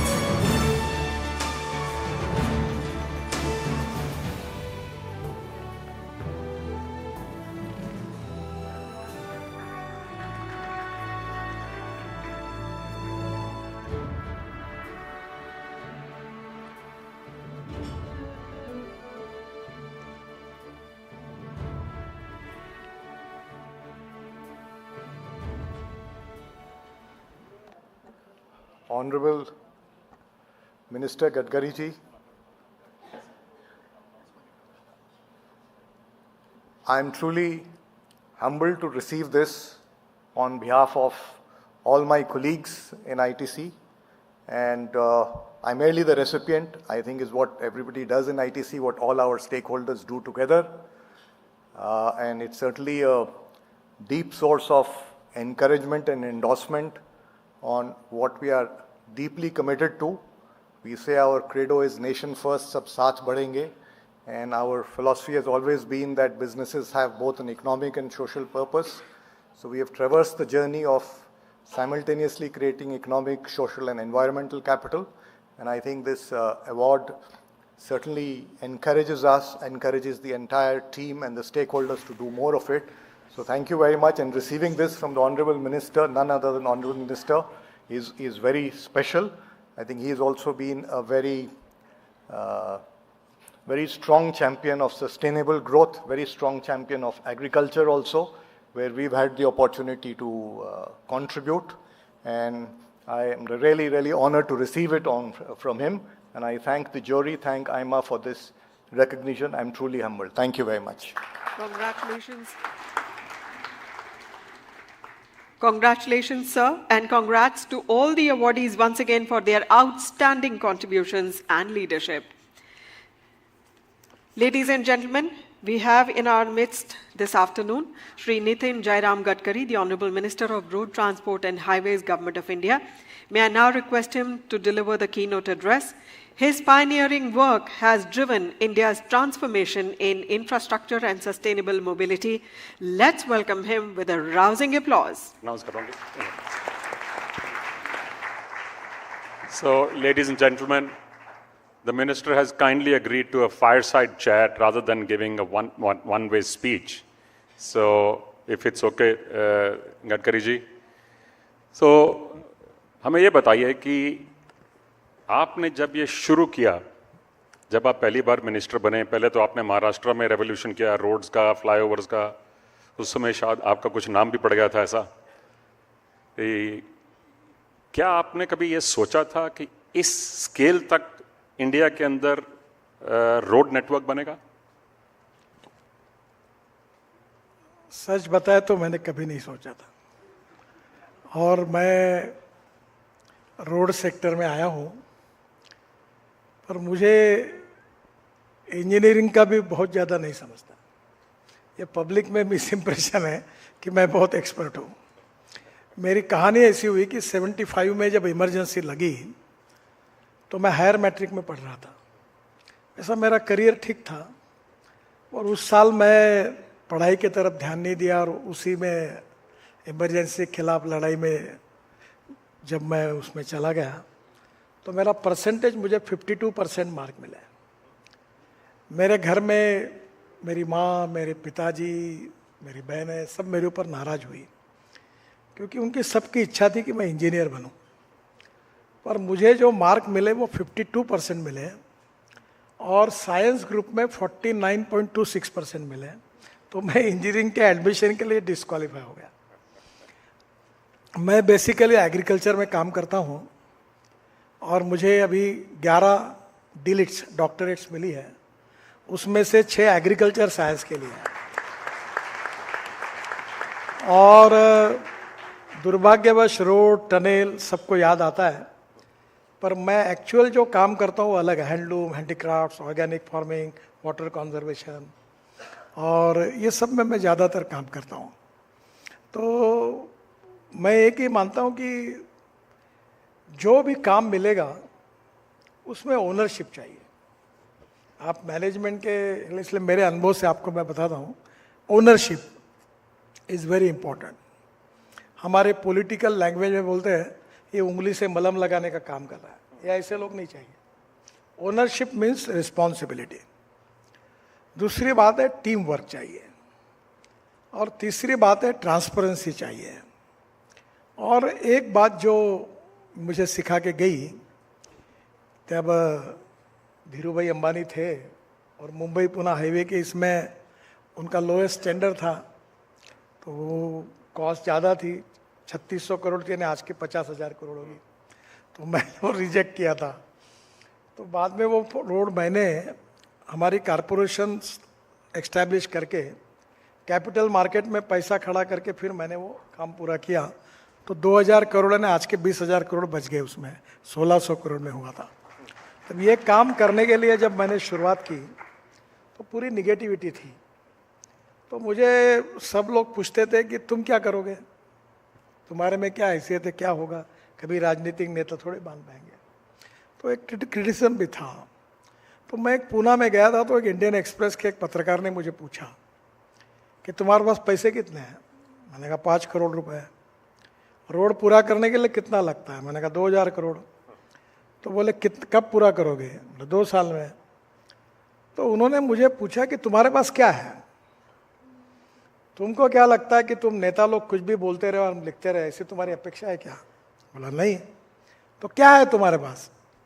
वो नहीं गया अमिताभ बच्चन के picture में, बोले मेरे पास माँ है। तो मैंने उसको जवाब दिया, मेरे पास स्ट्रॉन्ग पॉलिटिकल विल है। और मैं उस समय ये कहता, उनको मैंने जवाब दिया कि if there is a will there is a way, and if there is no will there is only survey, discussion, seminar, committee, sub committee and study group. और मुझे सबसे ज्यादा नफरत किसी के बारे में है कि जो फाइल पर निर्णय नहीं करता। और मैं अनेक अधिकारियों को सुना चुका हूँ, आप कितने लाजवाब व्यक्ति हो। बोले क्यों? मतलब पत्नी से भी ज्यादा फाइल पे प्रेम करते हो, 3-3 महीने दबा के बैठे हो। अरे जो करना करो, निर्णय करो। I like people who can get the things done, either yes कहो या नो कहो, पर ऐसे अटकते मत रहो। मैं आपको तो यही ये बात जो हुई, इसका अनुभव मुझे मिला और बाद में इसका फायदा हुआ। मैं आपको दूसरी तरफ भी थोड़ी देर में ले जाता हूँ, लेकिन पहले मैं सड़क के ऊपर ही थोड़ा टाइम लगाना चाहता हूँ कि दो सवाल। एक, हम एक समय 1.2 किलोमीटर बनाते थे इंडिया के अंदर दिन में, फिर हम 12 किलोमीटर डेली पहुंचे, फिर हम 20 किलोमीटर डेली पहुंचे। हम 100 किलोमीटर डेली तक कब पहुंचेंगे? और आपने सड़क के स्पेसिफिकेशन भी चेंज करवाई हैं, इंप्रूव कराई हैं, both from sustainability point of view, from upkeep and maintenance point of view. तो उसके अंदर इस विद दिस चेंज सिनारियो, और जो आपको मालूम ही है, जो हमारा सिस्टम है सेंटर और स्टेट का रिलेशनशिप का, in the current circumstances, when do you think we can reach 100 kilometers a day across the nation, and when do you think we will have better connectivity across different transport modes? क्योंकि हमारे को अगर logistics cost कम करनी है तो हमें सबके ऊपर काम करना पड़ेगा, ना केवल रोड के ऊपर। देखिए, पहली बात तो ऐसा है कि मैं रोड का मंत्री हूँ तो उसी के बारे में बोलना ज़्यादा उचित होगा। एक तो ये बात सही है कि मैं जब 14 में मंत्री बना तो हमारे पास 406 प्रोजेक्ट ऐसे थे 3,85,000 करोड़ के कि वो बंद पड़े हुए थे, और बैंकों में उन प्रोजेक्ट का 3 लाख करोड़ का एनपी हो गया था। तो मैं यहाँ हमारे ऑफिस के नीचे एक हॉल बनाया था और मैं कॉन्ट्रैक्टर, बैंकर्स, कंसल्टेंट, इंजीनियर सबको बुलाता था और निर्णय करता था। तो 40,000 करोड़ के प्रोजेक्ट हमने टर्मिनेट किए क्योंकि होने लायक नहीं थे, और बाकी प्रोजेक्ट में मैंने देखा कि क्या कारण है कि ये क्यों नहीं हो पा रहे। तो 90% गलतियां सरकार की थी, पर सरकारी अधिकारियों की एक विशेषता रहती है कि when there is a dispute between 2 person, one can not be a जज, और आपकी ताकत नहीं है सरकार के खिलाफ किसी के बोलने की, तो वही जज बन जाते हैं और पूरे फाइल पर कॉन्ट्रैक्टर के गले में लटका देते थे। मैंने कहा तुम्हारी गलती है, तुमने निर्णय क्यों नहीं किया, तुमने लैंड क्यों नहीं दी, तुम्हारे क्लियरेंसेस एनवायरमेंट फॉरेस्ट के क्यों नहीं मिले। तो बाद में हमने वो सॉल्व करते करते हमें 3 लाख करोड़ के एनपीए से हमने भारत में इंडियन बैंकों को बचाया, और अभी ऐसी स्थिति है कि वो सब क्लियर होने के बाद फिर अभी वो उतने प्रॉब्लम नहीं, प्रॉब्लम तो होती ही है। देखो, समस्या कहाँ नहीं है, सब जगह प्रॉब्लम्स हैं, पर समस्या को सक्सेसफुली सुलझाना, that is the test of leadership. तो मैं एक बात अक्सर कहता हूँ कि there are some people who convert problems into opportunities and there are some people who convert opportunities into the problem. तो मैं समस्या को कोई डरता नहीं हूँ। मेरा एक ही कहना है कि अभी हमारे पास पैसे की कमी नहीं, इतना पैसा पड़ा हुआ है कि हम चाहे उतने रोड बना सकते हैं। प्रॉब्लम कॉन्ट्रैक्टर बढ़ा सकते हैं, और अभी मैंने एक घोषणा की पार्लियामेंट में इसी सेशन में कि हम 25,000 किलोमीटर 2 to 4 लेन बनाएंगे। और जो टेक्नोलॉजी की बात है वो बहुत इंपॉर्टेंट है, कॉस्ट ऑफ कंस्ट्रक्शन को कम करना और क्वालिटी ऑफ कंस्ट्रक्शन को इम्प्रूव करना और वेस्ट मटेरियल का यूज़ करना इको फ्रेंडली, इस पर हमारे एम्फसिस है।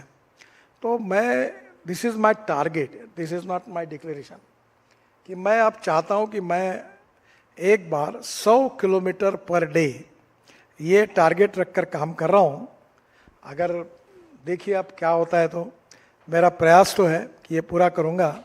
और जहाँ तक देश की बात है, तो मैं 1-1.5 साल में पहले कहता था कि American roads are not good because America is rich, but American roads are good, that is the reason कि अमेरिका रिच हो गई। तो मैं अब उसी बात को रखकर मैं ये कहता था कि मैं अमेरिका के बराबरी के नेशनल हाईवे बनाऊंगा। तो मुझे कुछ अमेरिकन लोग अपने इंडियन वहाँ रहते हुए आए, बोले आप गलत बोल रहे हो। मतलब क्या हुआ? बोले अमेरिका से आपके रास्ते अच्छे बने। वो मेरठ में यही इसी होटल में यही चर्चा में एक महिला उधर रहती है, तो उन्होंने कहा कि आप गलत बोल रहे हैं। तो अभी मेरा ऐसा है कि 1-1.5 साल में अमेरिकन नेशनल हाईवे से हमारे हाईवे अच्छे बनेंगे, ये मैं आपको विश्वास दिला सकता हूँ। मैं आपसे जो आपने पहले बात की, मैं उस तरफ जाना चाहता हूँ कि अगर इंडिया डेवलप होगा तो सारा इंडिया डेवलप होगा, तभी इंडिया डेवलप होगा। Not only urban India, not only the top of India, not only Indian industry, और ख़ास करके जो रूरल इंडिया है, इस समय जो ज़्यादा गरीबी है वो रूरल एरियाज़ में है। शहरों में भी है लेकिन वहाँ ज़्यादा है। क्या हम एग्रीकल्चर को एक क्वांटम लीप दे सकते हैं, जैसे हमने टेलीकॉम में किया, रोड्स में कर रहे हैं? और दूसरा, क्या हम non agriculture economy rural India में डेवलप कर सकते हैं? हमारे पास इनहेरेंट स्ट्रेंथ बहुत है। हमारा जो आर्टिजनल स्किल है वो कई हज़ारों साल पुरानी है, और इंडिया में ग्लोबल एक्सपोर्ट जो रही है, हम लीडर रहे हैं। और उसमें वही था, हमारे स्पाइसेस के अलावा textile, woodwork, ivory, bell metal हम सब करते रहे हैं। क्या हम उनको रिवाइव कर सकते हैं, कंटेम्पराइज कर सकते हैं, ताकि हमारी इकोनॉमी जो है सारी डायनामिक हो? देखो, आपने जो सवाल पूछा that is touching to my heart.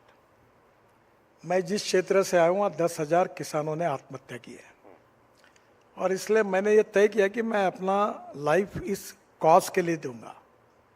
तो मैं एग्रीकल्चर में ही ज़्यादातर काम करता हूँ।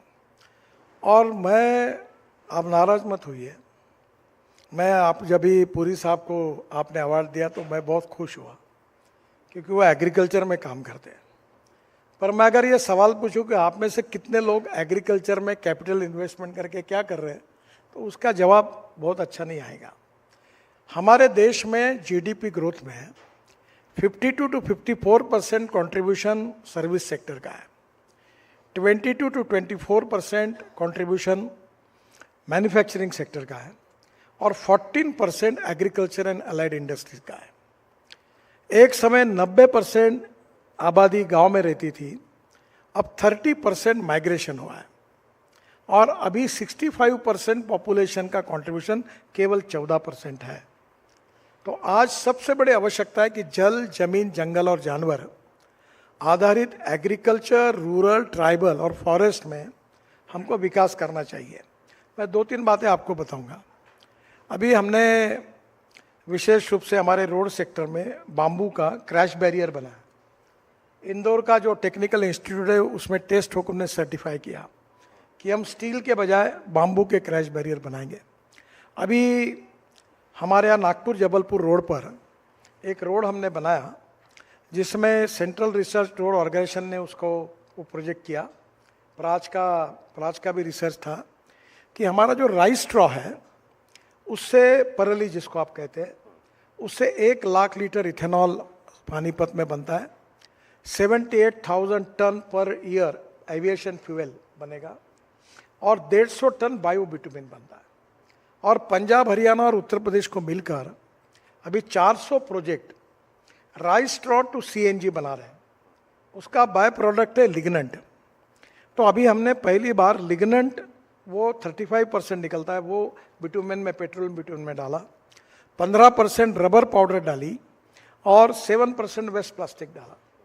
और ये 1 किलोमीटर रोड बनाने के बाद उन्होंने ये सर्टिफाई किया कि ये रोड पेट्रोलियम बिटुमेन से 50% ज़्यादा अच्छा है। अब मैं किसान केवल अन्नदाता नहीं रहे, वो ईंधन दाता बने, ऊर्जा दाता बने, हवाई ईंधन दाता बने, बिटुमिन दाता बने, और हाइड्रोजन दाता बने। और ये संभव है। मैं जब कह रहा हूँ तो मेरे पास हर चीज़ प्रूवल है, और ये हो सकता है। केवल हमारा इसके तरफ ध्यान नहीं है। और जो ये भी एक नया जातिवाद है, अर्बन इकोनॉमी, इंडस्ट्रियल इकोनॉमी, और ये इंडिया और भारत। शरद जोशी शेख किसान संगठन के नेता थे, वो कहते थे कि इंडिया एंड भारत। मैं उसमें नहीं जाना चाहता, पर हमने पिछले अनेक बाद हमने एग्रीकल्चर, रूरल, ट्राइबल सेक्टर को थोड़ा सा ध्यान कम दिया है। अब हमें ज़रूरी है कि इसके ऊपर ध्यान देना चाहिए। जैसे आईटीसी अच्छा काम करती है, ऐसी और 100 कंपनियां अगर आएगी और एग्रीकल्चर ग्रोथ अगर हमारा 22% होगा तो ये स्थिति बदलेगी। एक छोटा सा उदाहरण देता हूँ। कॉर्न की कीमत 1.5 साल पहले 1200 रुपये क्विंटल थी, और उस समय यही दिल्ली में हमारे बड़े बड़े लोग फूड वर्सेस फ्यूएल, ये बड़ा विवाद करते थे, बड़े बड़े लोग विरोध करते थे।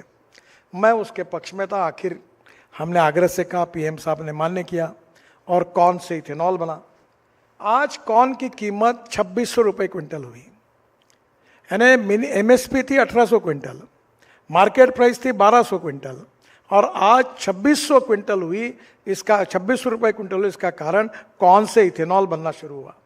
तो धीरे धीरे ब्रोकन राइस से, कॉर्न से, बायोमास से, बाम्बू से, परली से, ये जो 22 लाख करोड़ रुपए का फॉसिल फ्यूल का इंपोर्ट है। एक समय लोग मुझे हंसते थे मैं जब अल्टरनेटिव फ्यूल और बायोफ्यूल की बात करता था। आज मैं आपको बता दूं, इसमें से 10 लाख करोड़ अगर ये पंजाब, हरियाणा, हमारा कर्नाटक, आंध्र, यहाँ के किसानों के जेब में अगर ये पैसा जाएगा तो देश की इकोनॉमी बदलेगी, ग्रोथ बढ़ेगी। और एग्रीकल्चर ग्रोथ रेट जो है, जो कंट्रीब्यूशन है जीडीपी ग्रोथ में, वो अगर 22% हुआ तो कोई गांव से शहर की तरफ नहीं आएगा। और इसलिए टेक्नोलॉजी, इनोवेशन एंड रिसर्च, मैं अक्सर 2 बातें कहता हूँ और याद भी रखता हूँ और उसका पालन करने की कोशिश करता हूँ कि नॉलेज ये पावर है। Innovation, entrepreneurship, science, technology, research, skill and successful practices, we name it as knowledge, and conversion of knowledge into wealth is the future. तो मेरा आपसे अनुरोध है कि जल, जमीन, जंगल और जानवर, इस पर आधारित best technology in the world, इसका अध्ययन करें। अभी मैं स्पेन में गया था, मैं आपसे अनुरोध करूंगा। हमारे यहाँ नागपुर ऑरेंजेस होते हैं, तो हमारे यहाँ 1 एकड़ में 4 टन ऑरेंजेस होते हैं, और स्पेन में 25 से 30 क्विंटल होते हैं। वैलेंसिया करके पार्ट है, वहाँ 4 दिन में था। तो हमने उनकी टेक्नोलॉजी का अध्ययन किया और पूरा स्टडी करके आकर हमने 250 रुपये फीस रखी और 600 किसानों का वर्कशॉप रखा। और मैंने कहा ड्रोन से स्प्रेइंग करना, ऑर्गेनिक कार्बन कैसे बढ़ाना, सब बातों का टेक्निक जब किसानों ने पढ़ा, मेरा विश्वास है वो निश्चित रूप से कामयाब होंगे। प्रश्न ये है कि क्या जिनके पास कैपिटल इन्वेस्टमेंट करने की क्षमता है वो बेस्ट टेक्नोलॉजी के साथ रूरल, एग्रीकल्चर और ट्राइबल सेक्टर में अगर जाएंगे तो परिस्थितियां बदलेगी। और इसके लिए मुझे लगता है कि ये आगे आने वाले दिनों में संभव होगा, और आप जैसे लोगों की सहयोग से एग्रीकल्चर सेक्टर बहुत स्ट्रांग होगा। Thank you. मैं आपको लास्ट सवाल पूछता हूँ शहरों के लिए, क्योंकि हम तो सब शहर में रहते हैं।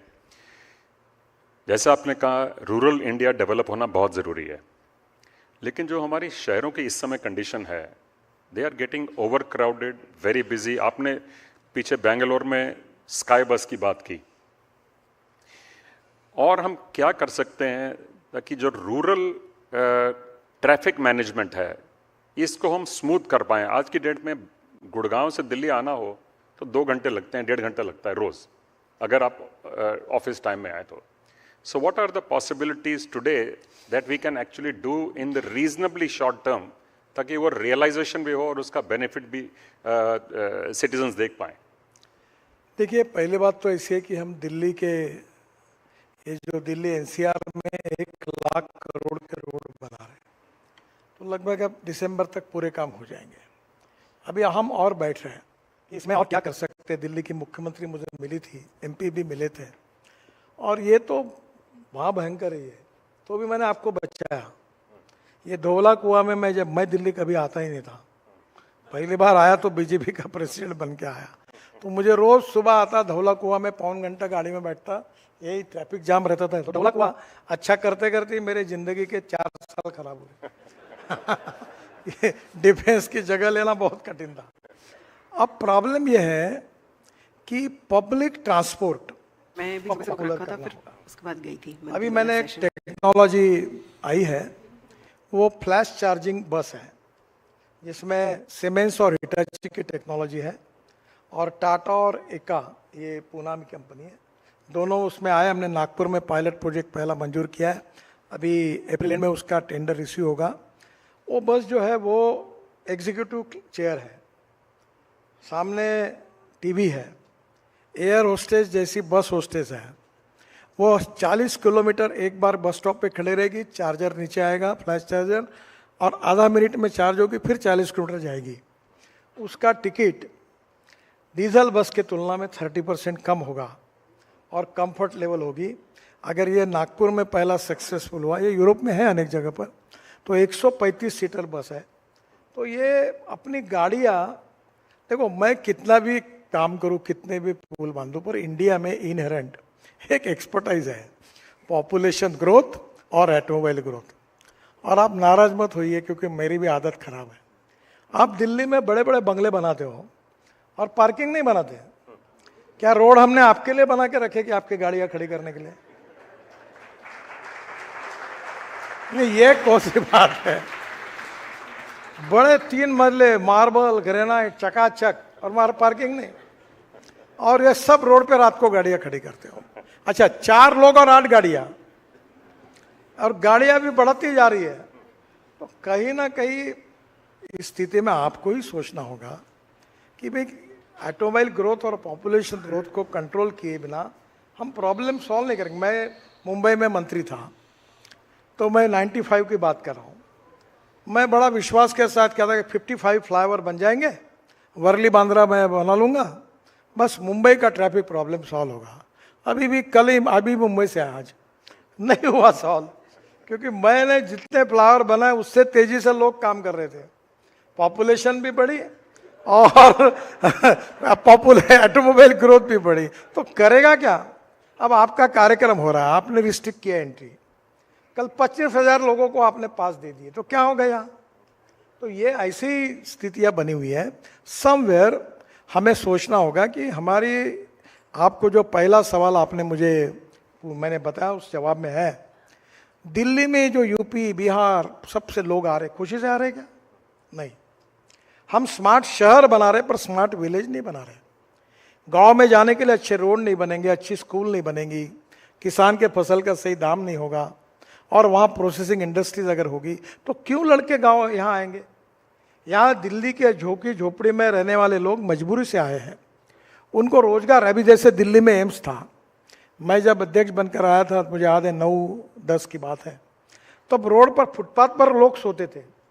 अब जैसे एम्स देश के सभी कैपिटल में खुल गए, तो अब वहाँ कोई नहीं सोता। इसलिए जब तक दिल्ली की समस्याओं का मूल गांवों के समस्याओं के साथ जुड़ा हुआ है, जब गांवों में रोजगार निर्माण होगा, गांवों में सस्टेनेबल डेवलपमेंट होगी, गांव में अच्छी स्कूल बनेगी, गांव में परचेसिंग पावर बढ़ेगी, गांव में पर कैपिटा इनकम बढ़ेगा, तो निश्चित रूप से मैं बताता हूं कि हमारे यहाँ से गांव से लोग शहर में नहीं आएंगे, और फिर शहरों का भी प्रॉब्लम सॉल्व होगा और गांव भी स्मार्ट सिटी बनेंगे। ये लॉन्ग टर्म इकोनॉमिक अप्रोच हमें लेना पड़ेगा, और आत्मनिर्भर भारत बनाने का जो प्रधानमंत्री का सपना है, $5 ट्रिलियन की इकोनॉमी बनाना, भारत को विश्वगुरु बनाना, मुझे लगता है कि इसमें गाँवों को, गाँव गरीब मजदूर किसान को ये मजबूत करना होगा, और वहाँ एम्प्लॉयमेंट खड़ी करनी होगी, और वहाँ ग्रोथ आएगी, तो निश्चित रूप से ये समस्या सुलझेगी, ऐसा मुझे लगता है। Thank you very much mister Gadkari. जो आज का हमारा थीम था वो यही था कि ऑडेशियस ग्रोथ हम कैसे कर सकते हैं, और आपने उसके ऊपर बहुत अच्छी तरह बड़े विस्तार से न केवल बड़े शहरों की लेकिन सारे भारतवर्ष की आपने इसकी स्थापना की। छोटा सा उदाहरण बता दूँ मैं जी। ये आप दिल्ली के लोग हैं, मैं भी एक बार गया था, मैं गुड़गांव गया था। अब मुझे दिल्ली ज़्यादा मालूम नहीं है, तो गुड़गांव के कार्यक्रम में मनोहर लाल जी खक्कर तो मुख्यमंत्री थे, तो उन्होंने आपका हीरो होंडा चौक वगैरह कोई है वहाँ उधर लाइन पे, मैंने 5-6 ब्रिजेस बनाए, तो उन्होंने मुझे कहा नितिन जी छोटा सा काम कर दीजिए। मैंने कहा क्या? बोले ये दिल्ली और हरियाणा के बीच में, दिल्ली की सरकार केजरीवाल मुख्यमंत्री, बोले ये हमारे विवाद में कुछ होता नहीं, आप बोलोगे तो हो जाएगा। ये द्वारका एक्सप्रेस हाईवे है, बोले बना दो। मतलब कितना किलोमीटर है? बोले 29 किलोमीटर। मैंने बोला 10 करोड़ रुपए पर किलोमीटर, 300 करोड़ का। हाँ मैं कर देता हूँ। मैंने घोषणा कर दी और मैं जब आया तब मैंने देखा तो वो निकला 9,000 करोड़ का। अब आपको मैं बताता हूँ, मैंने वो द्वारका एक्सप्रेस हाईवे बनाया। अब मुझे भी दिमाग में नहीं आया, अभी दिल्ली में मेरा घर नहीं है, अब मुझे थोड़ी अकल रहती तो मैं भी एक फ्लैट ले लेता। अभी उस रोड पर केवल 10 लाख करोड़ की इन्वेस्टमेंट हुई है, बड़े बड़े फ्लैट बने, प्रॉपर्टी बढ़ गई। और मैं जब मुंबई गया जा रहा था तो एक टॉय पहना हुआ आदमी यार मेरे झुक के नमस्कार किया। मैंने बोला अरे ऐसा मत करो। बोले साहब आपने मेरा जीवन बदल दिया। मतलब क्या हुआ? बोले मेरी सब जगह थी, आधा काम पड़ा था, एनसीएलटी में गया था, आपने रोड क्या बनाया, 50,000 करोड़ का आदमी बनाऊं, मैं आपको पैर नहीं बोलूं तो क्या करूं। तो ये एक रोड बनने से एक इतनी बड़ी डेवलपमेंट हुई, ऐसे अनेक जगह पर हुई। तो लॉजिस्टिक पार्क बनेंगे, इंडस्ट्रियल क्लस्टर्स बनेंगे, फिर रियल इस्टेट डेवलप होगी, फिर धीरे धीरे ये जो पॉपुलेशन का विकेंद्रीकरण होगा। पर प्रॉब्लम यह है, अब गुड़गांव अच्छा डेवलप हुआ तो जो आता वो गुड़गांव में जाता है, सब कंपनियां वहीं ऑफिस खोलते हो। अब ये कितना हो गया ना पैकअप हो। तो फिर मैंने मनोहर लाल जी को कहा, दिल्ली मुंबई हाईवे बना रहा था, तो मैंने कहा ये दिल्ली मुंबई हाईवे के शुरुआत में ज़मीन ले लो और एक नया गुड़गांव बनाओ, जैसे मुंबई का नई मुंबई बनी बनाओ। मतलब कहीं ना कहीं हमको हमारे यहाँ सैटेलाइट टाउनशिप बड़े शहर के बाजू में छोटी छोटी बनानी पड़ेगी, और वो बनेगी और उसको वेल कनेक्टिविटी देनी पड़ेगी, मेट्रो की, रोड की। तो धीरे धीरे ये प्रॉब्लम सॉल्व होगा। अब कम से कम ये भी कानून नहीं बना सकते गुड़गांव में ऑफिस मत खोलो, या जो है वो गुड़गांव से निकलो। आप पहली बार मुझे अगली बार बुलाना बंद कर देंगे। तो प्रॉब्लम यह है कि हमें आउट ऑफ बॉक्स कुछ समस्याओं पर सॉल्यूशन निकालने होंगे, और जो केवल सरकार नहीं निकाल सकती, वो आप सबके सहयोग के बिना नहीं हो सकता। Thank you very much, Gadkari ji. May I now invite Mr. T.V. Narendran to give us the concluding remarks.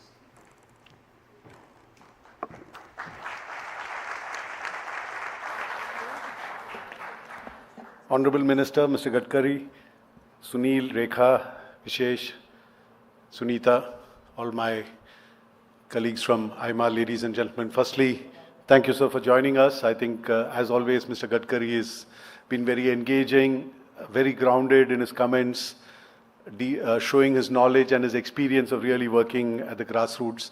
And it's always been a pleasure to interact with him. And I can vouch for the fact that not only is he a great executor, but also he's always thinking of out-of-the-box solutions, as he just mentioned.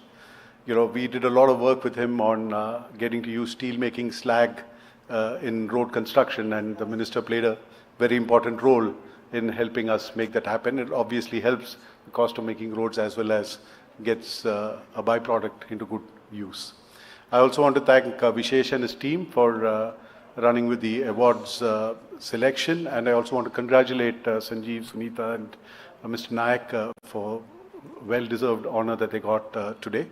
I want to thank Sunil for pivoting very quickly from what was meant to be a speech to a fireside chat. Thank you, Sunil. I want to thank Suneeta and Rekha for welcoming us. Thank you, ladies and gentlemen. Thank you, sir. May I request Ms. Suneeta Reddy to kindly present a memento to the Honourable Minister as a token of our thanks.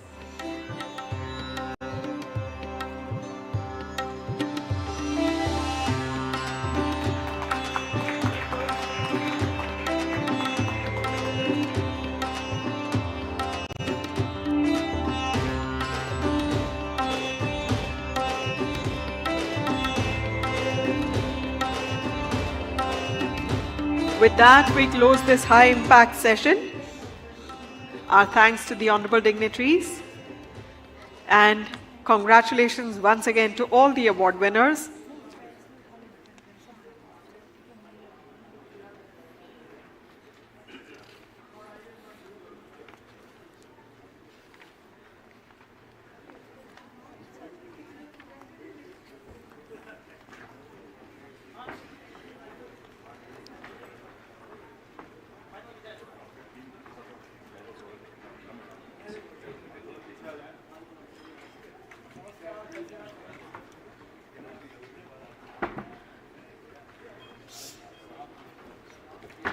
Please remain seated. We're quickly moving on to our next session, which is a panel discussion. AI is the new .com. And there it is on screens, the result for the previous poll question, which was India's transition to green vehicles depends on tariffs and taxes and not technology. Let's quickly move on to the poll question for this session. India's AI startups must make indigenous AI models instead of building applications on American or Chinese models. Please share with us whether you agree, disagree, or can't say. With that, we now move on to a session on artificial intelligence, the new frontier, reshaping every business.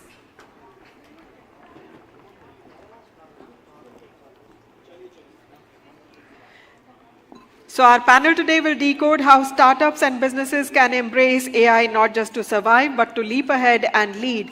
Please welcome our moderator, Mr. Umakant Soni, Chairman AI Foundry and co-founder Art Park. Joining him on stage are Mr. Abhishek Singh, Additional Secretary, Ministry of Electronics and Information Technology and CEO, AI India Mission, Mr. Sandeep Singh, co-founder Newron.AI, and Mr. Utkarsh B, co-founder Xmplify.tech and former chief architect Flipkart. Please welcome them with a huge round of applause.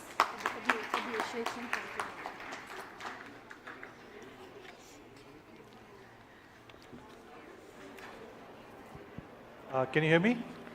So it's always tough to follow a session by Nitin Gadkari ji, but we will try to see what best we can do. Abhishek ji is on the way. He's just stuck in the traffic outside, and maybe that also symbolizes the leap that we need to take. So .com era brought in multitudes of riches, and the next big revolution, or some call it evolution, but I think it's going to happen so fast that will be called a revolution, is going to be what we call as the age of intelligence. Can we put up the first slide? It's important to actually, soak it in a bit. So I'll try to take you through a bit of it, and it's important to understand. 1975 was the year when we had connected close to 1 billion places with roads, with rail, with water, with air. And Industrial Revolution was basically, selling the excess production of one place to another, right? So the cheapest cost of production was very important. And in that era, literally before that, in the agriculture economy, if you were strong, you were valued. But the brawn got democratized, right? So even women and kids could actually work in factories, and so the whole evolution started of workforce also. By 2009, we had connected up to 1 billion people with internet, with email, with early part of the social network. And you could sell the access knowledge of one person to another. In summary, that was what we call as the knowledge economy.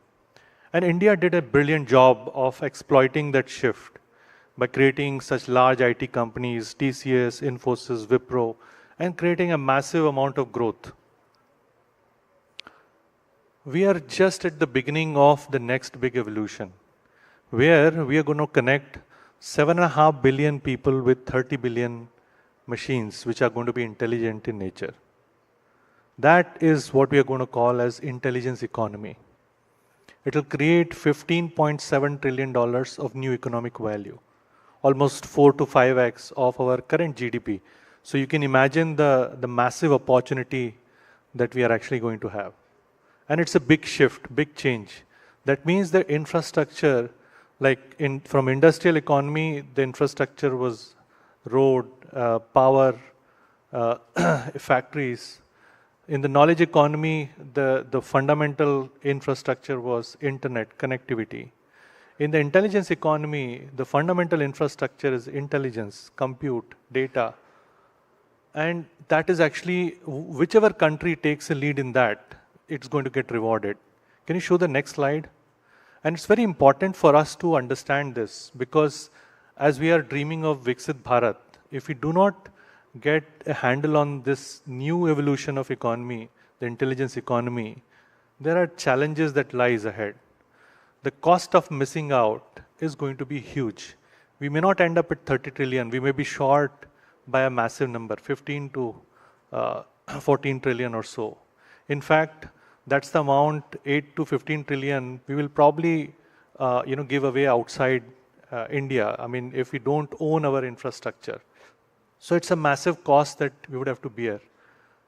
And that's why we thought that it will be interesting to have in this panel not only people who have been working with on the technology side, growing companies, but also people from government as well who can bring about, because there are some decisions that as a startup or investors one would take.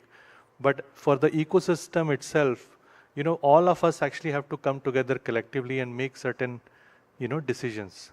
And that is where we thought that we'll put together this session so that we understand the kind of parameters that we should optimize our ecosystem on.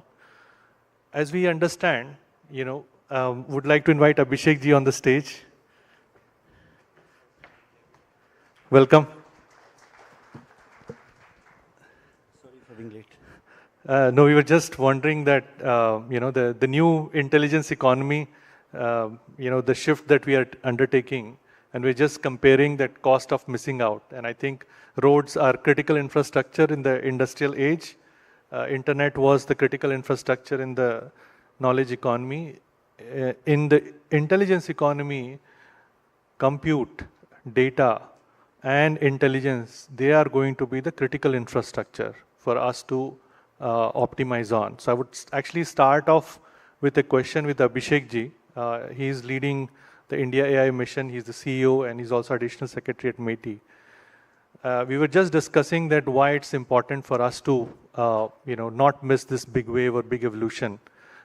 Indian government has been actually very proactive. They have actually set up an India AI mission with a capital outlay of more than 10,000 crores. This kind of like unprecedented.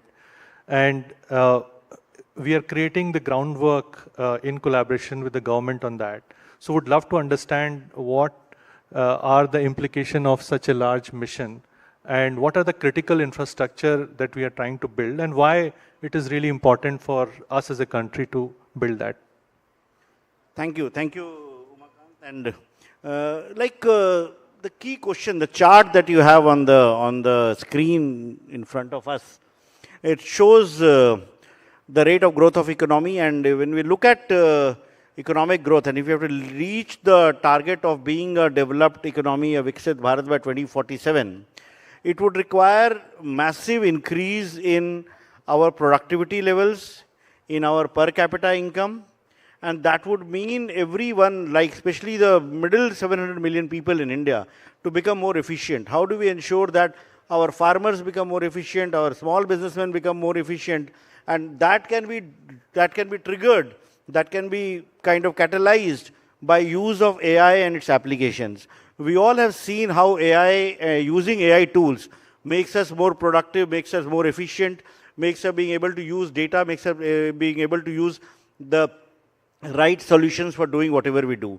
So imagine if a farmer is able to use AI tools to decide how much water he should use for irrigation, or a small business is able to economize on his input costs and improve his income. That will lead to massive gains in the economy. So this is the value AI can add to the economy. And to trigger this, to make it happen, what we need to do is to invest in the AI infrastructure. We do believe that we have a very strong talent base for the human capital that we have. Our engineers have been building AI applications and software for most of the countries. So we have human capital. What we need to do is to provide support in the form of compute and funding support for building Indian foundation models, Indian applications. So that's what India AI mission seeks to do across 7 pillars, providing support for compute, providing support for building Indian foundation models, building up a datasets platform, building applications, providing funding support for skilling, for startup financing, and building tools for safe and trusted AI. So that's the role AI mission seeks to do in order to ensure that we are able to achieve the goals of a developed economy in the next 25 years. So just to asking you a follow-up question, because India actually created a very unique model where we are creating a common compute platform, right? Which is very probably unique in the world, the way India AI mission is going about, making it accessible to academia, to everyone in the industry. So would love to ask you about, like, maybe you can elaborate a bit, because a lot of people may not know this, how it is structured, and what are the success parameters for such a unique initiative? See, like when we thought of addressing the challenge of compute, because everywhere we went, we were told that whether it was researchers, academicians, startups, every entity said that they needed compute. So compute can be set up in two parts. It can be set up by the government. When we buy infrastructure, we build a data center, we set it up, and then we offer it to users. But that would have taken a very, very long time. So instead of that, we thought that instead of doing it ourselves, let's incentivize the private sector. Let's channelize the energy and the capital that's existing in the private sector to set up this infrastructure quickly, because they could leverage the data centers already existing instead of building new ones, getting the GPUs from the companies where it's available, and then making it available. And we decided to subsidize the end users. So in the first phase, we have been able to get around 14,000 GPUs from 10 service providers. That is ensuring that the problem of GPUs is solved.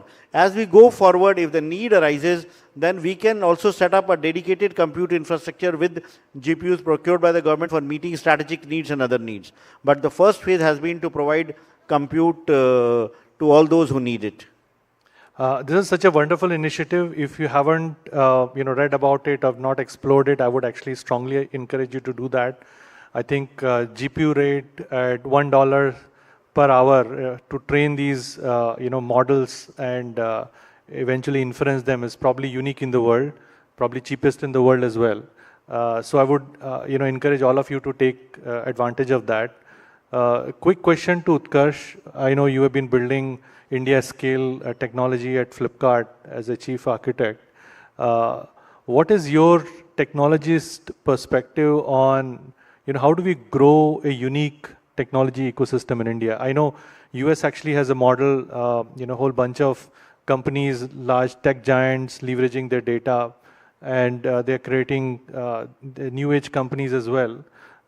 Recently with DeepSeek, China also demonstrated that they actually have a playbook. What could be India's unique perspective on creating a unique playbook? Because if we create a unique playbook, then such initiatives as the foundational compute being available could actually gather momentum, and a lot of investments could come from private sector, like we have seen in France, right? So they created a unique ecosystem, and they were able to get $109 billion to flow in from the private companies into AI infrastructure arena. So would love to understand from you what could be unique in India, what could be unique playbook. Yeah, I think I'll approach it a bit differently compared to how I approached it in Flipkart. It was more of a capitalist corporate mindset. When we think about Bharat, I think there are a few unique characterizations of our country. The kind of diverse use cases and heterogeneity that we see in the country is unparalleled. Go to any part of the world, you'll never get that kind of use cases.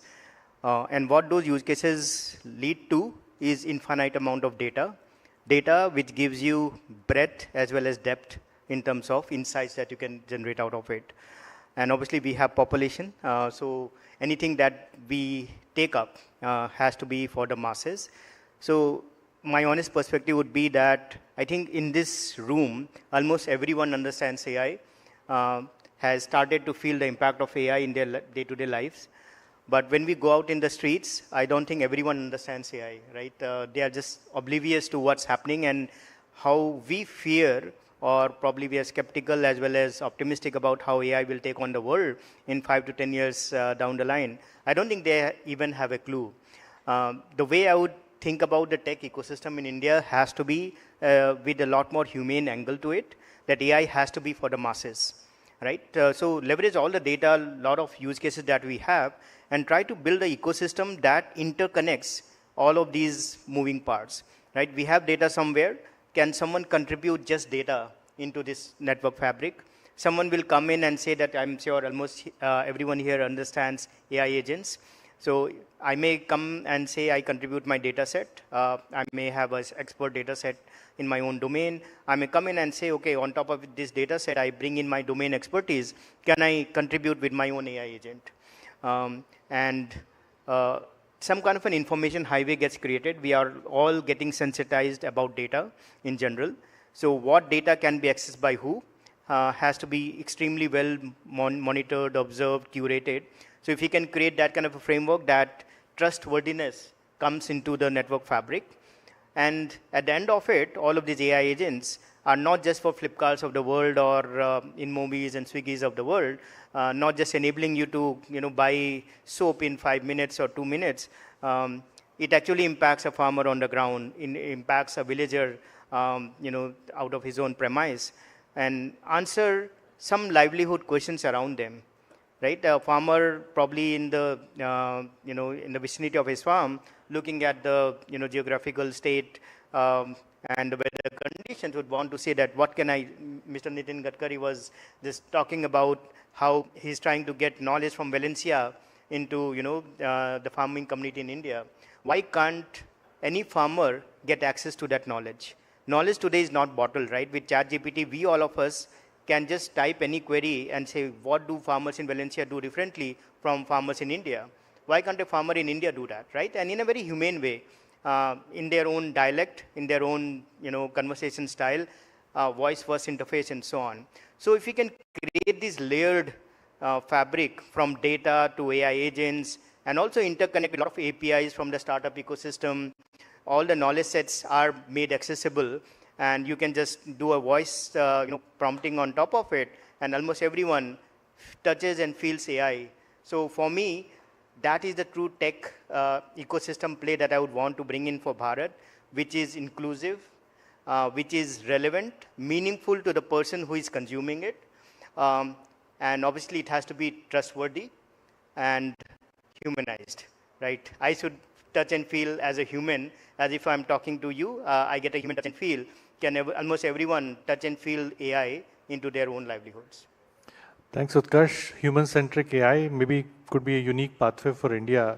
I would like to ask Sandeep. Sandeep and me, we were building chatbots 15 years back. We are like AI dinosaurs in that kind of, we've been looking at this whole revolution very closely.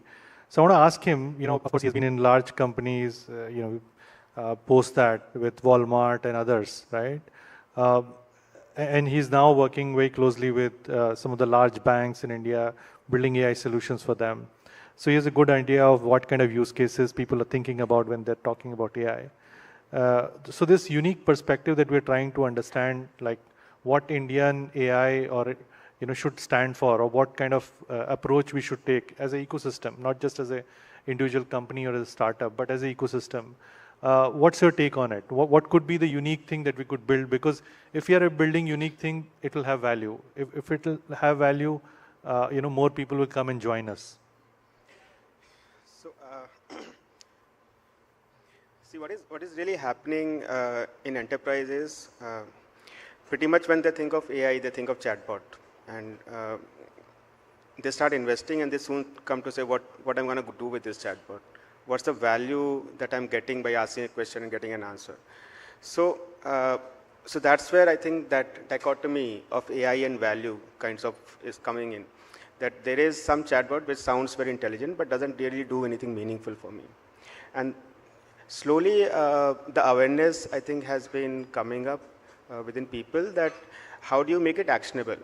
And that's where this entire concept of agents and stuff has been coming in, where it makes information actionable. And when it gets actionable, that's when really value is created. Now, and that's where the biggest challenge starts to come in. Because these agents are kind of doing what people do. And now, if agents are going to start doing what people do, how do we make them responsible, accountable for those things, right? What really, today I can reach out to my subordinate and tell him that you made a mistake. But if an AI makes a mistake, how can I really make it accountable for that? So, and a framework for that doesn't exist today. People are struggling to really make AI accountable, make AI work for them, and putting in a framework kind of is the need that that we have and which doesn't exist anywhere in the world. In fact, the entire globe is struggling with that, and that's where I see the opportunity that we have. If we can create something which makes AI accountable, makes it governable, responsible, and a framework around which we can start building stuff. Because at the end of the day, these agents have to cooperate. And it's not going to be that ICICI is not going to work with, let's say, another bank like SDFC, right? Now, when there is an agent orchestration that is happening where agent of ICICI is talking to an agent of SDFC or an agent of a customer who actually makes it enforceable or orchestrates this entire journey that is going to span across institutions which itself have AI front ends. And that's where there's a huge gap, and that's where I think we should be thinking of building something which is truly unique, centered around India, because at this point, obviously the foundational models we are using are primarily by US or maybe China. And what that is leading is the intelligence of the people is getting transferred outside our own boundaries. Now, we already have lost quite a bit of that, but I think it's time to start catching that specific piece of intelligence that is residing in the billion people, which essentially is getting now exported across, and tomorrow we'll be paying for the same intelligence back to use within our own country. So that's where I feel that we should do something and build something there.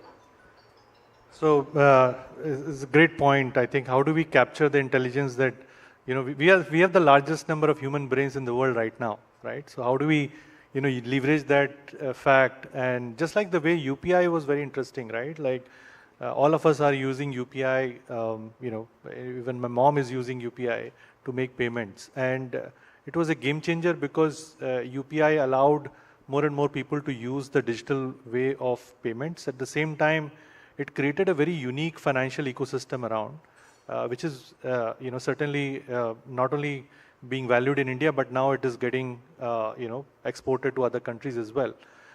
So I think one good way would be to think, how do we create something which is unique as, or also in some way, while being unique, also is usable by everybody, right? So we have been talking, especially with AI, a lot of debate is around universal basic income.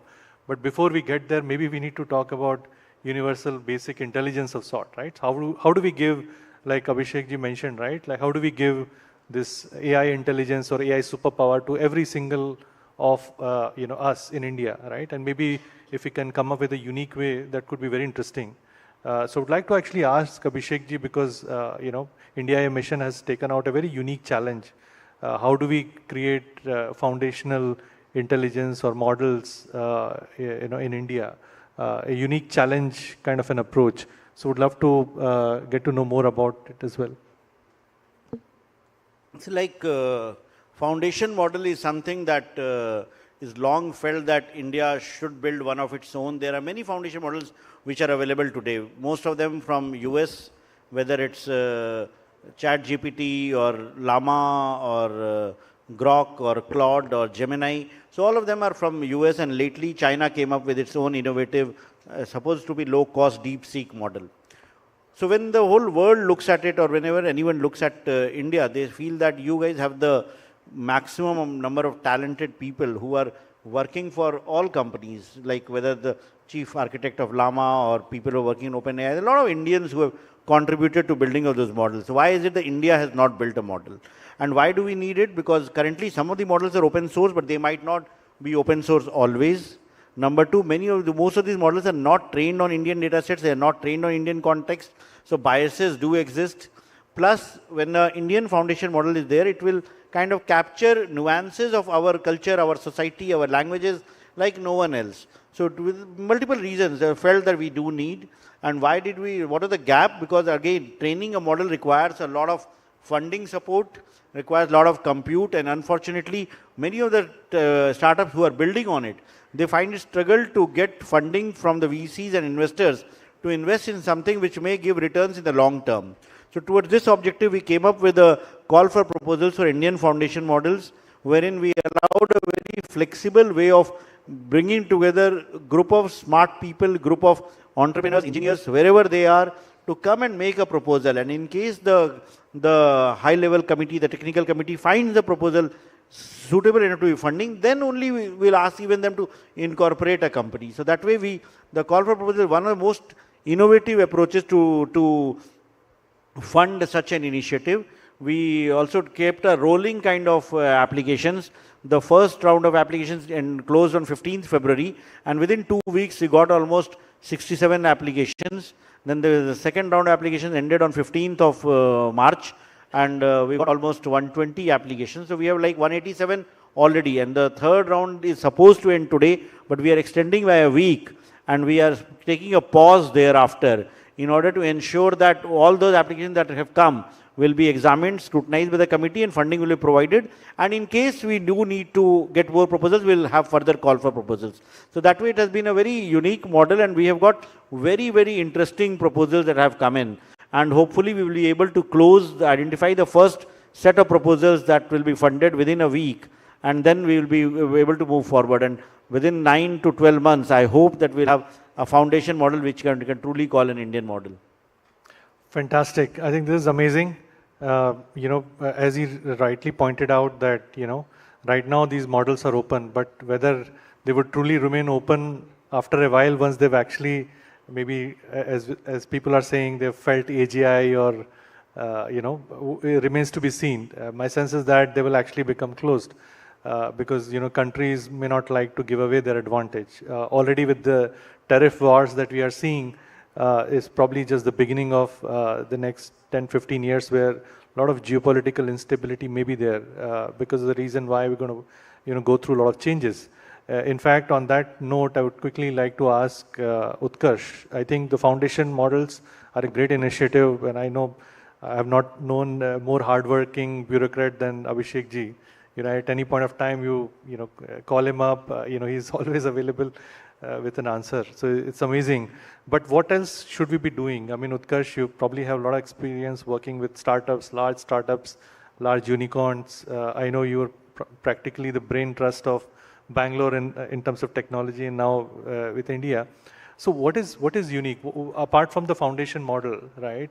People talk about that agents are going to be very powerful, right? I mean, first time, apart from human beings, something else is also going to have the agency. Agency means that it will be able to act on its own, right? So would agents turn out to be like like if I give my, I have 2 daughters, right? The younger one is 13 or so, right? If I give them keys to a Ferrari or something like that, not that I can afford one, but I mean, theoretically, right? It's a bit tricky because, they know it can go really fast with all those 500, 700, horsepower of power.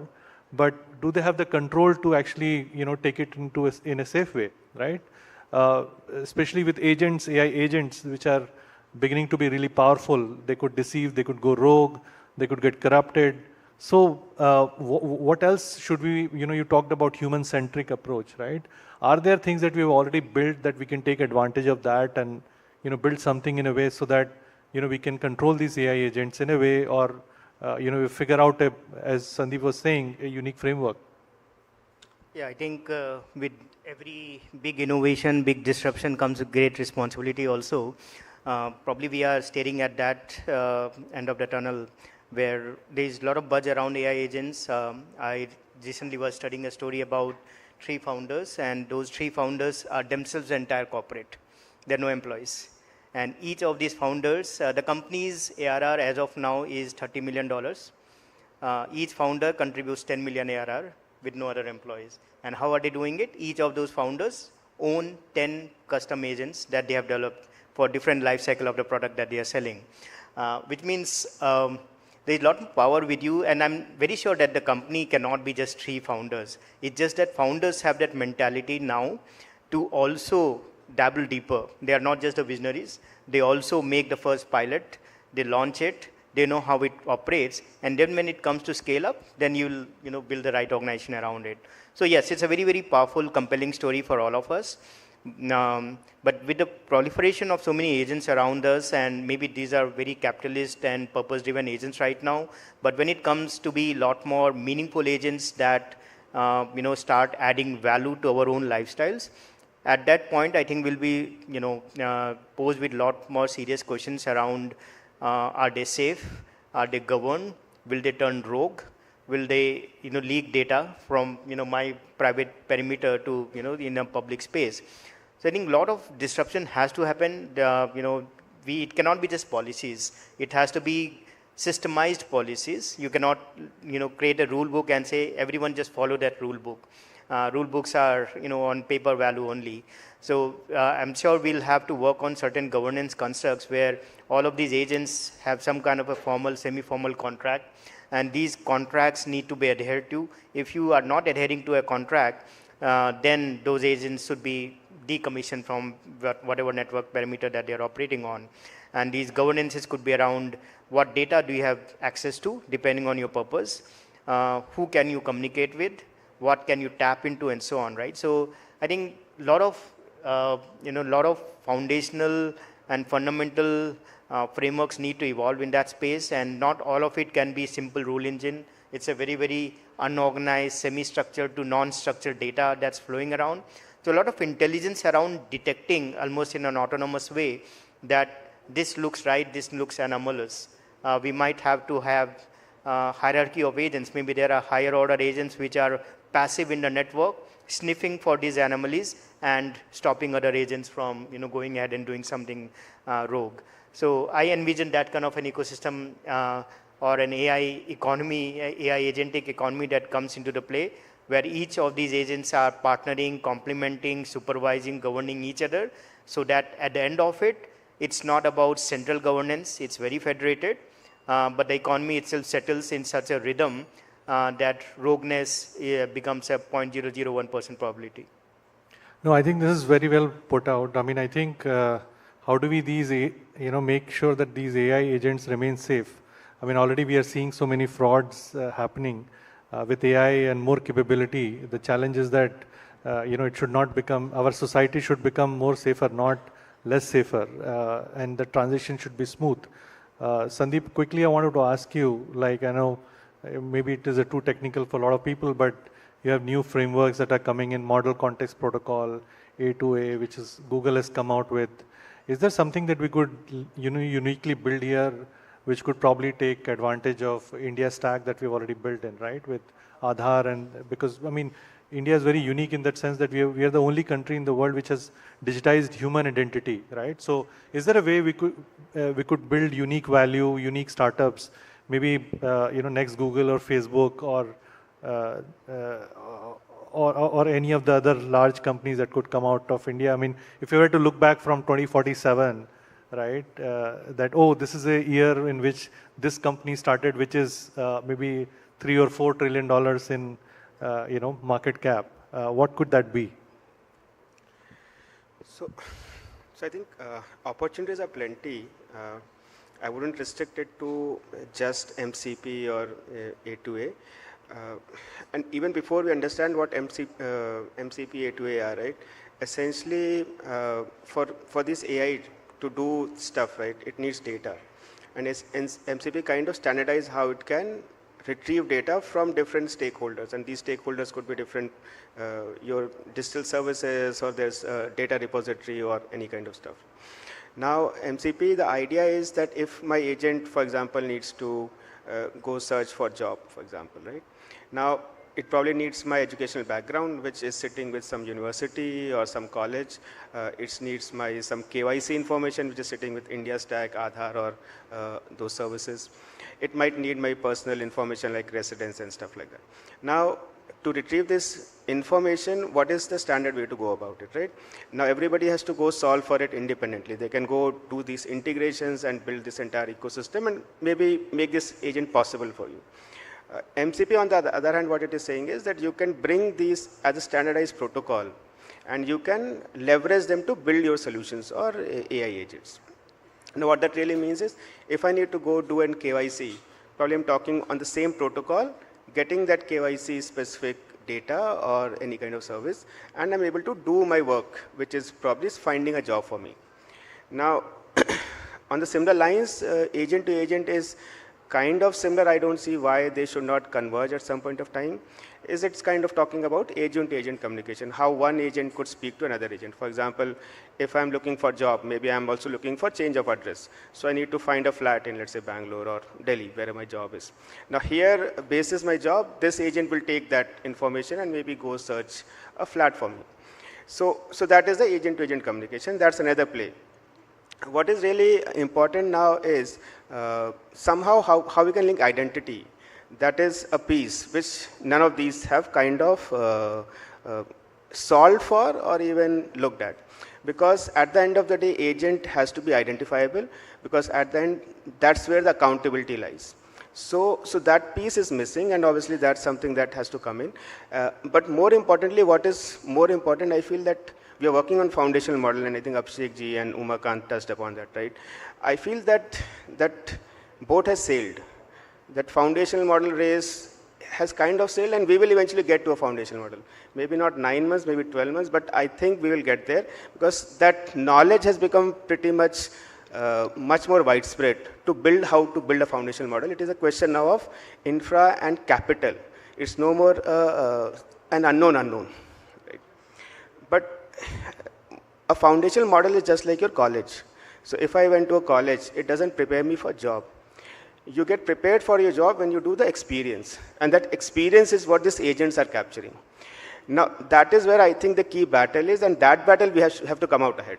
Because foundational model, I think the winners, or at least the first winners are there, and eventually everybody will have a foundational model, because that is no rocket science anymore. But agent war is starting, and that will be very localized. I feel that experiential learning will be very contextualized, very local to a specific nation, and that's where I think we have to make a step forward and be the leader. And that's where I feel the biggest opportunity is for people to actually tap into that space and build something more indigenous, more centric to India, and more relevant to India, and be a leader in that space. Wonderful. So maybe that's the way to leapfrog. Maybe think about agents together with the foundation models. Quick question to Abhishek ji. Now, imagine if we are able to build such a unique ecosystem. It would also mean that it will bring in a lot of investments.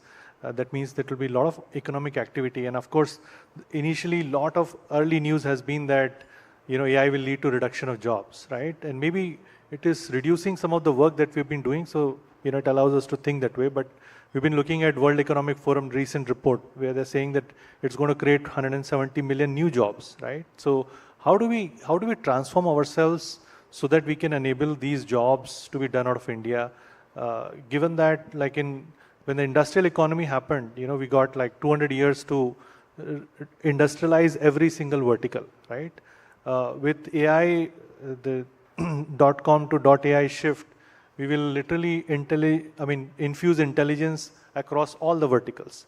But before we infuse intelligence, we need to digitize all of these, right? So there are early opportunities that are coming in the digitization part. So the question to Abhishek ji is is there a new way or leapfrog way we could think about how do we get the whole of India ready for this intelligence age too, so that they can take part in this digitization and AI supply chain that is going to emerge, not just in India, but globally? See, it's true that there will be a realignment of jobs, and there will be some jobs that will, especially the routine jobs which can be done better with AI, they will be done by AI. But I would not agree to say that AI will take away jobs. In fact, people with AI skills will take away the jobs without people with AI, they take away jobs of people who don't have AI skills. So the key question that remains for a country like India, with a strong presence when it comes to engineering and IT jobs and AI jobs, is that our policy for skilling, reskilling, upskilling needs to be given a big push. We already have several initiatives in the pipeline, like for example, the Future Prime Skills portal does have a lot of courses to train existing professionals into emerging technologies, into AI, into data science courses on that. Similarly, at the school level also, we have started courses on AI, and we'll need to take it further in order to ensure that we are able to train people to take the jobs emerging in this economy. So we strongly feel that just like we have aligned ourselves with the changing times as technology has grown, we should be able to do this, but it will require a greater focus from all our academic institutions, right from the school level to the higher education levels, in order to ensure that we retain our advantage when it comes to skilling in the field of AI? Wonderful. So quickly want to also ask, as you mentioned, right, universities and traditional schools should, definitely push this forward. A quick question to Utkarsh and Sandeep. I mean, is there something that we could do to leapfrog, right? I mean, we always have been the country of leapfrogs, right? Like we've leapfrogged from, no landline to wireless, right? We have leapfrogged from cash directly to digital payments, right? Is there something that we could do to enable learning to learn at scale? Because that's a critical skill. So quickly, I know we are running out of time, but I quickly wanted to ask you. Yeah, I think on learning itself, I believe the entire paradigm around learning has to be leapfrogged. I grew up at a time when knowledge was all within books, textbooks. Go to libraries or buy textbooks and you get knowledge from it. From there, we graduated to the internet era where there are a lot of research articles, then videos, podcasts, and today it's available at the beck and call of a chat prompt. So knowledge is no longer bottled. So acquiring knowledge as learning is no longer required, which means just textbook cramming it up is not what learning would be. Learning has to be redefined to be application of knowledge, right? You know the concept. Take it for granted that you know the concept. How do you apply that concept in so many myriad ways is what learning has to be. So that's how we need to start looking at learning in general. And hence, for anyone who is looking to bootstrap an idea, being an entrepreneur, being a founder, it cannot be about, okay, I have the best tech, I have the best AI leverage. My fundamental belief is that tech and native AI is not going to be a moat anymore, right? The barrier to entry in terms of leveraging tech and AI is so minuscule that any startup can come up and say that I can disrupt you very, very soon. What fundamentally as a founder you need to leapfrog around is you being a domain expert and you being a guy who is a visionary, all right? So if you have a far-sightedness as to how supply chain of tomorrow can be disrupted, or how healthcare can be disrupted, how can I visualize Flipkart 5 or 10 years down the line? If I can't visualize that, I have no right to be a founder.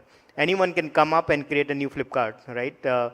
Already market share we know is getting clawed into, right? So my urge to all of us is to be leapfrog our mindset, reimagine the future, and start preparing for it by being domain experts. Tech, AI, everything are tools around it. Make a very relevant, meaningful use of it. Don't get scared of it. That's the only way to, go beyond the continuum. Leapfrogging your mindset. It's really interesting because we were just having lunch and we were met by this very senior woman who's been actually in the boards of very large companies. And at the age of 72, she, came and asked us, like, how do she starts to think in this, AI thinking, right? So just like design thinking, maybe we need to start thinking, how do we leverage not just humans, but also AI together, right? So maybe there is a shift or leapfrog mind shift that we need to make. Sandeep, very quickly. Yeah, I think Utkarsh has rightly said, it's actually the mindset shift that is needed. From a tooling perspective, I feel that the kind of tooling we have in India might not be relevant what is in the West. And WhatsApp has been a great example of that, right? It is across every home, everybody uses it. So I think AI on the edge is where the key would be in terms of you really want to capture it from a learning to learn perspective and educational perspective. And the good thing is that India still being a cradle of future civilization also, right? Most people getting born in this subcontinent. We have a lot more data and I can relate it to the example I have from healthcare, where today we're building some models around epilepsy. Today we generate more data in a day than UK does it in a year.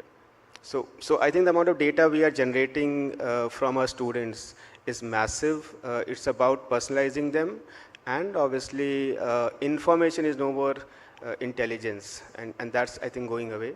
And we need to focus beyond information, what really I can do.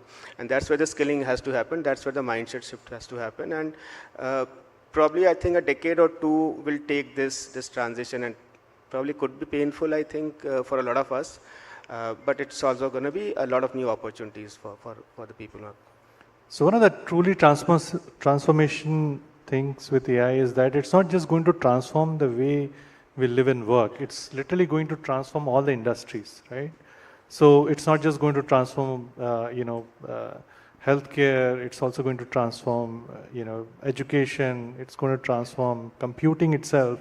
It's going to transform maybe power generation. People are talking about nuclear fusion being cracked with AI. People are talking about, transportation, autonomy.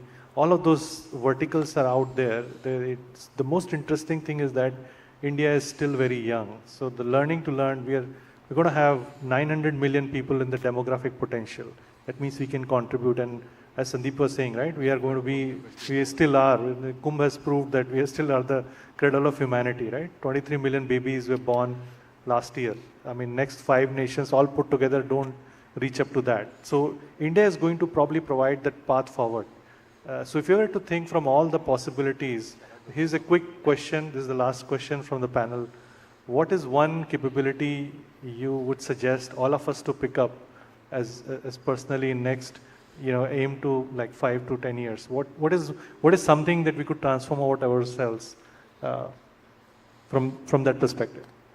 See, getting to know how to use these AI tools is going to be very, very rewarding.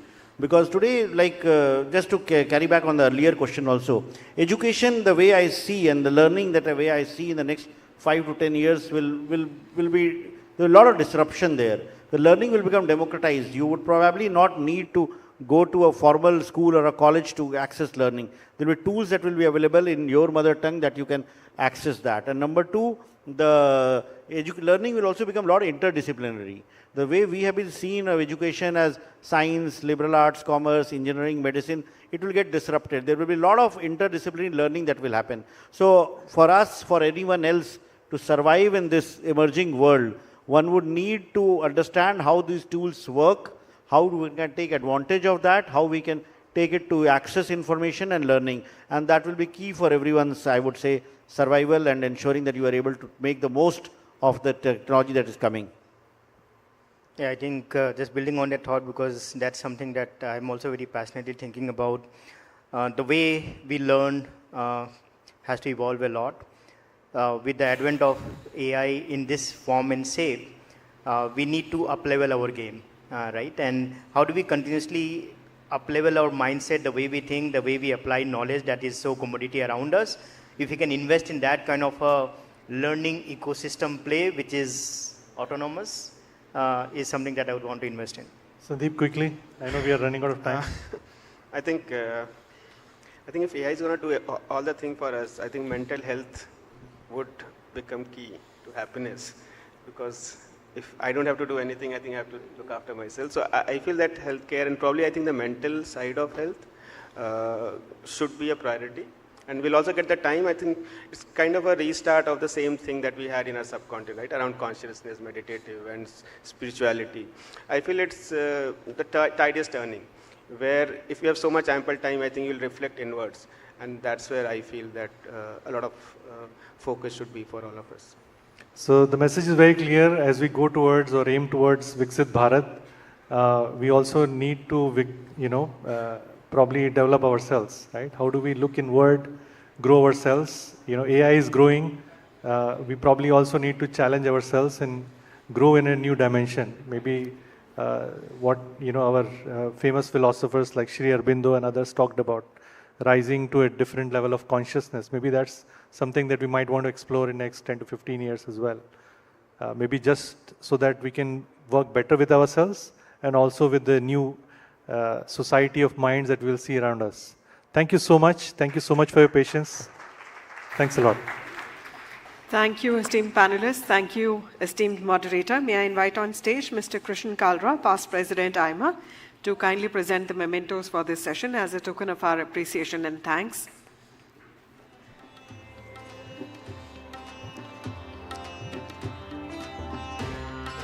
We thank Mr. Umakant Soni for having chaired the session. Thank you, Mr. Abhishek Singh.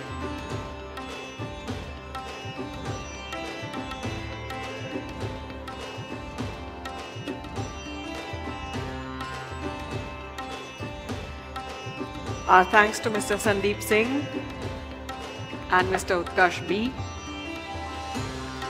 Thank you, Mr. Kalra, for joining us on stage.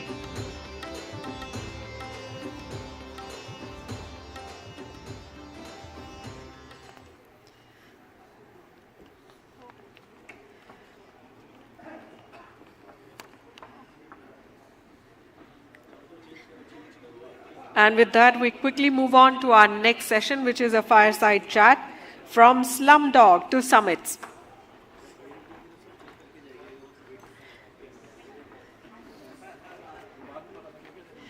And there it is on the screens, the answer to the poll question which was asked in this session. India's AI startups must make indigenous AI models instead of building applications on Chinese or American models. You can see the consensus here. Let's take a look meanwhile for the poll question for this session.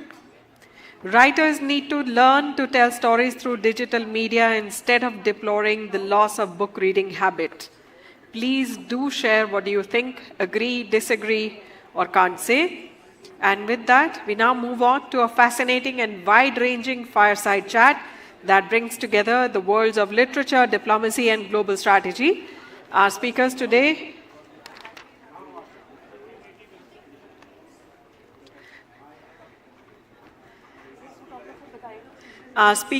is someone whose words, both on the page and in policy, have resonated across borders.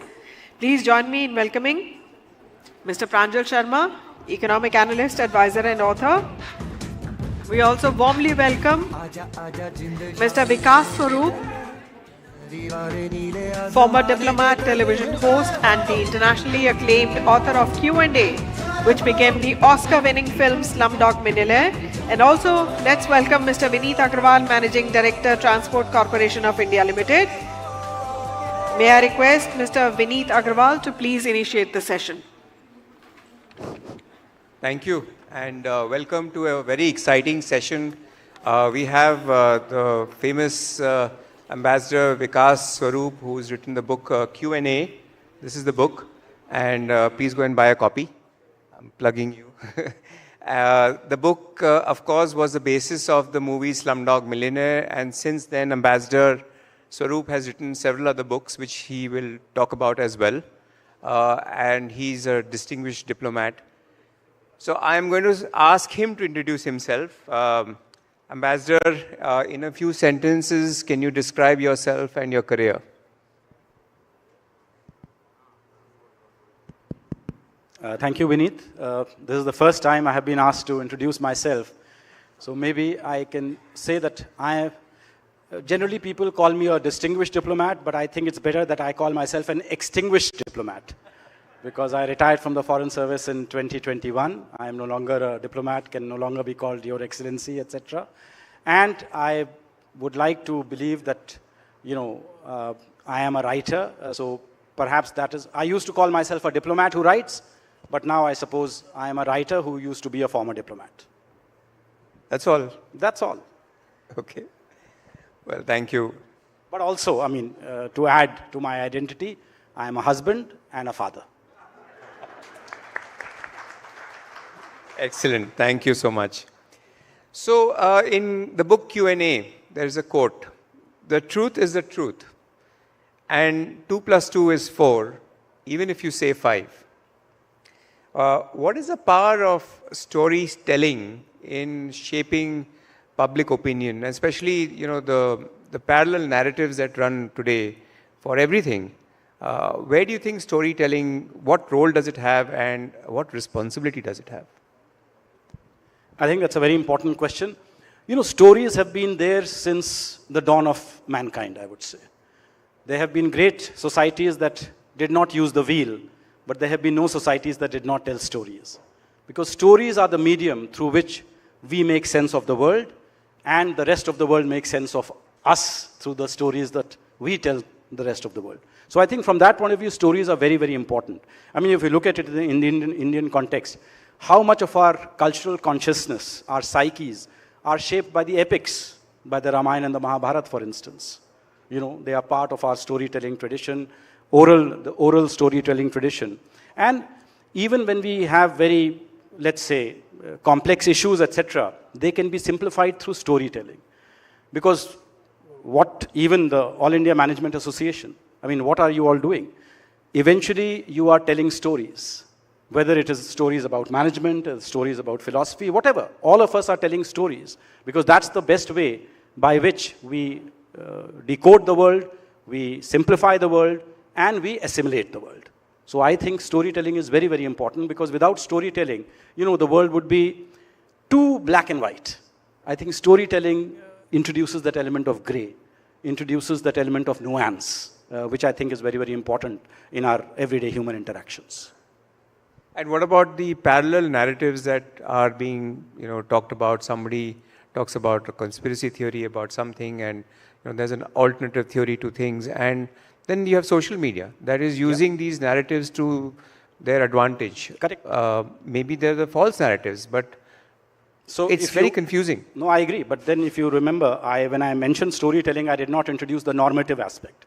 Some stories are good and some stories are bad. And I think both those kinds of stories will coexist. So it all depends, what is your mental makeup and what kind of stories you are more likely to believe. And if you believe the wrong kind of stories, you will have the wrong mental makeup. And I think that's the real problem today.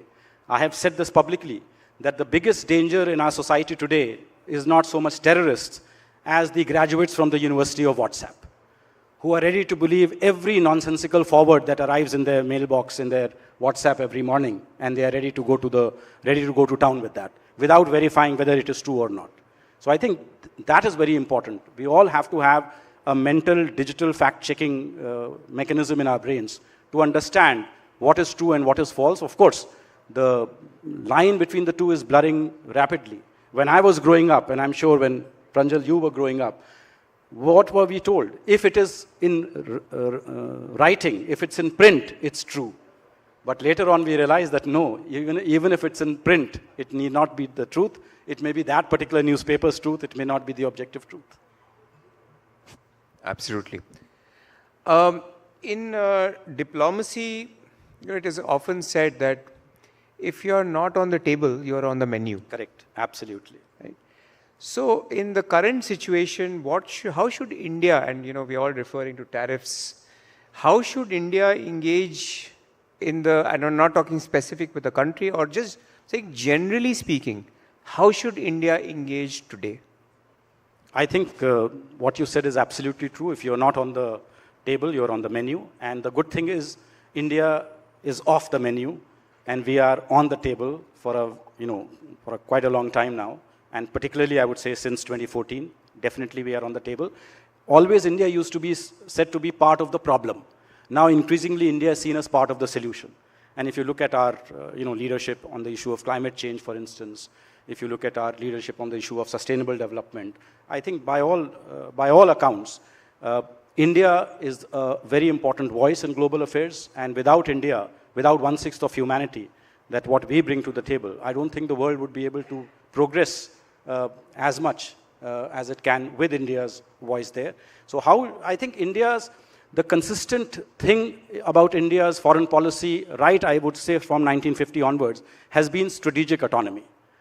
That we can never be a camp follower of any big country. We have to have our own strategic autonomy. We have to follow our own path. And I think that is something that has remained consistent right through the change of government. And I think India should continue down that path. We cannot be blind camp followers. We have to see what is in the best interest of India. And the great thing about India is India's USP, and as a diplomat, I have experienced this firsthand. India's USP is we are the only country that can talk to everyone. USA cannot talk to Iran. Israel cannot talk to Palestine. But we can talk to everyone. Prime Minister Modi can hug President Putin in Moscow in July, and then hug President Zelensky in Kiev in August. No other country has that ability. So I think that is what we must build on. India is the consensus builder. India is the bridge builder.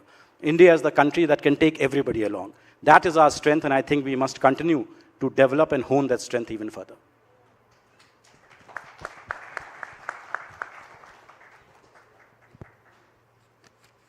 Again, I'm going to quote something from the book.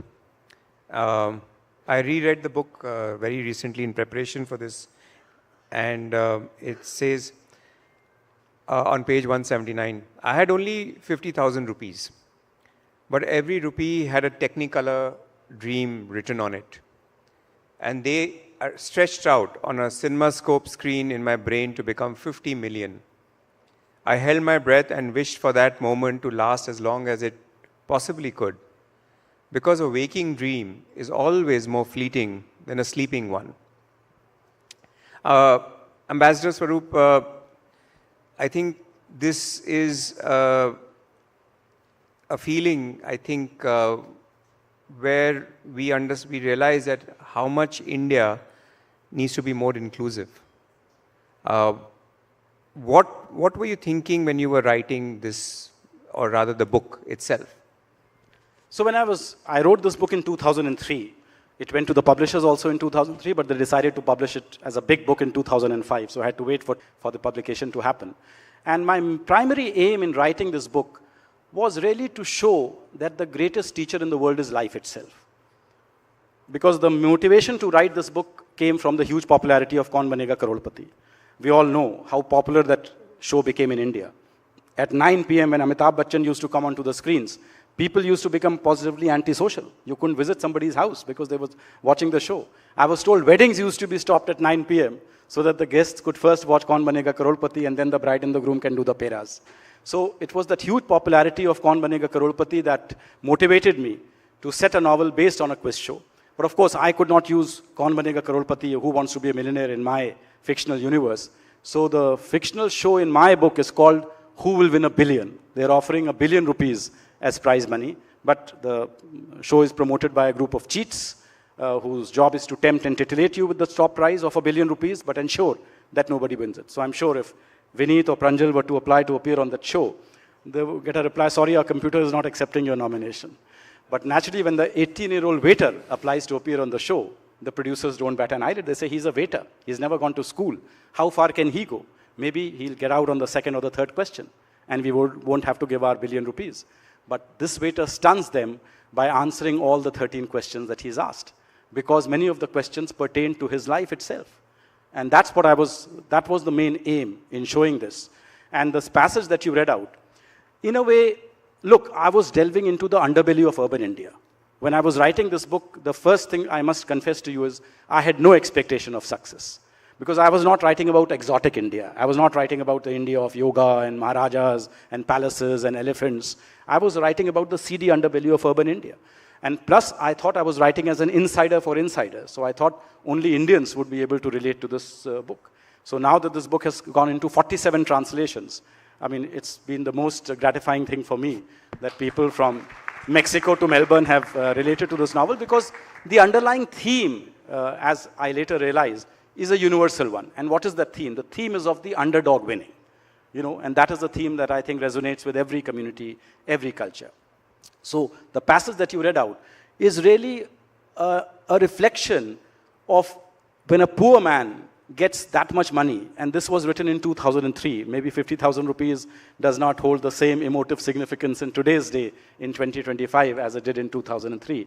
Maybe 50,000 needs to be 5 lakhs or something like that. But still, 50,000 rupees in 2003 for a poor guy who was working as a servant in a film star's house, the kind of significance it holds for him, the kind of value it holds for him, the kind of dreams it allows him to dream, that now for the first time, I have economic freedom. I have the world in my grasp, and I can do anything I want with it. So that was the kind of emotion that I was trying to capture in that passage. The book is, you mentioned that it's about an underdog winning, it's drama, it's tragic comedy also, and it's also a love story in many ways. So in that sense, it's a really a universal book that sort of covers many genres. But did you ever think that it was going to be that way? No. As I told you, I already answered that. I had no expectation of success. In fact, not success, but what you wanted to write in the book. Yes. This book, believe it or not, this will come as a surprise and a shock to many of you. This book was written in the last 2 months of my posting in London. This book was written in 2 months. And what has been published is my first draft. And I have never been to a creative writing workshop. I have never had English literature as my subject. So I hold myself as the ultimate inspiration for would-be writers. That if I can do it, you can do it, because I never had any, training to be a writer. I approached the process of writing from the process of being a reader. I was always a reader. And if I could make the transition, anybody else can also make the transition. All you need is imagination and discipline to sit down and actually write it. So when I was writing this novel, it all came to me in one package, so to speak. That there will be a quiz show, there will be a contestant who has no formal knowledge, who has street knowledge as opposed to book knowledge, and these will be the... See, the thing is, on the surface, the book looks very easy. You know, it's just a question and answer format. But actually, if you go deeper, it was a very complex book, because when I'm revealing the private life of my hero through the public spectacle of a quiz show, I have to follow the conventions of a quiz show. And every quiz show has a convention. Easy questions come first, the difficult questions will come later. The questions have to be a broad mix, popular culture, history, geography, countries and capitals, things like that. So I had to follow the conventions of a quiz show and ensure that there is an organic connection between the questions and the answers. It should not feel that, because he wanted this question to be answered, that's why he put this story. Many years ago, I'd gone to China and for the World Economic Forum conference, and when we were going in that city, there were lots of large flex screens that were put up, which was basically blocking all the poor areas when you're driving to your hotel from the airport into the city. The underbelly of India is very visible. And I think the transition of the book to a movie probably, if I may say so, exposed India in terms of whatever is our underbelly. Did you feel that it was the movie, though addressed it really, it shouldn't have done it so much?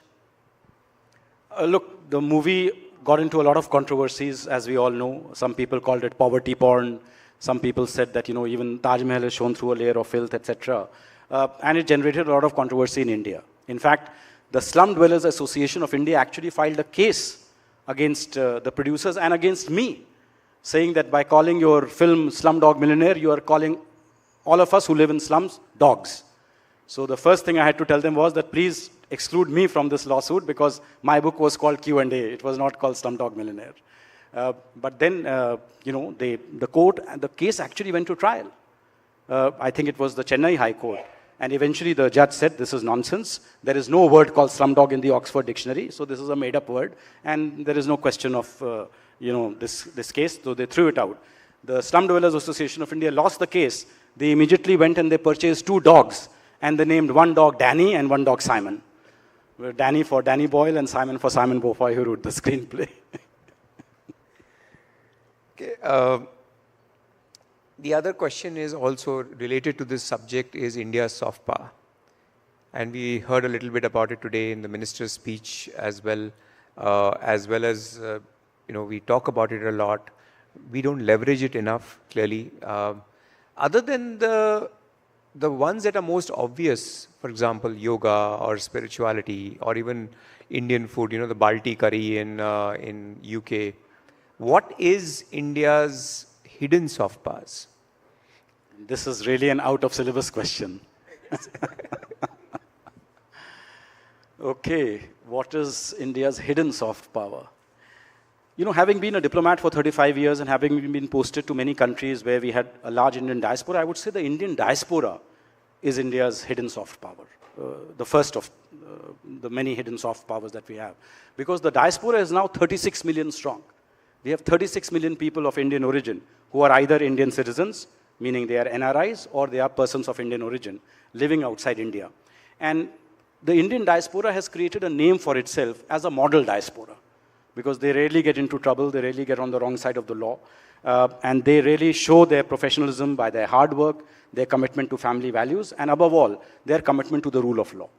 And then, of course, the diaspora is now excelling, because that generation which graduated from Indian IITs in the 50s and 60s or the 70s, they have now come to positions of real power and influence across the world. So I was just looking at some statistics. By some statistics, 10% of Fortune 500 companies have Indian origin CEOs. 16, of course, are very well known, but even many other smaller Fortune 500 companies have people of Indian origin as the CEOs, and I think they present a very tech-savvy, a very good image of India, because no other country, I think, apart from locals, Americans would be CEOs of American companies. I don't think any other country can boast of as many people heading global multinational corporations as India does.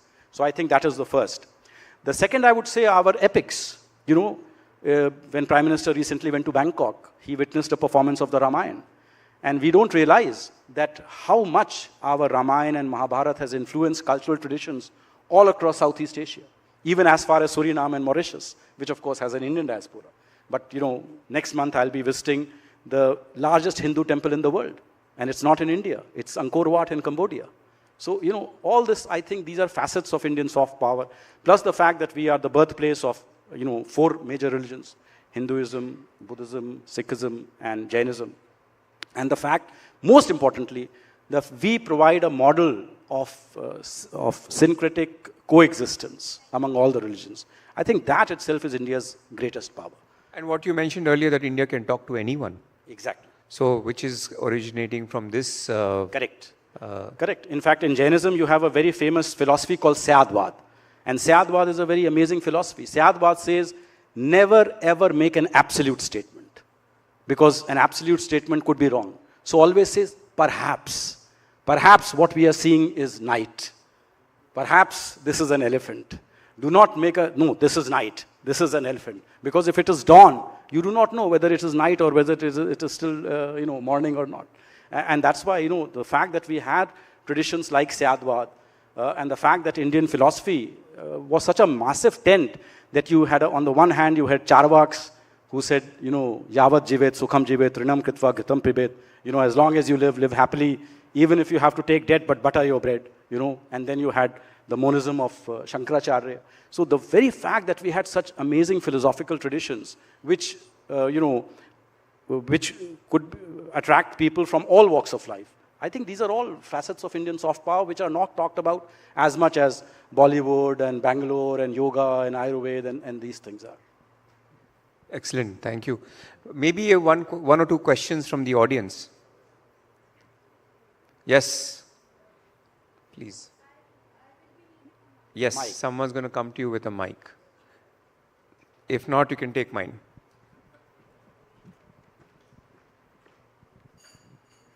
Thank you so much for giving me this opportunity. And my name is Astha. I am working as a project coordinator at WePlant India. So my question to you, sir, is मैंने Slumdog की movie देखी हुई है, to be very honest. तो उसमें like पूरा करोड़पति type ही है, कौन बनेगा करोड़पति? Because उसके जो producers हैं, are the producers of Who Wants to Be a Millionaire. They are the producers who produced this film. Yeah. Yes, sir. So my question to you is, you have मतलब आपने एक objective, एक frictional character को background ऐसा दिया है जैसे, and he is being through struggles for his whole of this life. Youth में वो पूरा struggle किया है. तो अगर millionaire होता पहले, and फिर उसके बाद he'll be a beggar or something like that, सब कुछ लुट-पुट गया है type.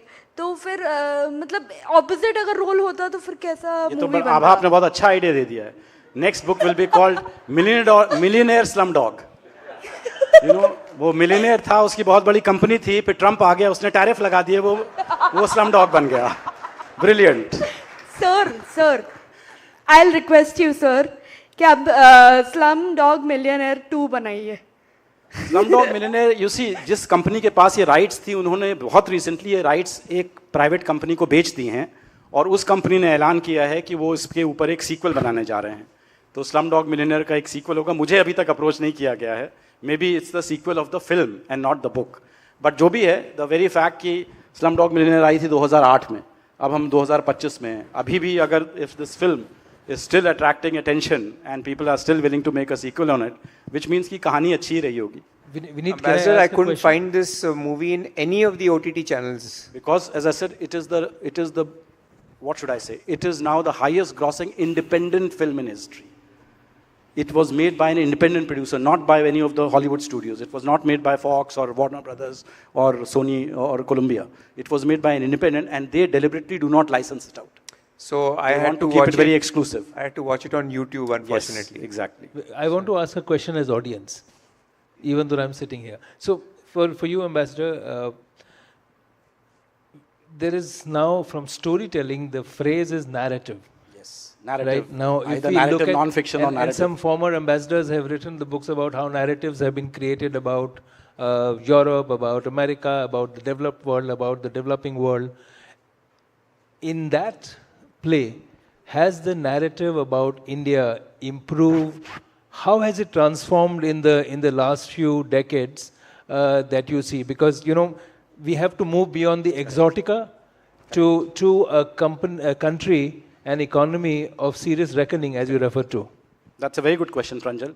In fact, very recently I addressed the IFS officers at the Sushma Swaraj Institute of the 2009 batch, and I spoke to them about, the power of narrative. Because as an official spokesman of India, I can tell you one thing. If there is a wrong story, a bad story, you can counter it with another story. But countering a narrative is very difficult, because narrative is a combination of multiple stories, and that is what forms a narrative. So when I joined the Foreign Service in 1986, what was the narrative? The narrative was, India is a sleeping elephant. India is a country which is a flawed democracy, which is causing human rights abuses in Kashmir, which is not respecting the human rights of its population, and India needs to reform itself. I have myself sat in on several meetings where American diplomats used to come into the Foreign Secretary's office, and a corrupt, of course, and a corrupt country, and they would lecture us on human rights, on our closed economy, on all these things. And fast forward to 2025, what do we see? That has disappeared completely. In fact, now the whole world is quoting India because they see this as one of the world's largest markets. And India is now seen as a technological powerhouse. The fact that we have the third largest startup ecosystem in the world, we have 118 unicorns, that itself is a sea change from what India was perceived earlier.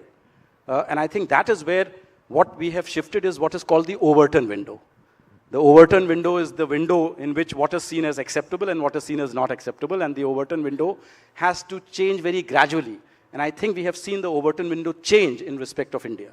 That India is no longer seen as a basket case, no longer seen as a country dependent on foreign imports, no longer seen as a country which is violating human rights. India is now seen as the world's largest democracy, a very progressive country, and a very dynamic economy. And I think all the old myths about India have disappeared completely. So, and then the other big changes which Vineet mentioned, blossoming of Indian soft power. The fact that chicken tikka masala was declared the national dish of Britain. And of course, it's not an indigenous to Britain at all. So that itself tells you that how much India has traversed. Today the fact that Bangalore is seen as the new Silicon Valley, the fact that Bollywood films have broken into the top 10, they are no longer seen as just diaspora entertainment. They are seen as mainstream entertainment. And I think Slumdog Millionaire had a very important role to play in that.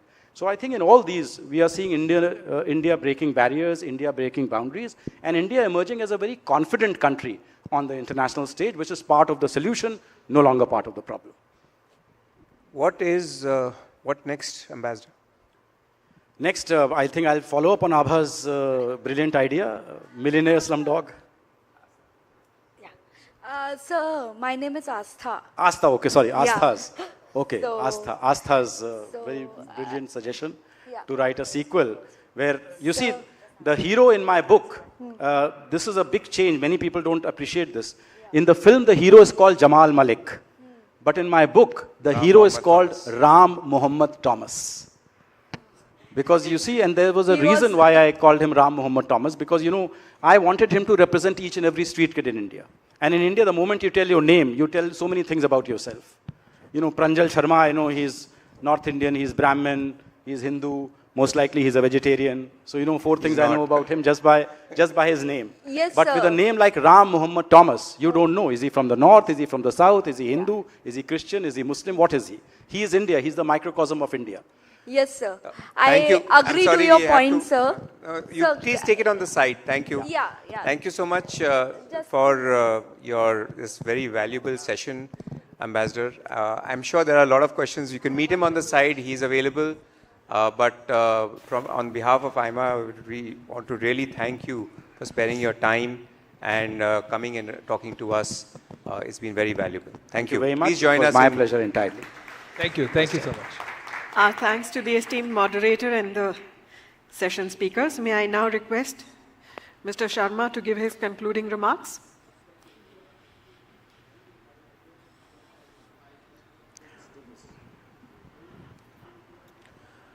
I think Ambassador Swaroop has been able to share very candid thoughts, and thanks to Vineet for doing research and came prepared after reading the book.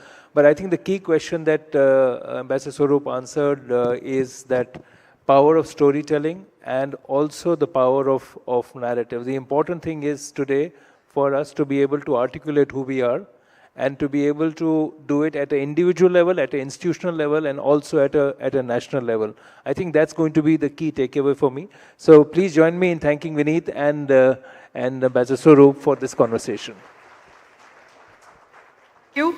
With that, I invite on stage Mr. P. Dwarkanath to kindly do us the honors of presenting the mementos for this session.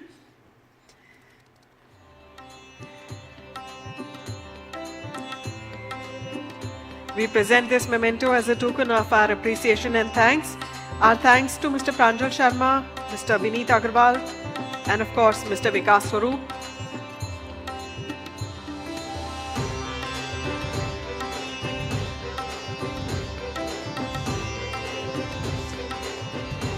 Thank you, Mr. Dwarkanath, for joining us on stage.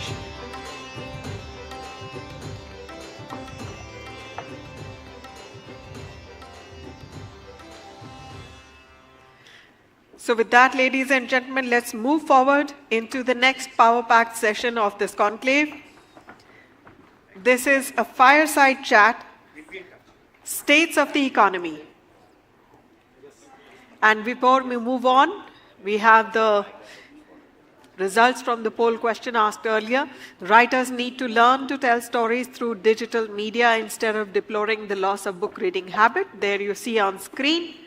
What do the audience think? Whether they agree, they disagree, or can't say, they've all expressed their opinion. So moving on, let's take a quick look for the poll question for this session. India's regional economic divide is deepening the regional political divide. India's regional economic divide is deepening the regional political divide. So please do share with us whether you agree, disagree, or you can't say. And our next fireside chat explores a key imperative for India's continued progress, bridging the regional economic divide. This session aims to look at how every region can participate in the nation's growth story. And once again, a gentle reminder, please do remember to put your questions on the question slips which have been provided at your table. And please note down your question and hand it over to the next volunteer from AIMA. We would be sure to pass it on and take them in case time permits. But please do write your questions on a question slip and share with us. Going back to the poll question, which you can see now on your screens, please do share your opinion. We would love to hear from you. India's regional economic divide is deepening the regional political divide. Whether you agree, disagree, or can't say, please do share.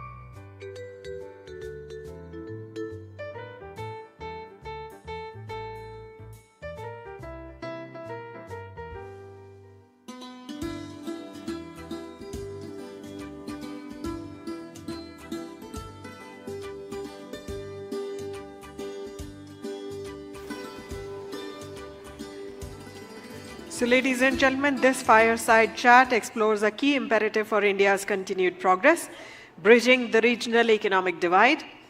And it will also look at how every region can participate in the nation's growth story. We are very honored to welcome our speaker for this session, a dynamic and deeply respected political leader. Please join me in welcoming Mr. Sachin Pilot and the session moderator, Mr. Sanjeev Bikhchandani, founder InfoEdge India Limited. Please welcome them with a round of applause.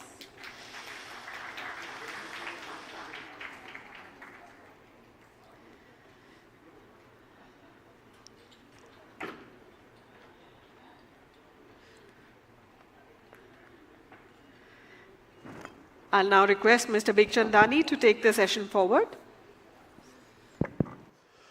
Thank you. Thank you, Sachin, for coming. Ladies and gentlemen, we have 45 minutes in which to have a conversation, including Q&A. And I'm very sure it'll be a reasonably stimulating conversation because with his permission, I may go slightly off script, but not too much off script. Right? Sachin, thank you so much. So Sachin is 47, right? Delhi boy. Thank you for reminding me. Well, he's a young veteran in politics. I read his Wikipedia profile. I described him as a young veteran. So,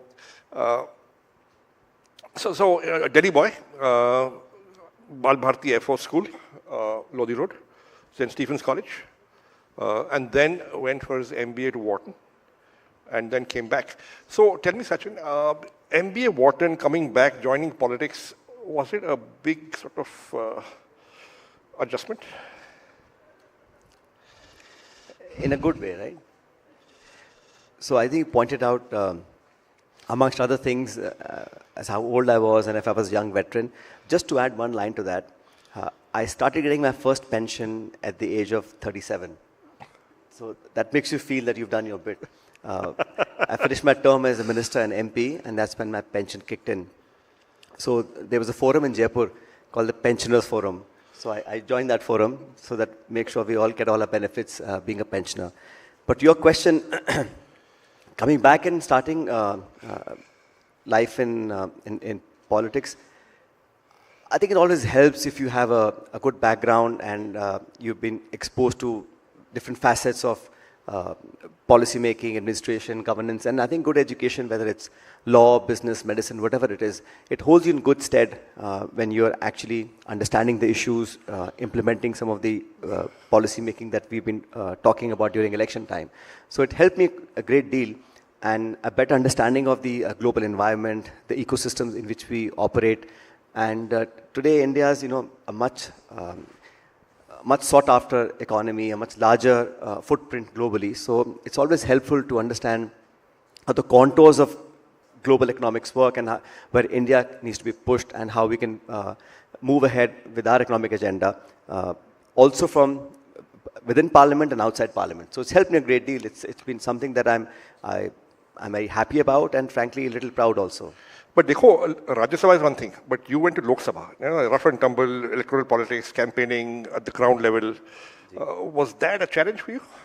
Well, that's a choice you make. Of course, there are people in public life who come from, let's say, a bureaucratic background, or people who choose to go to the upper house or are nominated for other reasons.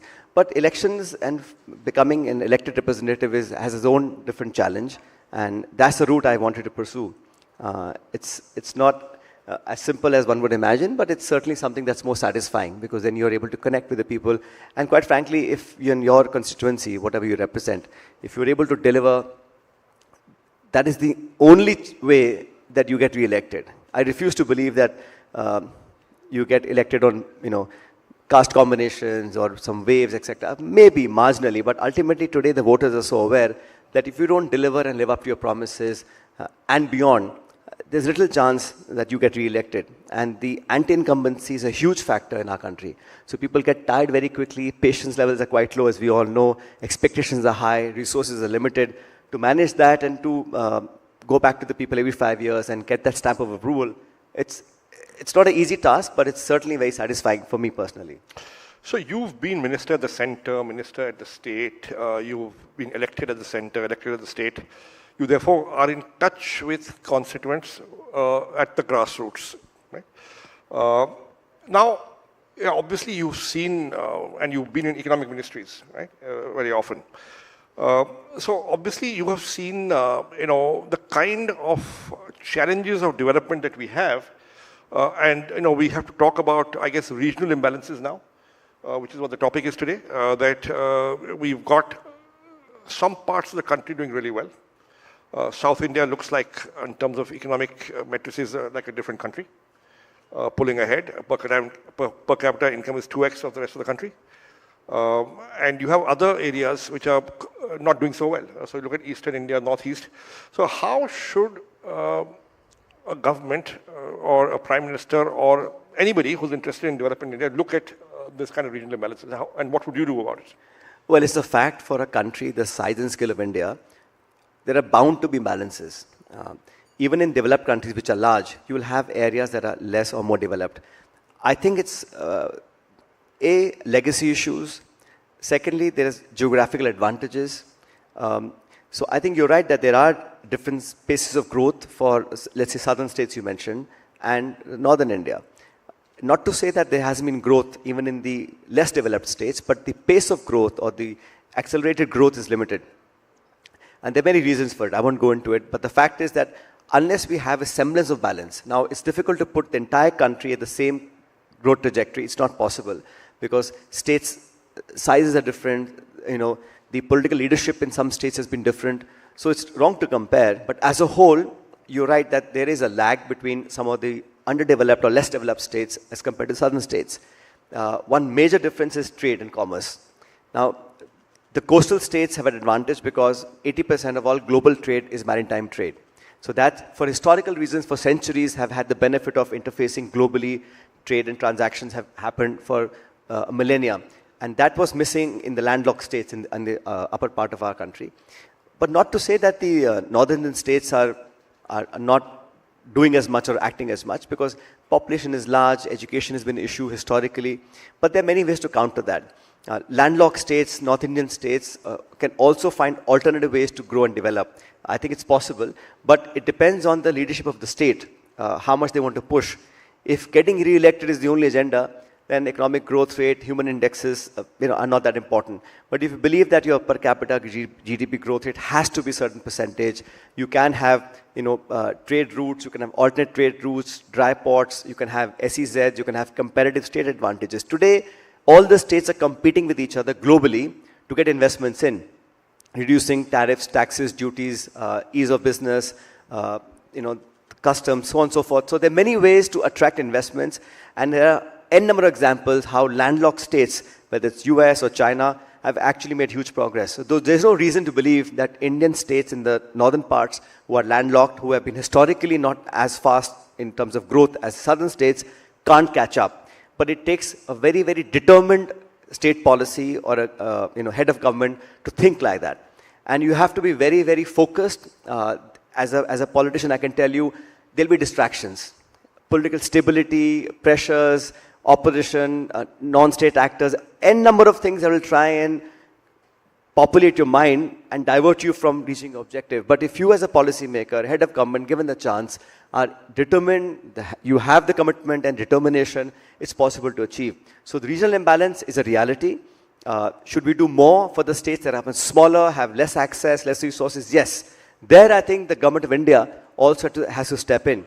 Because now we've seen the sharing of revenues, it's getting trickier, Sanjeev. Today, the government of India now imposes cess and not tax, because taxes are shared between states and government of India. But cess comes straight to the pocket of the Indian government. So there are many ways in which I think the state-center relationships have not prospered as much as they should have in the last decade. So one of the complaints, at least some of the people in South India have, is that, look, we've progressed better, faster, we've grown our population less, we've educated our people better, our economy is growing better. But now we are being told that, listen, you'll have fewer seats in the Lok Sabha compared to the states that have not done so well. So we are being penalized for our prosperity and for doing well. They have a point, but in any household, you have 2 or 3 kids. Not every child will be a topper, right? And as a family, you have to think of the unit. You can't say, well, my 2 kids are toppers in school, and the third one has got 80%. So I love the child less, or I care for him less. That's not the way we should look at it. But they have a certain point when you do delimitation of political constituencies. You can't penalize somebody for performing, but I think the ones that have not performed need more support. I'm not talking about the delimitation exercise. That's a very politically hot subject. I won't get into it. But I do believe that southern states have a valid point that because mere population growth cannot be the only criteria for enhancing states who have performed really well in family planning and so on, and penalize states who have done well. But the other point is that if there are 10 states being compared, the states that have lagged behind need more support, in fact, because every citizen who lives in those states is also an Indian. You can't say these 3 states are traditionally called Bemaru states, inko chhod do, let's focus on the ones that are doing well. Because as a nation, you can't grow if the disparity becomes too much. And one point that really bothers me a lot is not just this difference between states, north and south. It's also the gap between the rich and the poor. The divide in India is now painstakingly obvious, and it's worrying. Because we've always had this, the Gini coefficient where you have very high valued, the top 1 or 10% of Indians own more than almost 3/4 of the assets of this country. So the difference between the rich and the poor, the cities and villages, the haves and have-nots is increasing very, very quickly. And that's a huge concern because ultimately, young population, educated, unemployed or underemployed are going to be not a demographic dividend, but be a huge liability if we miss this window of opportunity. Got it. But coming back to what you said earlier, which is that look, states are competing and you need for investment, for trade, and if you're near a port, you're more likely to develop faster because you get access to international trade. But given what's happened in the US with the tariffs and President Trump, what are your views on what's happening? What's the end game going to be? Hoga kya? Or isme hamara kya hoga? Very difficult to say. Mr. Trump's second term has been nothing short of surprises. But again, that's not a surprise, right? Because you knew what he was going to be doing, Greenland and Gulf of America and so on. But now what I think he's done, he's single-handedly disrupted the global order. What we talked about in the 90s about globalization and free trade, movement of labor and services, all of that has gone for a toss. So this preventive tariff, this reciprocity, the kind of trade wars that we're going to be seeing in the next few months are very disturbing, especially for a growing economy like India, because a large emphasis has been on exporting goods and services, whether it's IT services or export materials. So I don't know, frankly, short answer is I don't know what the future holds, but we certainly have to ring fence our own interest. As a large country, India really should be taking initiatives of how we can safeguard our own economic interest. Look at the responses that other countries have given to the announcements that Donald Trump made from the White House. China is going to the WTO, taking them to court. Canada and Mexico announced tariffs within 24 hours. The European Union has announced counter tariffs. We, I think, are doing a wait and watch. That's what I gather. I don't know what the government really has in mind, but it would be more prudent for the government to think of this as a national issue and not a policy issue for one party, because there are many stakeholders, including the opposition. So I think a frank, open discussion, a consensus building on how to respond, because this will have effects far longer than we think. And how to tackle those, how to nuance our stand. Are we going to react at all? I don't know. For almost 2 weeks now, there's been no substantial response from the government. And I think it's creating a lot of uncertainty amongst very large stakeholders and, to be honest, on tens of millions of jobs who are employed in industry that's focused on exports. So should we not be thinking about how we can take advantage of a time that will come if the China-US situation becomes worse? Last time, post-COVID, when a lot of money shifted from China, we were not able to take advantage. A lot of the manufacturing went to Vietnam and other South Asian economies.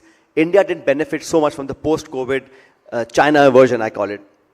And now, bilaterally, if there is an opportunity for India to step in and take advantage of what will be China's loss in the long run, we should do that. But that won't happen overnight. It has to be thought through. We have to have a right political strategy. We have to make the right noises. We have to have friendly partner countries move along and create that ecosystem where India benefits from this. At all points, every foreign policy, the singular agenda should be India's self-interest. We must keep that as priority.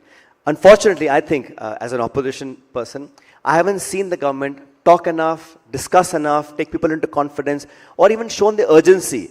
That's important. We will react. These are our options. There's been a pretty much complete silence. And wait and watch is one way to say it, but I think it's lack of response more than wait and watch. But maybe it's possible that the government is saying, let's wait and watch and see which way the cookie crumbles. It's crumbling very quickly. and then decide how to navigate this. And, yes, you're right. Maybe they should be talking to opposition behind closed doors, but maybe this is smarter, or maybe you think this is not so smart. Sir, I think not having a strategy and simply saying waiting and watching is not a way a large country like India can operate. We have to have a global presence. We have to have, countries and nations who stand by us. We must be seen to be doing the right thing. Now, if you're declaring a tariff war on the entire world, I've seen the Singaporean Prime Minister's statement. I've seen Canada and Mexico react. I've seen European Union react. I've seen China react. Some have started negotiations.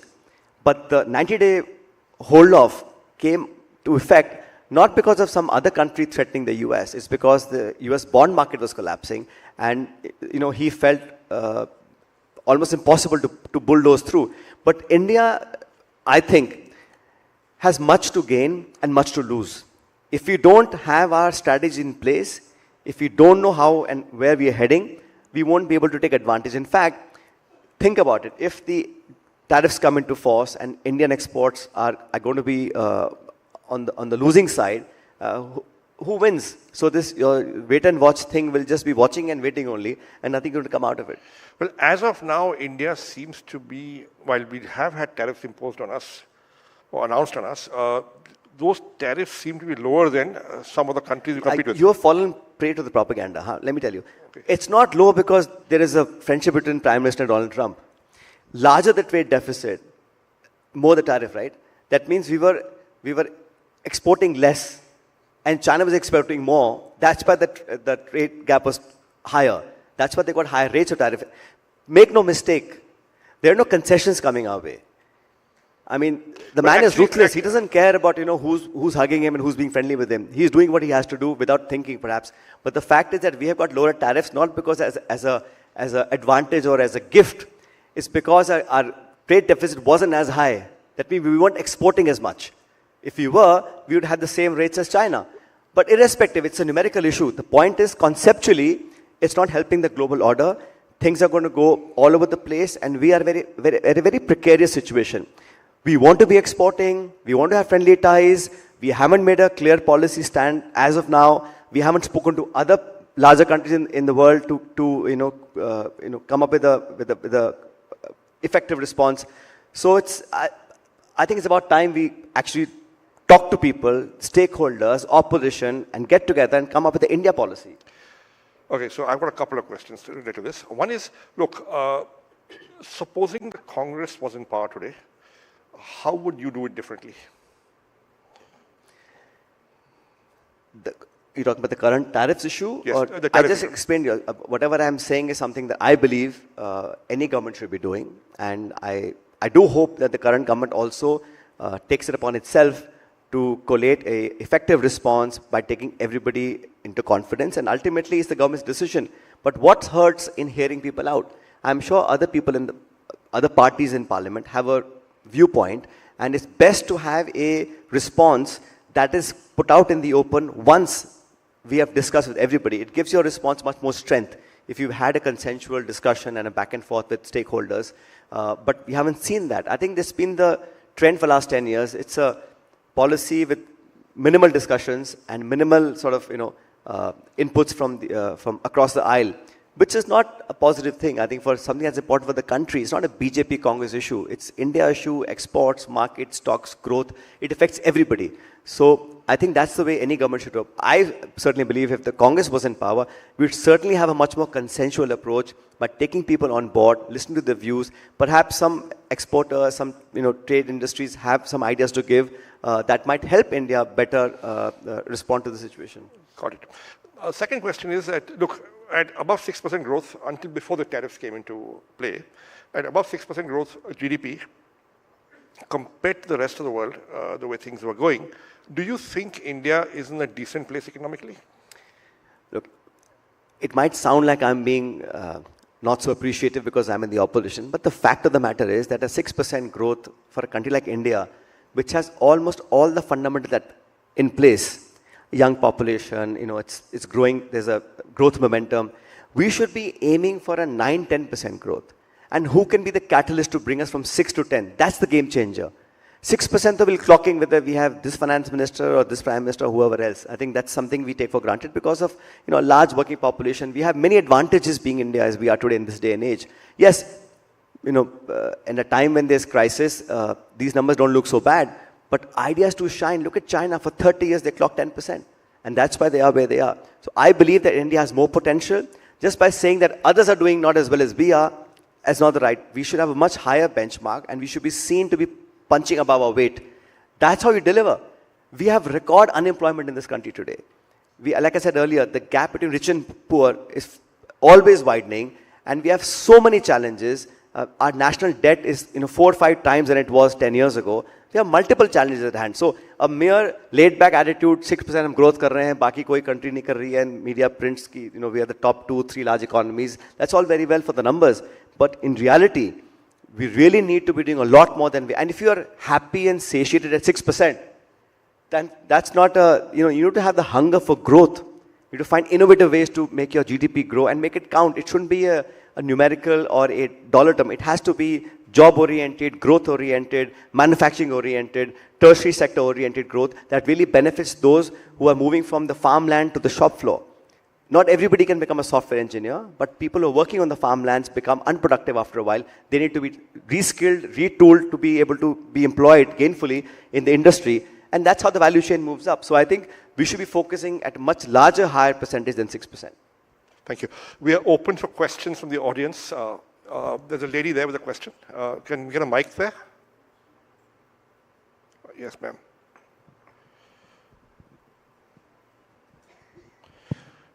Please introduce yourself and then ask the question. Hi. So my name is Jaya, and I have a question for the minister here. A while ago, the question from the moderator was that some states which are getting higher representation, despite the fact that they're not doing well. So my question is there a common metric for our understanding? Is there a common metric for the states, despite the resources they didn't do well? Therefore, how does it justify they're getting more representation than the other states which have delivered? See, unfortunately, nobody can go back in time and reprimand somebody for something that happened 20 years ago. We have to look at 2025. And it's a fact that some larger states perhaps haven't performed for historical reasons. And there are many reasons one can cite. Ultimately, we're all one country. So we can have this bifurcation, north, south, not so well, great. That's fine. But in terms of political representation, I take that point that just population growth alone, so far that has been the only criteria for all delimitation exercises. Number of people, and that's how commissions have decided who will get how many MPs, MLAs. Southern states have a valid point. I think that's true, that they can't be penalized for performing well for economic growth and for reducing their growth rates. But we have to ultimately take care of all our people. So the states that haven't performed well, to penalize them further for not doing so well, it's a wrong cycle to be in. But we must give that helping hand, the support that they require to come up to that level. Ultimately, India's growth counts. Nobody says, oh, Maharashtra going at so on percent and UP is growing at so and so percent. We are, as a country, have to grow together. But yes, more the lag, more trouble there is for us in the future. So we have to kind of reduce the disparity between the states that are doing so well and not so well. Yeah, there was another question in the back somewhere. Yes, sir. The mic there, please. Please introduce yourself.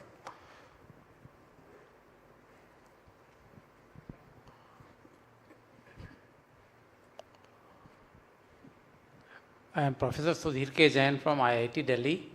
My question is your opinion about competitive populism, freebies. Is it going to, how it is going to affect the country? My view, sir, is that you use the word competitive, right? So every state, any part of the world has programs that are affirmative action programs. You have food stamps, you have subsidies for that section which is deprived. And it's important for the government to be able to reach out to those who don't have the access, resource, opportunity to live a decent life. That's a requisition, I think, for all governments. But when you go into that space of competing, of who can offer more for free, I think that exercise has to be done with a lot of restraint because it's a very slippery road. Once you go down that route, it's difficult. And we've seen recent examples in many parts of our country that, and the other thing I want to say is that if someone says, I'll give you this free, whatever, that's called a Reddy or a freebie. But if the party in power gives 80 crore people food subsidy, that's called benevolence and social upliftment, whatever. So you have to have the same level playing field. It can't be that the government of the day says 80 crore people are getting free food. That's not a freebie. But if I announce some power or some drinking water initiative, that's called a Reddy. So we have to be clear. I think the courts have also mentioned something about it. My own personal view is that if the state has the resources and the bandwidth to be fiscally able to manage what you promise, and second, I think we must hold parties to account. If I say something during my election campaign and don't deliver it, there must be punitive action against. Otherwise, there is no end to it. I'll keep saying it, you'll keep saying it, and who loses ultimately? Taxpayers, right? The money that we are spending is taxpayers' money, and we as anybody as government is not the owner. They're the trustees of the people of India. So how do you spend your tax rupees is incumbent upon the government to be prudent, to be responsible. And yes, I said in the beginning, there are people in our country who are at the fringes of our economy, geographically, socially, disempowered people who don't have education, access, opportunity. We must reach out to them. It's our responsibility, and our consciousness must say that we've taken oath as government to help those who don't have. But to make it just to win elections, and to make it without proper assessment of what the resources are and how thin we'll be stretched. I see things happening in, for example, Maharashtra now, this Ladli Behna, that scheme that announced, etc. It's okay to help women and give them financial freedom. It's important to do that. But 6 weeks before elections, just to do it to get votes. Once you get votes, then you start pulling it back. I think there has to be a much more firm check and balance on the narrative that parties adopt before elections and then kind of forget it post-elections. Yeah, there was a question here, sir. Yes, sir. There's a question there. Can we have a mic there? Sir, can I ask my question? 1 second. I'll come to you, sir. Sure. Moment. Huh? Thank you for giving me the opportunity. I'm Sumit Chaudhary from Third Millennium, which is a consulting company. So basically I have two questions. One is in fact a corollary of what you have already answered, Sachin, which was about the representation of people. Now, to the best of my knowledge, the criteria have not been defined. This 543 number has been there for decades. The new criteria have not come up. Isn't it, kind of preempting of something else through this, right? And the second is, when a constitutional authority says that an act in a state, says that, the act passed by parliament, we will not allow it to be implemented in my state, isn't it just opposition for the sake of opposition? How do we run a democratic country if constitutional post holders talk like that? Thank you so much. You made 2 points. Let me just focus on the first one. The 543 number has been put in freeze by the parliament because of the same reasons, even 25 years ago. So the Delimitation Commission is appointed by the government. It's supposed to be an independent, functioning constitutional body that takes decision on redrawing the constituencies, reserving constituencies. Now we have a women's bill that has been passed in parliament. Will that be implemented? There are many, many questions up in the air, but there is no clarity, like you said. We are just talking in the assumption of what we see in the newspaper reports and about different chief ministers raising concerns about how they may lose out in the number of MPs if the same criteria holds. Don't forget that population was the only criteria. Now, will that remain true for the future? I don't know. I can't say. I'm not in government. But so far, whatever we've seen in the newspaper reports is that there is a pushback from southern states. And I tend to agree that you shouldn't penalize people or governments for 5-6 decades of good performance. Your second point, if a bill is passed in parliament, there is a federal structure where states have some freedom to decide. Government of India has certain departments that it controls, and there are some that are concurrent. I mean, for example, defense, communication, railways, it's all government of India. State governments have education, healthcare, some are concurrent, so on.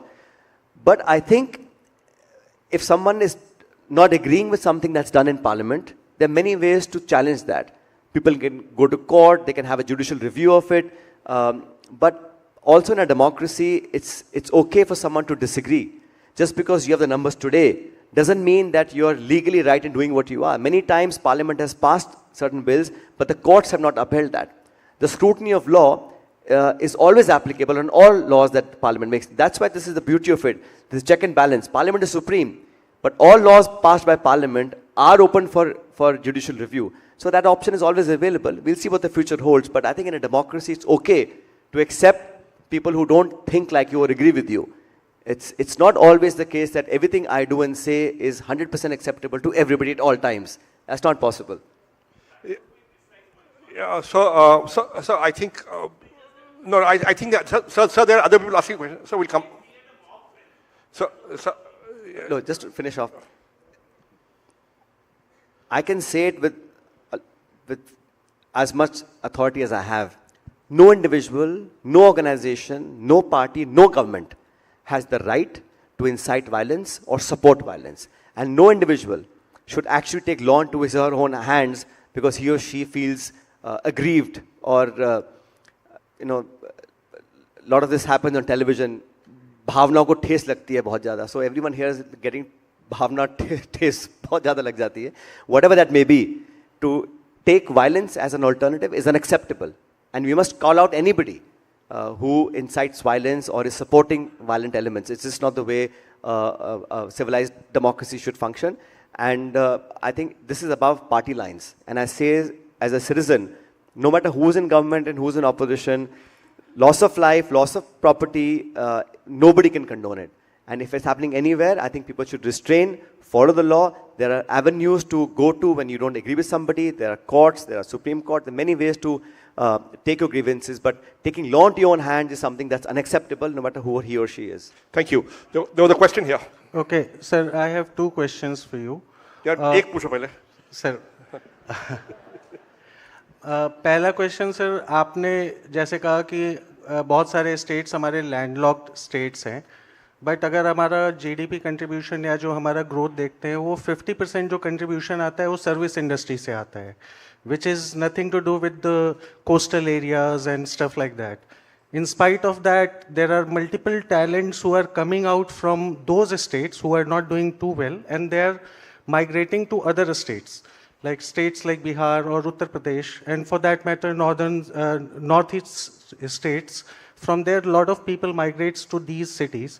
Why our governments are not planning a decentralized system where corporates can go and open the arms there and can do something to those states who are not doing fairly well? ठीक कह रहे हैं कि जो states जो समुद्र के तट पे हैं उनको ऐतिहासिक एक एडवांटेज मिला हुआ है, बट अभी क्या है, बहुत कुछ चेंज हो रहा है. मुझे लगता नहीं है कि जो लोग एक क्षेत्र में सीमित हैं वो वहीं पे काम कर सकते हैं. और आपने कहा कि लोग पलायन करते हैं. देखिए, कोई भी अपना घर गांव छोड़ के खुशी में नहीं जाता है.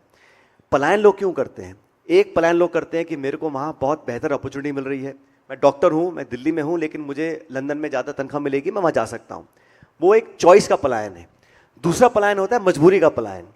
जिन राज्यों का आपने नाम लिया, वहाँ पे लोग अपने 2 जून की रोटी कमाने का उनके पास साधन नहीं है, इसलिए वो बाहर जाके काम ढूंढते हैं. तो 2 तरह के, एक तो होता है आप इच्छा से आप बाहर जा रहे हैं बेहतर भविष्य देखने के लिए, एक होता है कि आप मजबूर हैं, आपके गांव शहर में वहाँ आपको काम नहीं है, आपके बच्चे भूखे मर रहे हैं, तो आपको मजबूरन जाना पड़ता है. तो मैं कहता हूँ वो जो पलायन है वो राज्य सरकारों पर एक बहुत बड़ा एक उनको आईना दिखाने वाला है कि जो लोग हमारे राज्यों में रह नहीं सकते और पूरे देश में जाके काम ढूंढ रहे हैं, वो हमारे लिए बहुत चिंता का विषय है. लेकिन दूसरा एक एस्पिरेशनल पलायन होता है कि आप बड़े शहर जाना चाहते हैं, और कोई भी व्यक्ति सबसे कंफर्टेबल ही और she is in his own home. No one wants to leave the comfort of their home and go somewhere else, right? So I think if you're able to encourage, localization, regional growth, and it's very easy to say corporates वहाँ क्यों नहीं जाते हैं?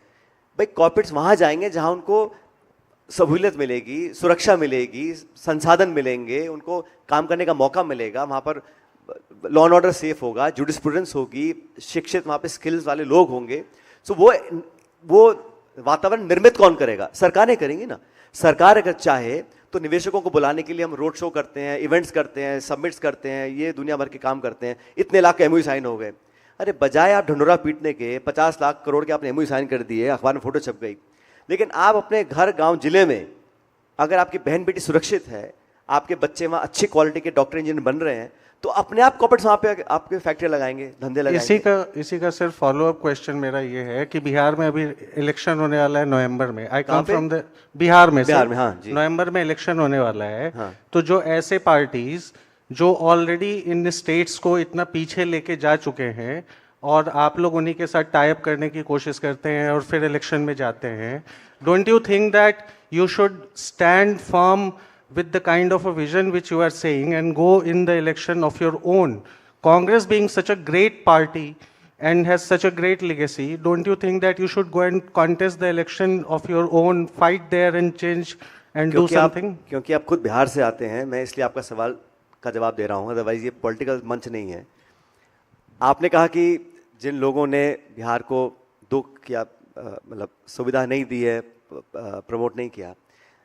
एक दूसरी बात मैं कहना चाहता हूँ, लोकतंत्र में क्या है कि जितने हम लोग यहाँ बैठे हैं, हम लोग बहुत समझदार लोग हैं, लेकिन जो उस राज्य का मतदाता है वो सारी चीज़ों को जानता है, सारे समीकरण, इतिहास, नेताओं का बर्ताव, कौन पलटी मारता है, कौन स्थिर रहता है, उसको देखकर लोग वोट करते हैं. और उनके बहुमत का जो मत है उसका सबको सम्मान करना पड़ेगा लोकतंत्र में. मैं नहीं कह सकता हूँ कि अगर जो मेरा विरोधी है मुझसे जीत गया तो वो खराब है.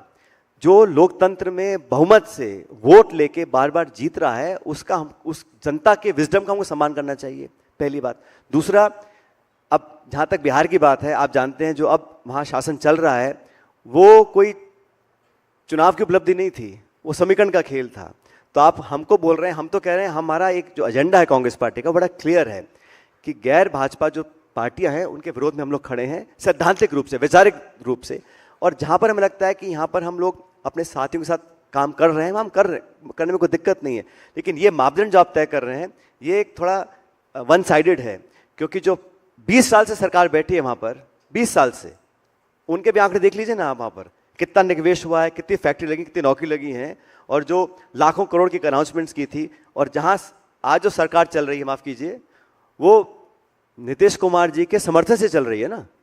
अगर नीतीश बाबू बार बार नहीं पलटियाँ मारते तो आज एनडीए की सरकार नहीं बनती. और मेरा तो उतना, मैं पटना में था, मैंने इतना निवेदन किया था, अगर नीतीश कुमार जी को 7वीं बार पलटी मार के समर्थन देना ही था तो बदले में बिहार के लोगों के लिए 10 लाख नौकरी मांग लेते केंद्र सरकार से, अगर मांगना ही था. वो नहीं किया. समझौता क्या मुझे पता नहीं, लेकिन पॉलिटिक्स में ये कहना बड़ा आसान होता है कि आप उसके समर्थक हैं इसलिए आप सही हैं, गलत है. मुझे लगता है मतदाता बहुत जागरूक है और अभी कुछ महीनों में चुनाव होगा. जो बेहतर विकल्प होगा, जो बेहतर गठबंधन होगा, उसको जनता जिताएगी. लेकिन मैं कहता हूं कि भारत एक बहुत बड़ा देश है, अलग अलग राज्यों में अगर कहीं कमियां भी हैं उन सबको साथ लेके चलना पड़ेगा, क्योंकि इतना बड़ा भूभाग हमारा जो है वो उत्तर भारत के राज्यों से बनता है. जब तक वहां पर हम शिक्षा सुविधा नहीं देंगे, उनको आगे लेकर नहीं जाएंगे, तब तक पूरा भारतवर्ष आगे नहीं बढ़ सकता है. तो ये विजन हमको व्यू रखना चाहिए. So I'd just like to add something here, Sachin, if I may. I'd like to add something. It was his first question. Right. You see, we invest in startups. Okay, now the number of tech startups coming out of Jaipur is quite a lot. It's amazing. And it's got a lot to do with the fact that Jaipur has some good engineering colleges. So you invest in education and you get to see the fruits over 20, 30, 40 years. So I think a large number of tech companies are coming out of Jaipur. Rajasthan used to be about tourism and about handicrafts, but gems and jewelry. But I think it's gone beyond that, and there's development happening. But yes, you're right, there aren't large companies coming from outside set up there, but there are local companies coming up and they are emerging.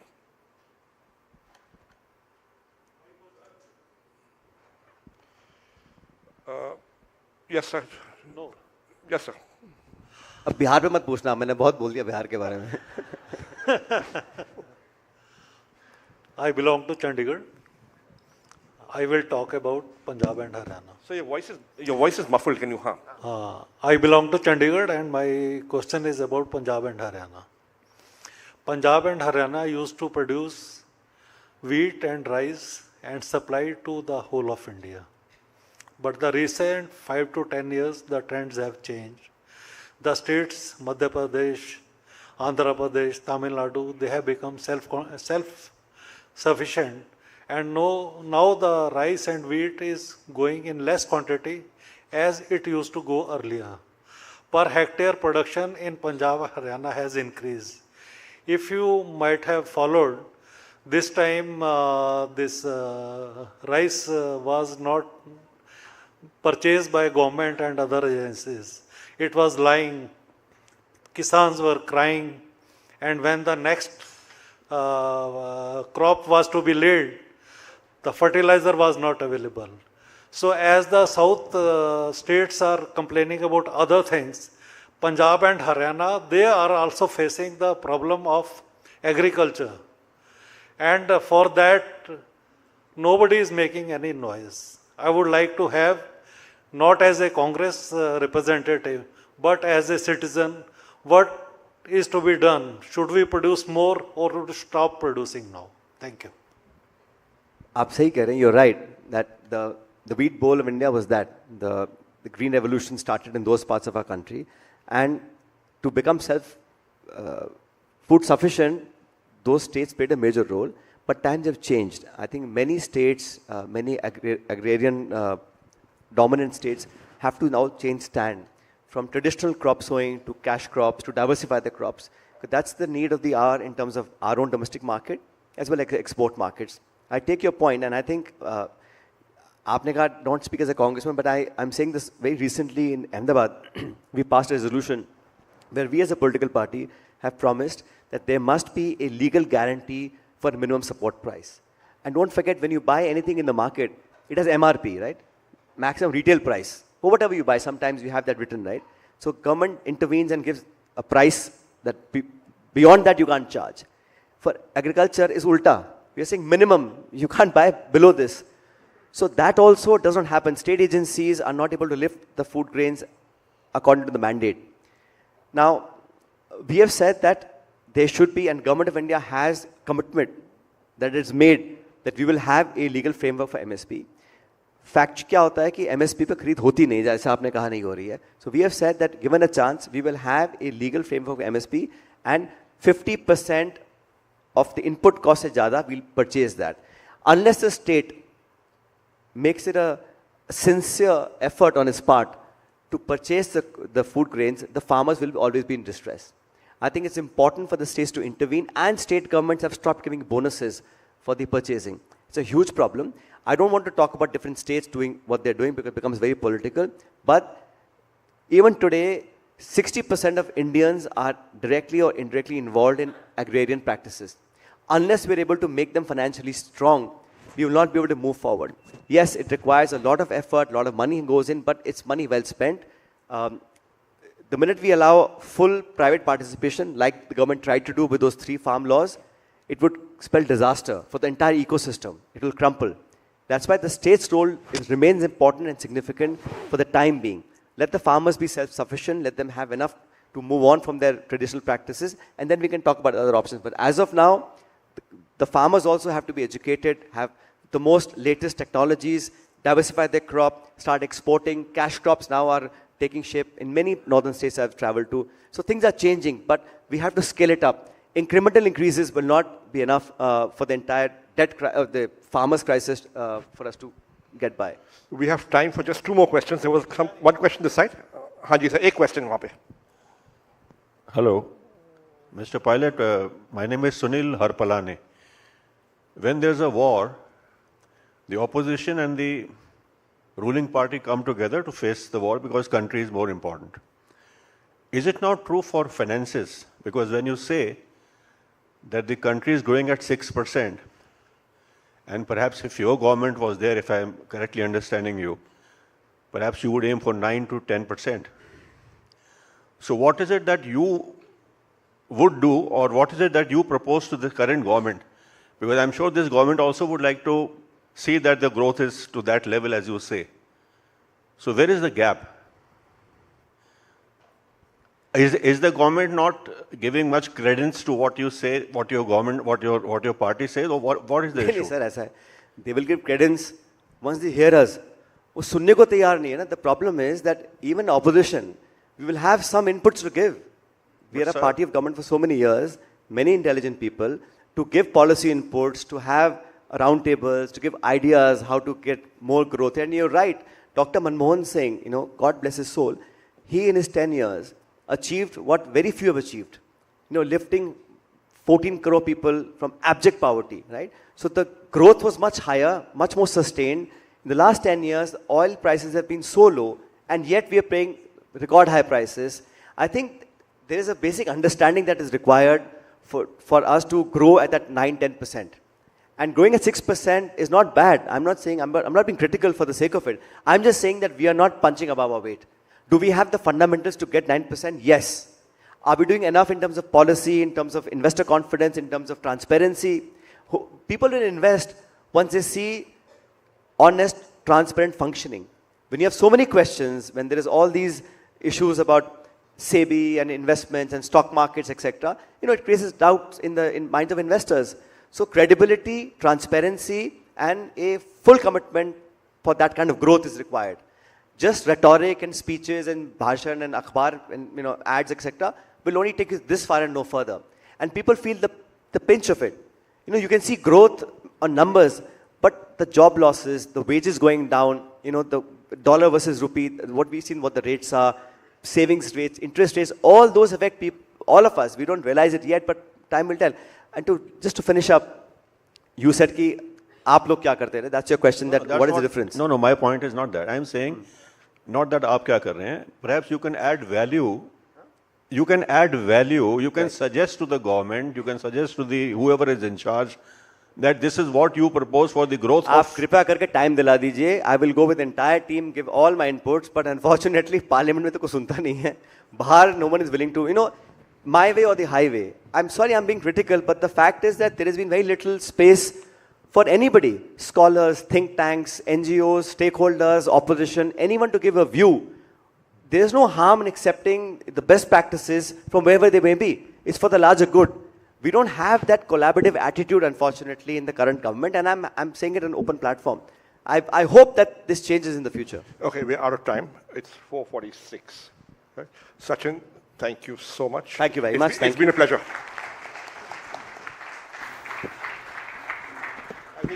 I think this deserves a louder applause than that.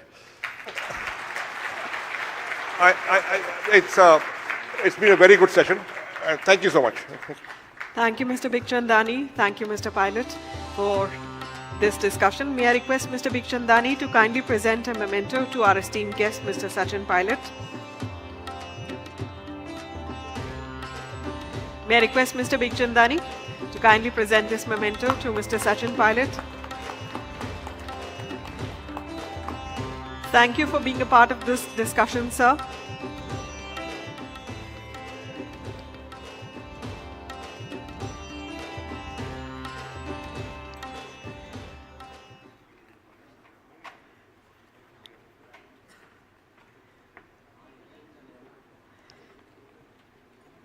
So we now move on quickly to our next session, but before that, let's take a look at the results for the last poll question.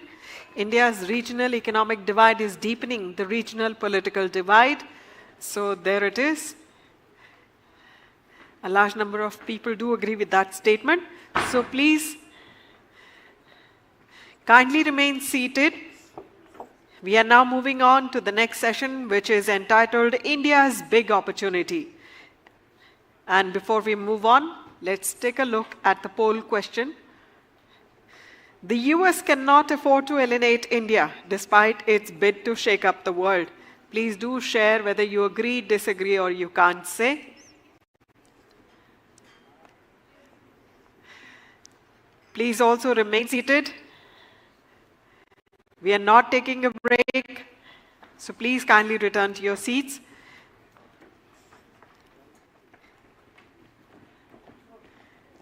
So ladies and gentlemen, our final session explores a critical question in today's shifting global landscape: how India can turn global flux into national opportunity.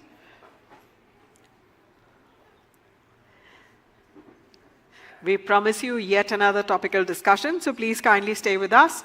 And meanwhile, the poll question is with you on your screens. The US cannot afford to alienate India despite its bid to shake up the world. Agree, disagree, or you can't say, please do share with us.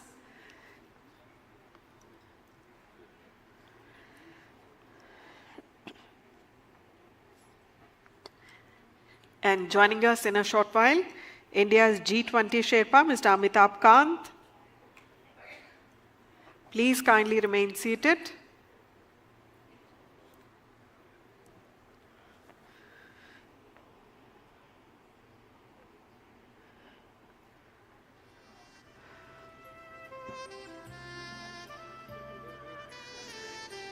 Once again, may I remind you all, please do write your questions on the question slips which have been provided on your table. Please kindly write them down and hand it over to the next volunteer.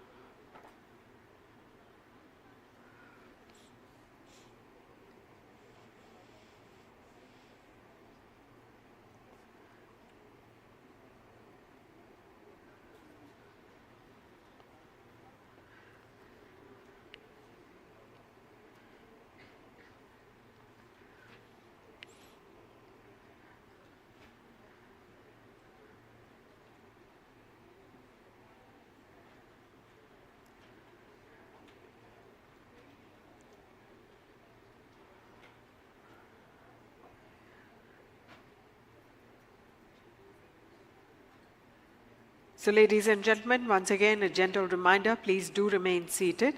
This is not a break. We are straight away going on into our next session, which explores a critical question in today's shifting global landscape: how India can turn global flux into national opportunity.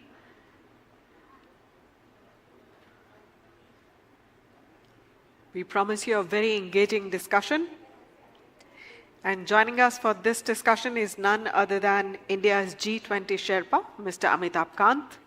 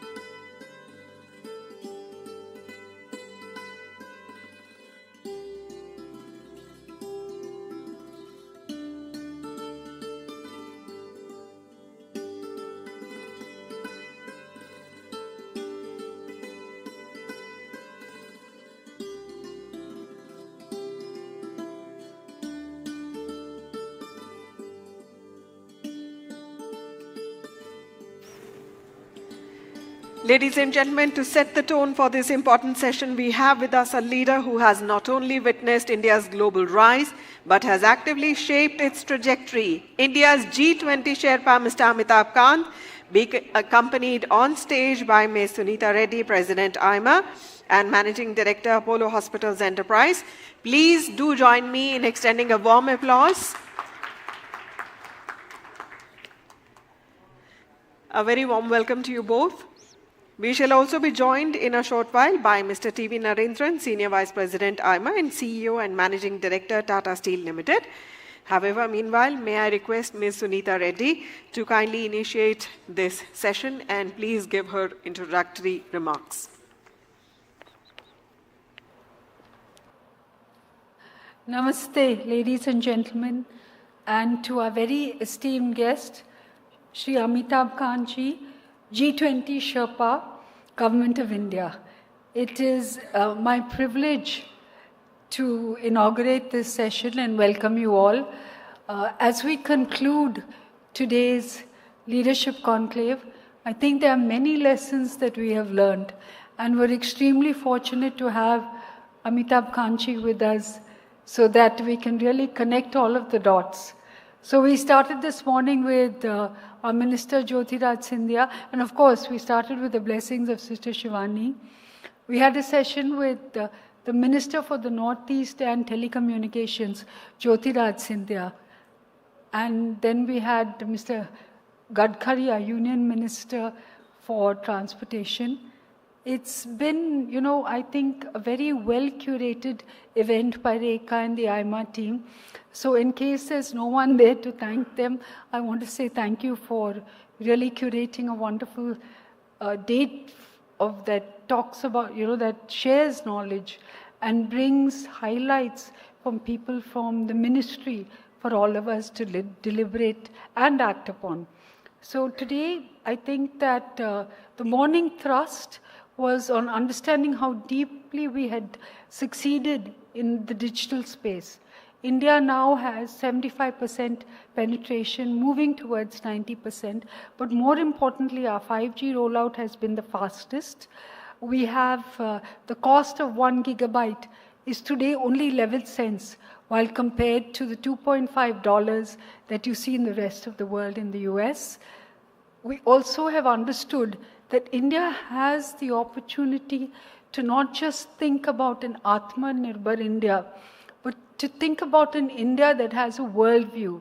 And this session on the Northeast, the importance of the Siliguri corridor, and the importance of using that for trade for the rest of Southeast Asia is I think, a lesson for all of us here in the room, and something that we should work on. The second session with our Minister Gadkari was, again, very, let me say, it was transformative, because it moved from just a speech to a conversation about the new urban living and how to improve the quality of lives, how to create a very equal economy. And he said that by growing smart cities and doing that, 60% of India lives in, in rural India with agricultural backgrounds. So to create smart cities in those areas, to decongest urban cities and therefore make transport also more viable, I think it was a brilliant idea for the India of the future. And now we have with us the Sherpa for G20, Shri Amitabh Kant. He is extremely well known and very talented. He started, he started the tourism with tourism. He made God's own country, and of course, India became God's own country, both spiritually and as a tourist destination, and now as a religious destination. Moving on to Make in India, Startup India, they've all not just been slogans, but they've been put into practice. And that is the trait of a true leader, the ability not just to speak about theory, but to galvanize action. As G20 Sherpa, he shunned the spotlight on India, and very deservingly so. He did it in such a fashion that the rest of the world came to recognize what India represents. India is not just 1.4 billion people. India has the ability, India is not just $3 trillion of GDP moving to $5 trillion. India is so much more. India is a place which has a potential for research. We've done process innovation. We provide the cheapest digital access, the cheapest healthcare. We've done so much in re-engineering manufacturing. The time has come now for invention. And I think this is really what, our G20 Sherpa will highlight and talk about. But more than that, I think, the leadership that we have in services is the next level of where India can look towards creating probably its own AI. And a circular economy where climate change is, everyone in the world is talking about climate change. So I think in the areas of climate change, creating circular economies, looking at innovation, research, and of course, to look at how we will look at this current tariffs from the US, look at the challenges that face us, and make them into opportunities. I think William Churchill once said that never let a good crisis go to waste. We have with us that man, the Winston Churchill, with us today. So it is with great privilege and an honor to welcome Shri Amitabh Kant to this concluding session of the National Leadership Conclave of AIMA.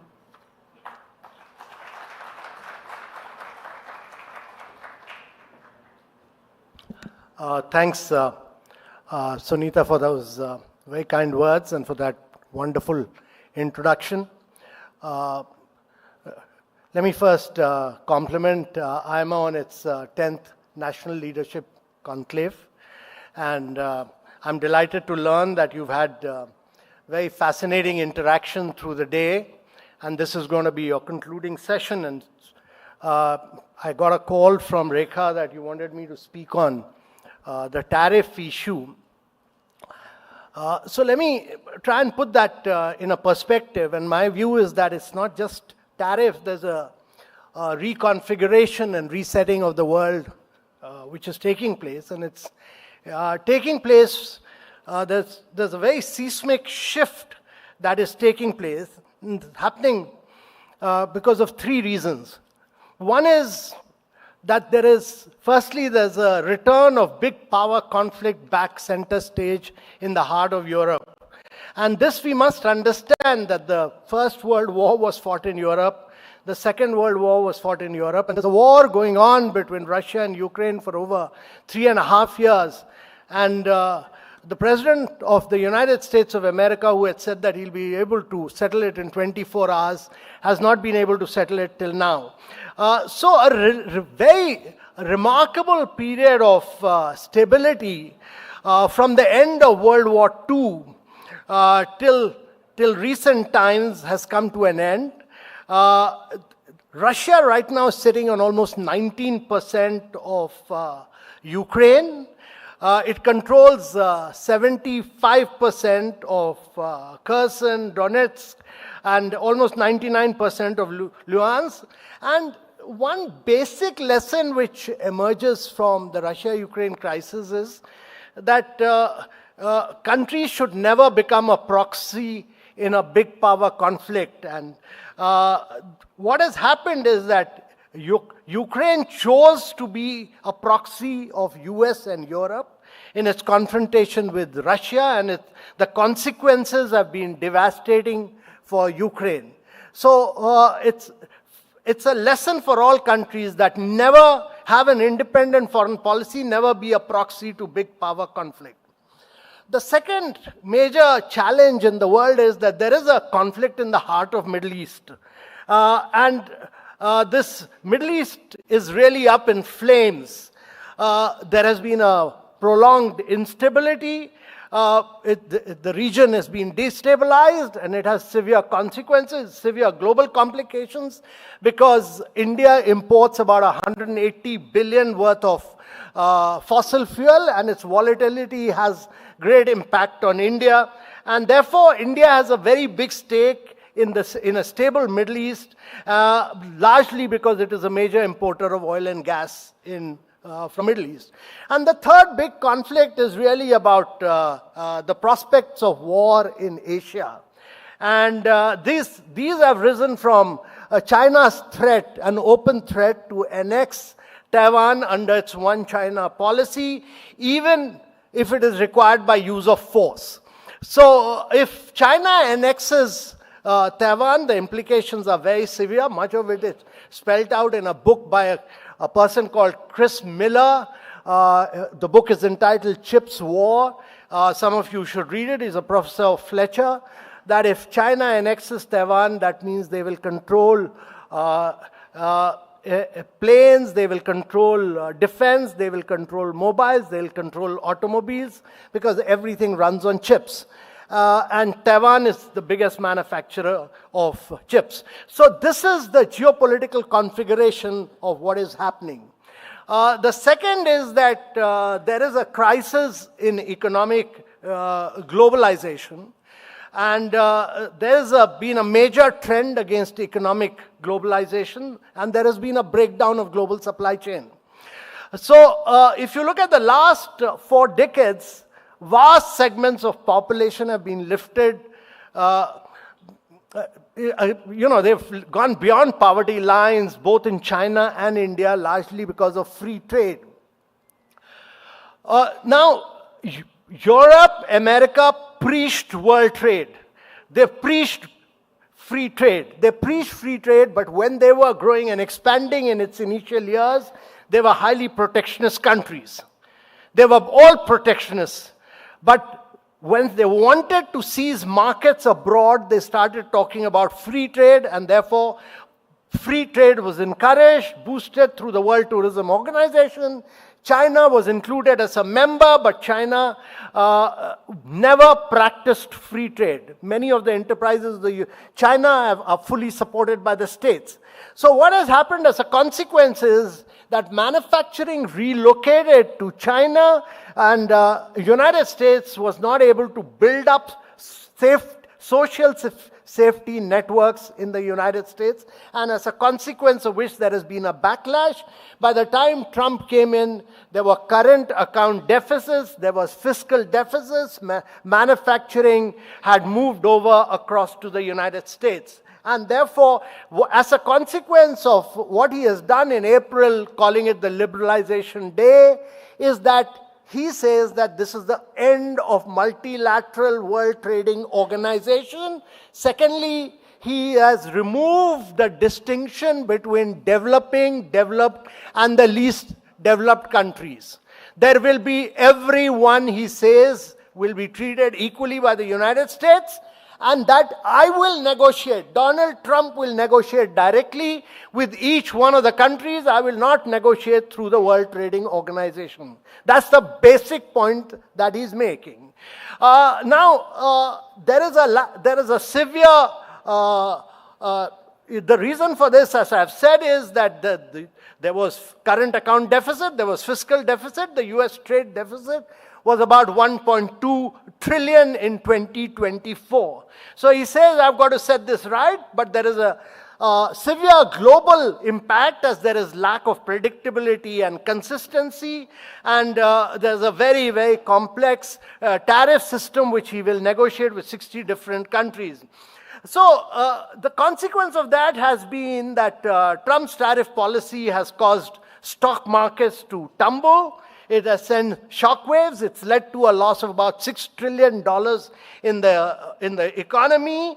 And since then, he's announced a 90-day pause on reciprocal tariffs on all countries except China, which actually faces a very stiff tariff of about 125% in addition to the 10%, in addition to the 25% which is imposed earlier on aluminum and steel.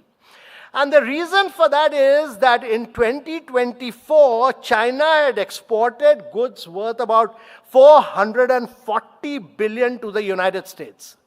$440 billion, its imports from the United States were just $144 billion. So there was a trade deficit of 296 billion with China. That is about 24% of the trade deficit of the United States. But we should look at the total trade deficit. If the total trade deficit is 1.2 trillion, 24% is the trade deficit on account of China, 20% is on account of European Union, and about close to 15% is on account of Mexico. 15% on account of Mexico, 24% is on account of Europe, and close to about 24% on account of China. This pause of 90 days pause on reciprocal tariff, and my view is that the baseline tariff of 10% will remain. That will be a source of earning, but on the rest of it, he will negotiate with each and every country. To understand the psyche of what he's trying to do, whether he will succeed, whether Trump will succeed in his attempt to reduce current account deficit, fiscal deficit, and will he be able to make America the great manufacturing power which he's talking about, and reduce US's chronic deficit, or the challenge is whether he'll succeed in doing it or whether he will leave behind a legacy of economic ruin, and whether America will fail in this attempt is really the question. And to understand much of this, there are two economists who have written a book called The Trump Economic Model, Trump Economic Miracle, and the Plan to Unleash Prosperity Again. It's Arthur Latter and Stephen Moore. Some of you should try and read this book. Because Trump, what they say is that Trump feels that free trade is a myth. And actually, free trade is detrimental to the United States. That's his basic belief, that free trade is detrimental to the United States of America. And that he feels that America needs manufacturing, not just for creating jobs, but for national security. It cannot be dependent on imports for pharmaceuticals, for steel, aluminum, and semiconductors. My view is that he will stick to 10%, rest of it he'll negotiate with each country, and after negotiating, he'll declare victory against each of the 60 countries with which he will negotiate. So that is where we are, and I'll come back to this, why I feel that this is really India's moment.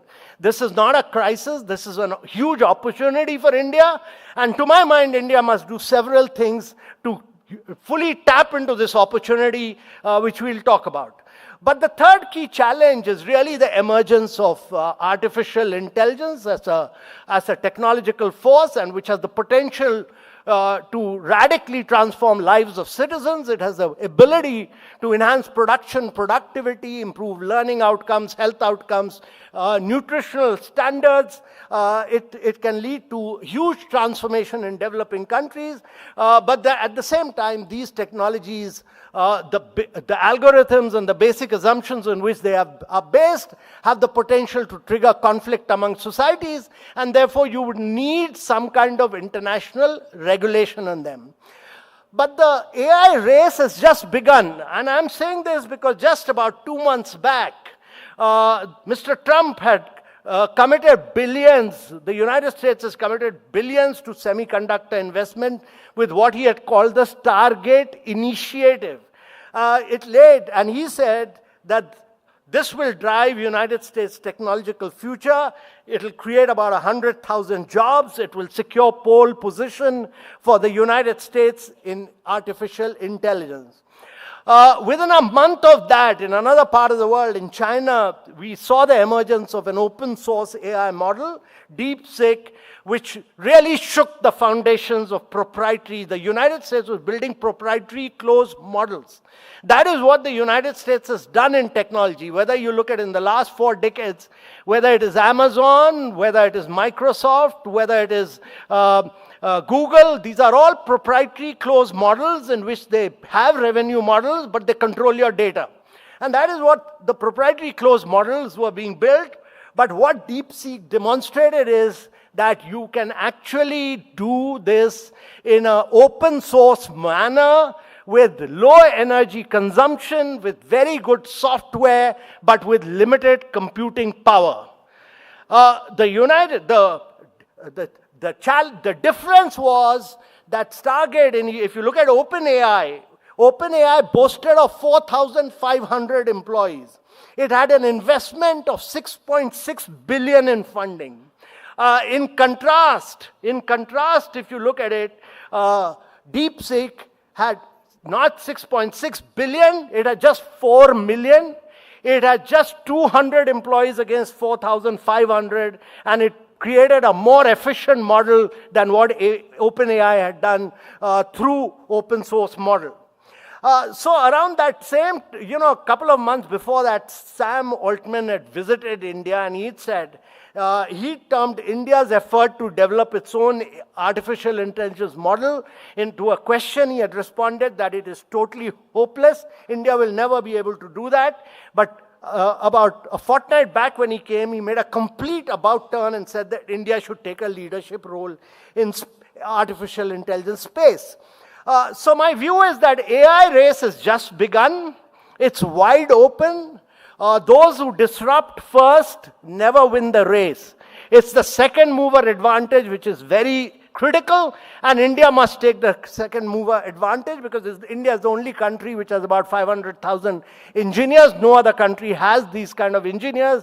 The AI adoption rate in India is very, very high at 92%, and therefore we have a very, very big AI market in India. We can solve many of our domestic challenges, and our developer community is the second largest in the world, behind only the United States. And therefore, what India should really do is to innovate in a nimble, less energy-consuming manner, more cost-effective manner, and we must demonstrate that India is capable of doing more for less, much like what ISRO has done.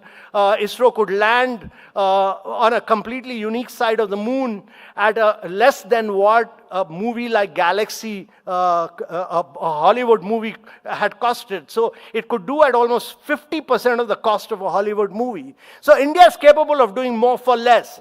Secondly, India's digital public infrastructure is all open source, and therefore open source is the way forward.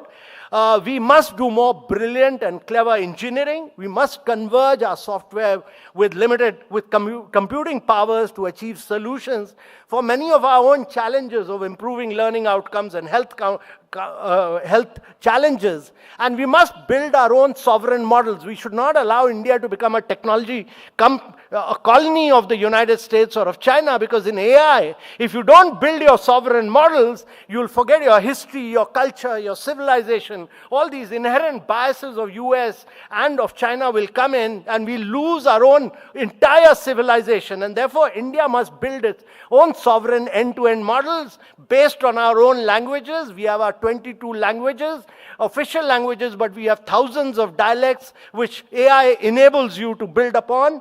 And therefore, it's very critical that we, with a sense of urgency and a missionary approach, we must use AI to build sovereign models for India, and we must do it in a very innovative manner. So 3 broad trends: geopolitics, conflicts in the heart of Europe, conflicts in Middle East, conflict likely in Asia with China's ambition of annexing Taiwan.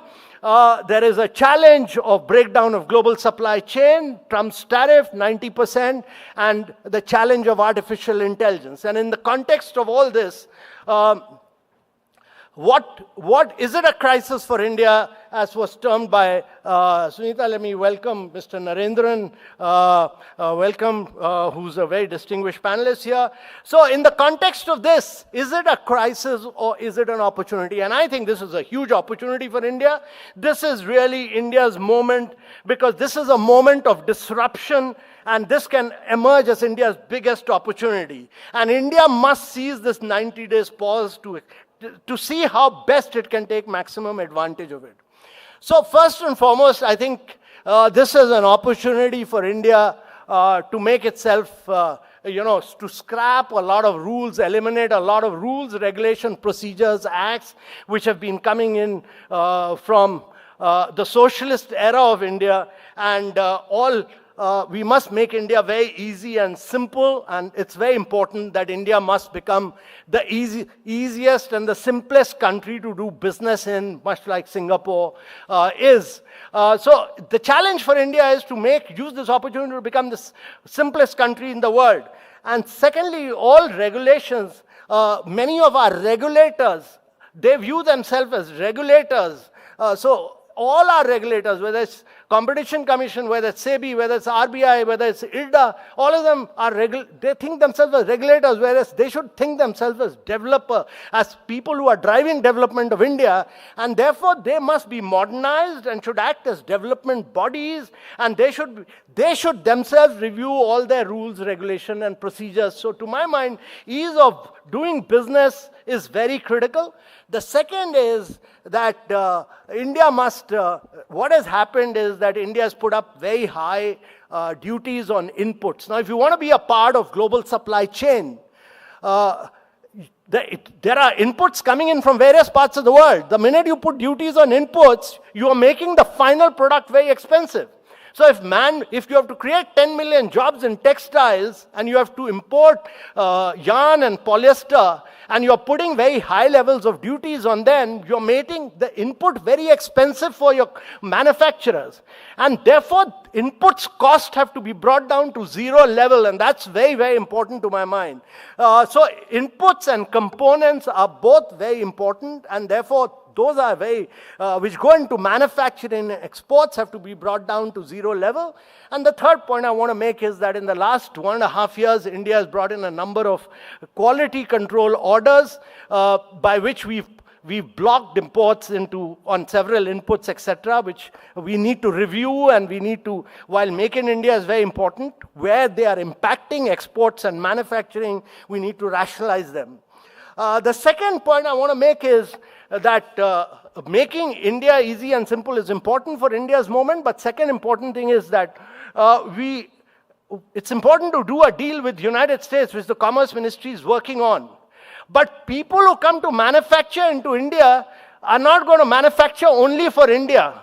They're going to manufacture for the world. So India must become a center for manufacturing, for export to Europe, for export to East Asia and all other places. And therefore you need a trade deal with the United States, but you also need a trade deal with Europe, you need a trade deal with UK, you need a trade deal with many other parts of the world so that your manufacturers can then export to the rest of the world. And therefore trade pacts with other parts of the world are very important, whether it's zero for zero or low tariff for low tariff arrangements. You need.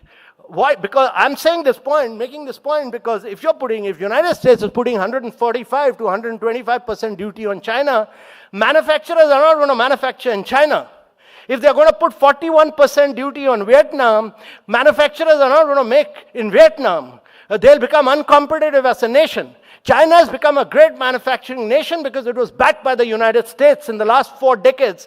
If they're going to put 145% duty, this means manufacturers looking for alternative destinations, and you need to work with them to ensure that they come to India to manufacture here, relocate to a friendly shore, and when they relocate here, open the market for them to the rest of the world. So working with companies who've invested in China, working with companies who've invested in Vietnam, working with companies who've invested in countries like Mexico, etc., is very important to relocate them here. The third point I want to make is that it's very important that we must integrate into the value chains of all strategic sectors where final manufacturing will be reshored to, the manufacturing will get relocated. India must become the trusted suppliers of components in auto, in defense, in electronics, in pharma industries. And for that to happen, there are huge import barriers on key raw materials such as synthetic fiber, fabrics, raw and tan hides, etc. All these. But India can be a big job creator in textile, big job creator in footwear. All of them we need to rationalize our duties to zero level of imports and lay down a real red carpet welcome for large industries working in China, in Indonesia, and in Vietnam.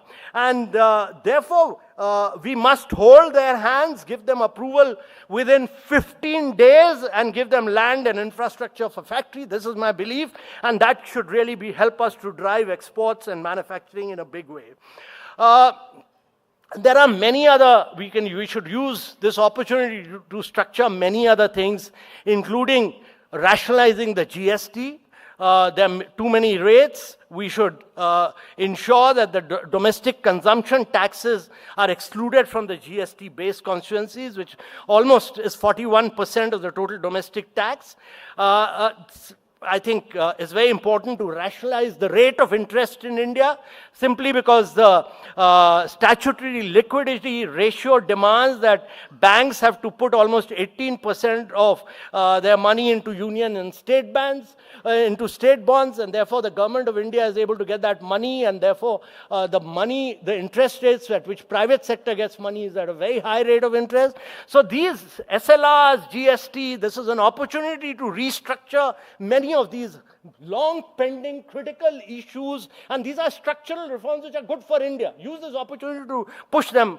And the other point I want to make is that it's not possible for India to grow without exports. No country in the world post-World War II, whether it was China, whether it was Japan, whether it was Korea, has ever grown without exports. Every time India has grown at 8 to 9 to 10%, it's grown on the back of exports. And therefore, if you look at our export story, if you look at, just look at one country, and that's China. China trade is, we import worth about 109 billion, we export only 15 billion. Even a small country like Ireland exports more to China than what India does. And Ireland is like Goa, to my mind. So, yeah, honestly, I'm telling you, so that shows that India has to export more. And India has to penetrate large markets like China. If you are not able to penetrate Europe, if you are not able to penetrate America, if you are not able to penetrate China and have a huge trade imbalance, you will never be able to grow at 9 to 10%. And therefore, you need to do this in a very big way. And the other point I want to make is that this is an opportunity to really focus on deep tech and R&D. And I'm making this point because Indian private sector doesn't invest in R&D. India is not an innovative nation. Indian private sector spends just 0.6% of its GDP in India spends on R&D. The government of India has brought in a 1 lakh crore scheme for R&D, which needs to be pushed. And we need to become a nation for deep tech. We need to become a nation for clean tech.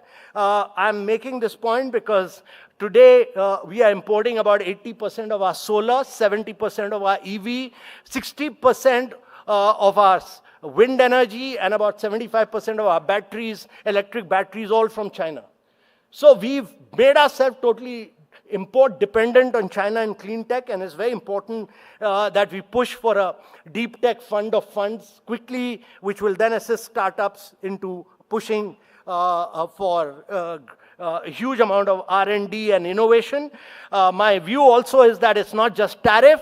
There are two other critical issues which are getting impacted. The first and foremost of which is H-1B visas. It's an opportunity to attract your best talent within India. You will face huge challenges on H-1B visa, and this is an opportunity to really push R&D. This is really an opportunity to attract top-tier scientific talent. My view is I want to go beyond this and to say that universities will face challenges in the United States. This is also an opportunity to attract their campuses into India. And third point I want to make is that while we have some programs like Vajra to attract Indian diaspora into teaching here, but we need to take a conscious approach in artificial intelligence, in quantum computing, in value-added biosimilars, and in some 3 or 4 cutting-edge areas where we should be able to attract distinguished academics from the top 100 global universities for a period of 5 years, give them the freedom to do R&D and research in India, and actually do the best AI and quantum computing work in India, because internationally all this work is being done by Indians. If you look at Intel, all the top AI work is being done by, even DeepSeek, all the cutting edge work is being done by Indians. So there's a huge opportunity of there. We should also get a number of research sabbaticals for academics from the top 200 global universities. We should provide a full budget so that these people come in and they work with our startups, because what has made United States a very innovative nation? It's the students studying in universities, working with the professors who are allowed to take equity in those startups, and there is a lot of risk funding available. Allow your PhD professors to take equity in startups. Allow them to make money out of this. Allow a lot of risk capital to flow. This is the opportunity to make India a hugely innovative nation. And therefore, my view is that we should actually, this is an opportunity to attract the best scientific talent from across the world into India. And therefore, I'm a great believer that India can become a great nation only if you focus on deep tech and clean tech. And this is an opportunity for India. So it's not just it's not just deep tech and it's not just clean tech, but there are also huge opportunities in, for instance, in textiles, in leather, footwear, where our import duties are high and we've not been able to do size and scale of manufacturing. So my personal view is that it's possible for India to create 10 million jobs in textiles if we get our policy regime right in that area. And we need to unlock the potential of man-made fibers and of technical textiles. So these, to my mind, are challenges. The world is getting reconfigured, completely reconfigured.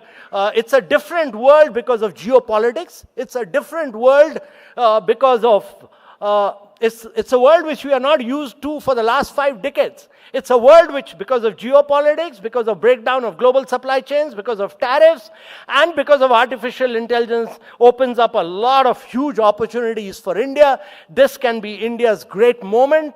It's not a crisis, it's an opportunity, and India must tap into this with full vigor, energy, and dynamism. Thank you very much, ladies and gentlemen.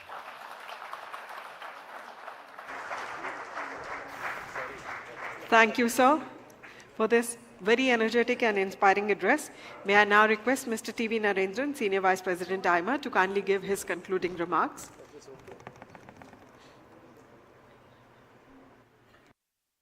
And I'm sorry that I was late. I was stuck in a meeting in the government, which took longer than I thought.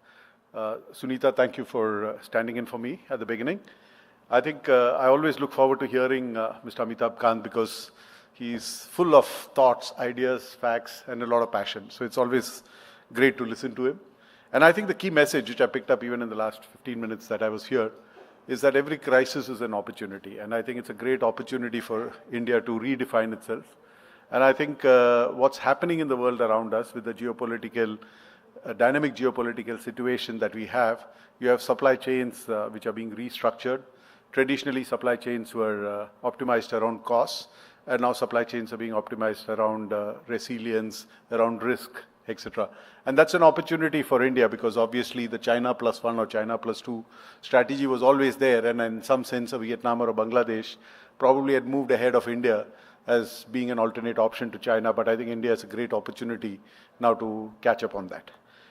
Mr. Kant has always been talking about the ease of doing business and the cost of doing business.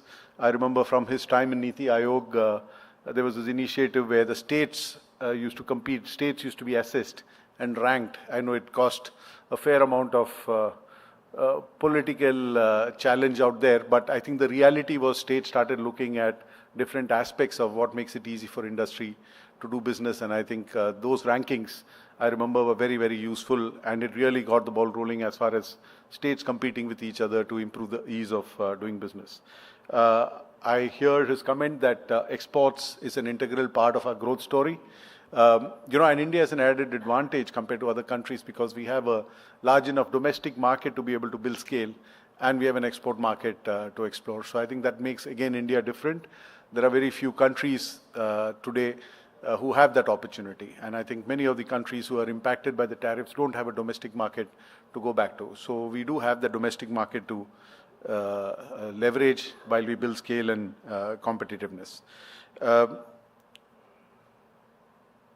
the point on deep tech and R&D, I totally take Mr. Amitabh Kant's point, and I think this has been a problem that we've been able to address. But I think one thing that I see when I look at countries where this works well, is the academia-industry interaction is much more. And somehow in India, each of us work in silos. Industry does what it needs to do. If you look at the kind of work being done in the CSIR labs, there's some fantastic work being done there. But most of industry don't know the work which is being done in the CSIR labs. And the CSIR labs don't know what is the kind of applications or the problems to solve that industry is looking at. I'm also involved in a few IITs. The kind of money that has been spent on the labs in these IITs is incredible, and industry is not aware of that, and industry doesn't need to invest in a lot of those equipment which are very expensive because it is available at the nearest IIT. So I think there's a lot more that can be done. And the other thing which I think happens well in countries like UK, etc., is between the what we call technology readiness levels, the early stages of technology readiness levels, which is when you're at a lab stage or trying to build a pilot, to the commercialization stage, there's a gap which is typically called the valley of death. And that is an area where typically you have accelerators and support from the government. And industry, I mean, academia is also given funding based on how much funding they can get from the industry. So I think there's a lot we can do in all these areas, because otherwise, like Mr. Amitabh Kant said, at 0.6% we are not going to get far. I think countries like Korea, etc., have for a long time spent 4 to 5% of their GDP on R&D, and I think that's an area to work on. The point he made on talent is a big one. I think there's a lot of talent who is now available. There's a lot of academic talent also which is available, and I think his idea on how do we get them into the Indian academic system, how do we get universities to set up in India to leverage that. These are all very, very important points. So thank you, Mr. Kant, once again for a very thought-provoking address, and thank you for joining us in AIMA. Thank you. Thank you, sir. May I now request Ms. Suneeta Reddy and Mr. T.V. Narendran to kindly present a memento to our esteemed guest, Mr. Amitabh Kant, India's G20 Sherpa. May I request Ms. Reddy and Mr. T.V. Narendran both to kindly present this memento.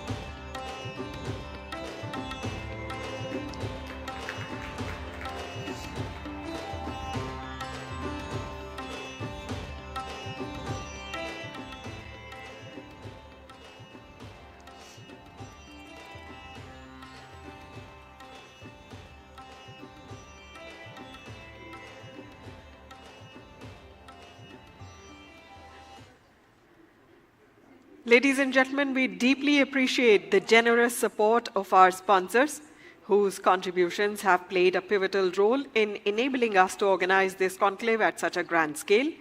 We thank our platinum sponsor, Apollo Hospitals Group, diamond sponsors, Hero Homes, Jindal Steel and Power, and Kirloskar Brothers Limited, gold sponsors, Air India, Tata Steel Limited, Transport Corporation of India Limited, and Triveni Turbine Limited, knowledge partner, KPMG in India, silver sponsors, Ambuja Neotia Group, Aries Kambata Benevolent Trust, Kevin Care, Dempo Group, JK Cement Limited, JK Paper Limited, Pattern International Limited, and SAIL. Bronze sponsors, Damodar Valley Corporation, Godrej Industries Group, Manav Rachna University, Management and Entrepreneurship Professional Skills Council, Nico Engineering Services Limited, NTPC Limited, SAGE, Sharda University, Srishti Purti Wellness, and Tata Chemicals Limited. Well, that brings us to the close of the 10th National Leadership Conclave. Thank you for being with us here today. We hope this conversation sparked some thoughts and will continue to share and shape new ideas for growth, innovation, and responsibility. May I request you all to please join us for high tea. Thank you and have a pleasant evening ahead.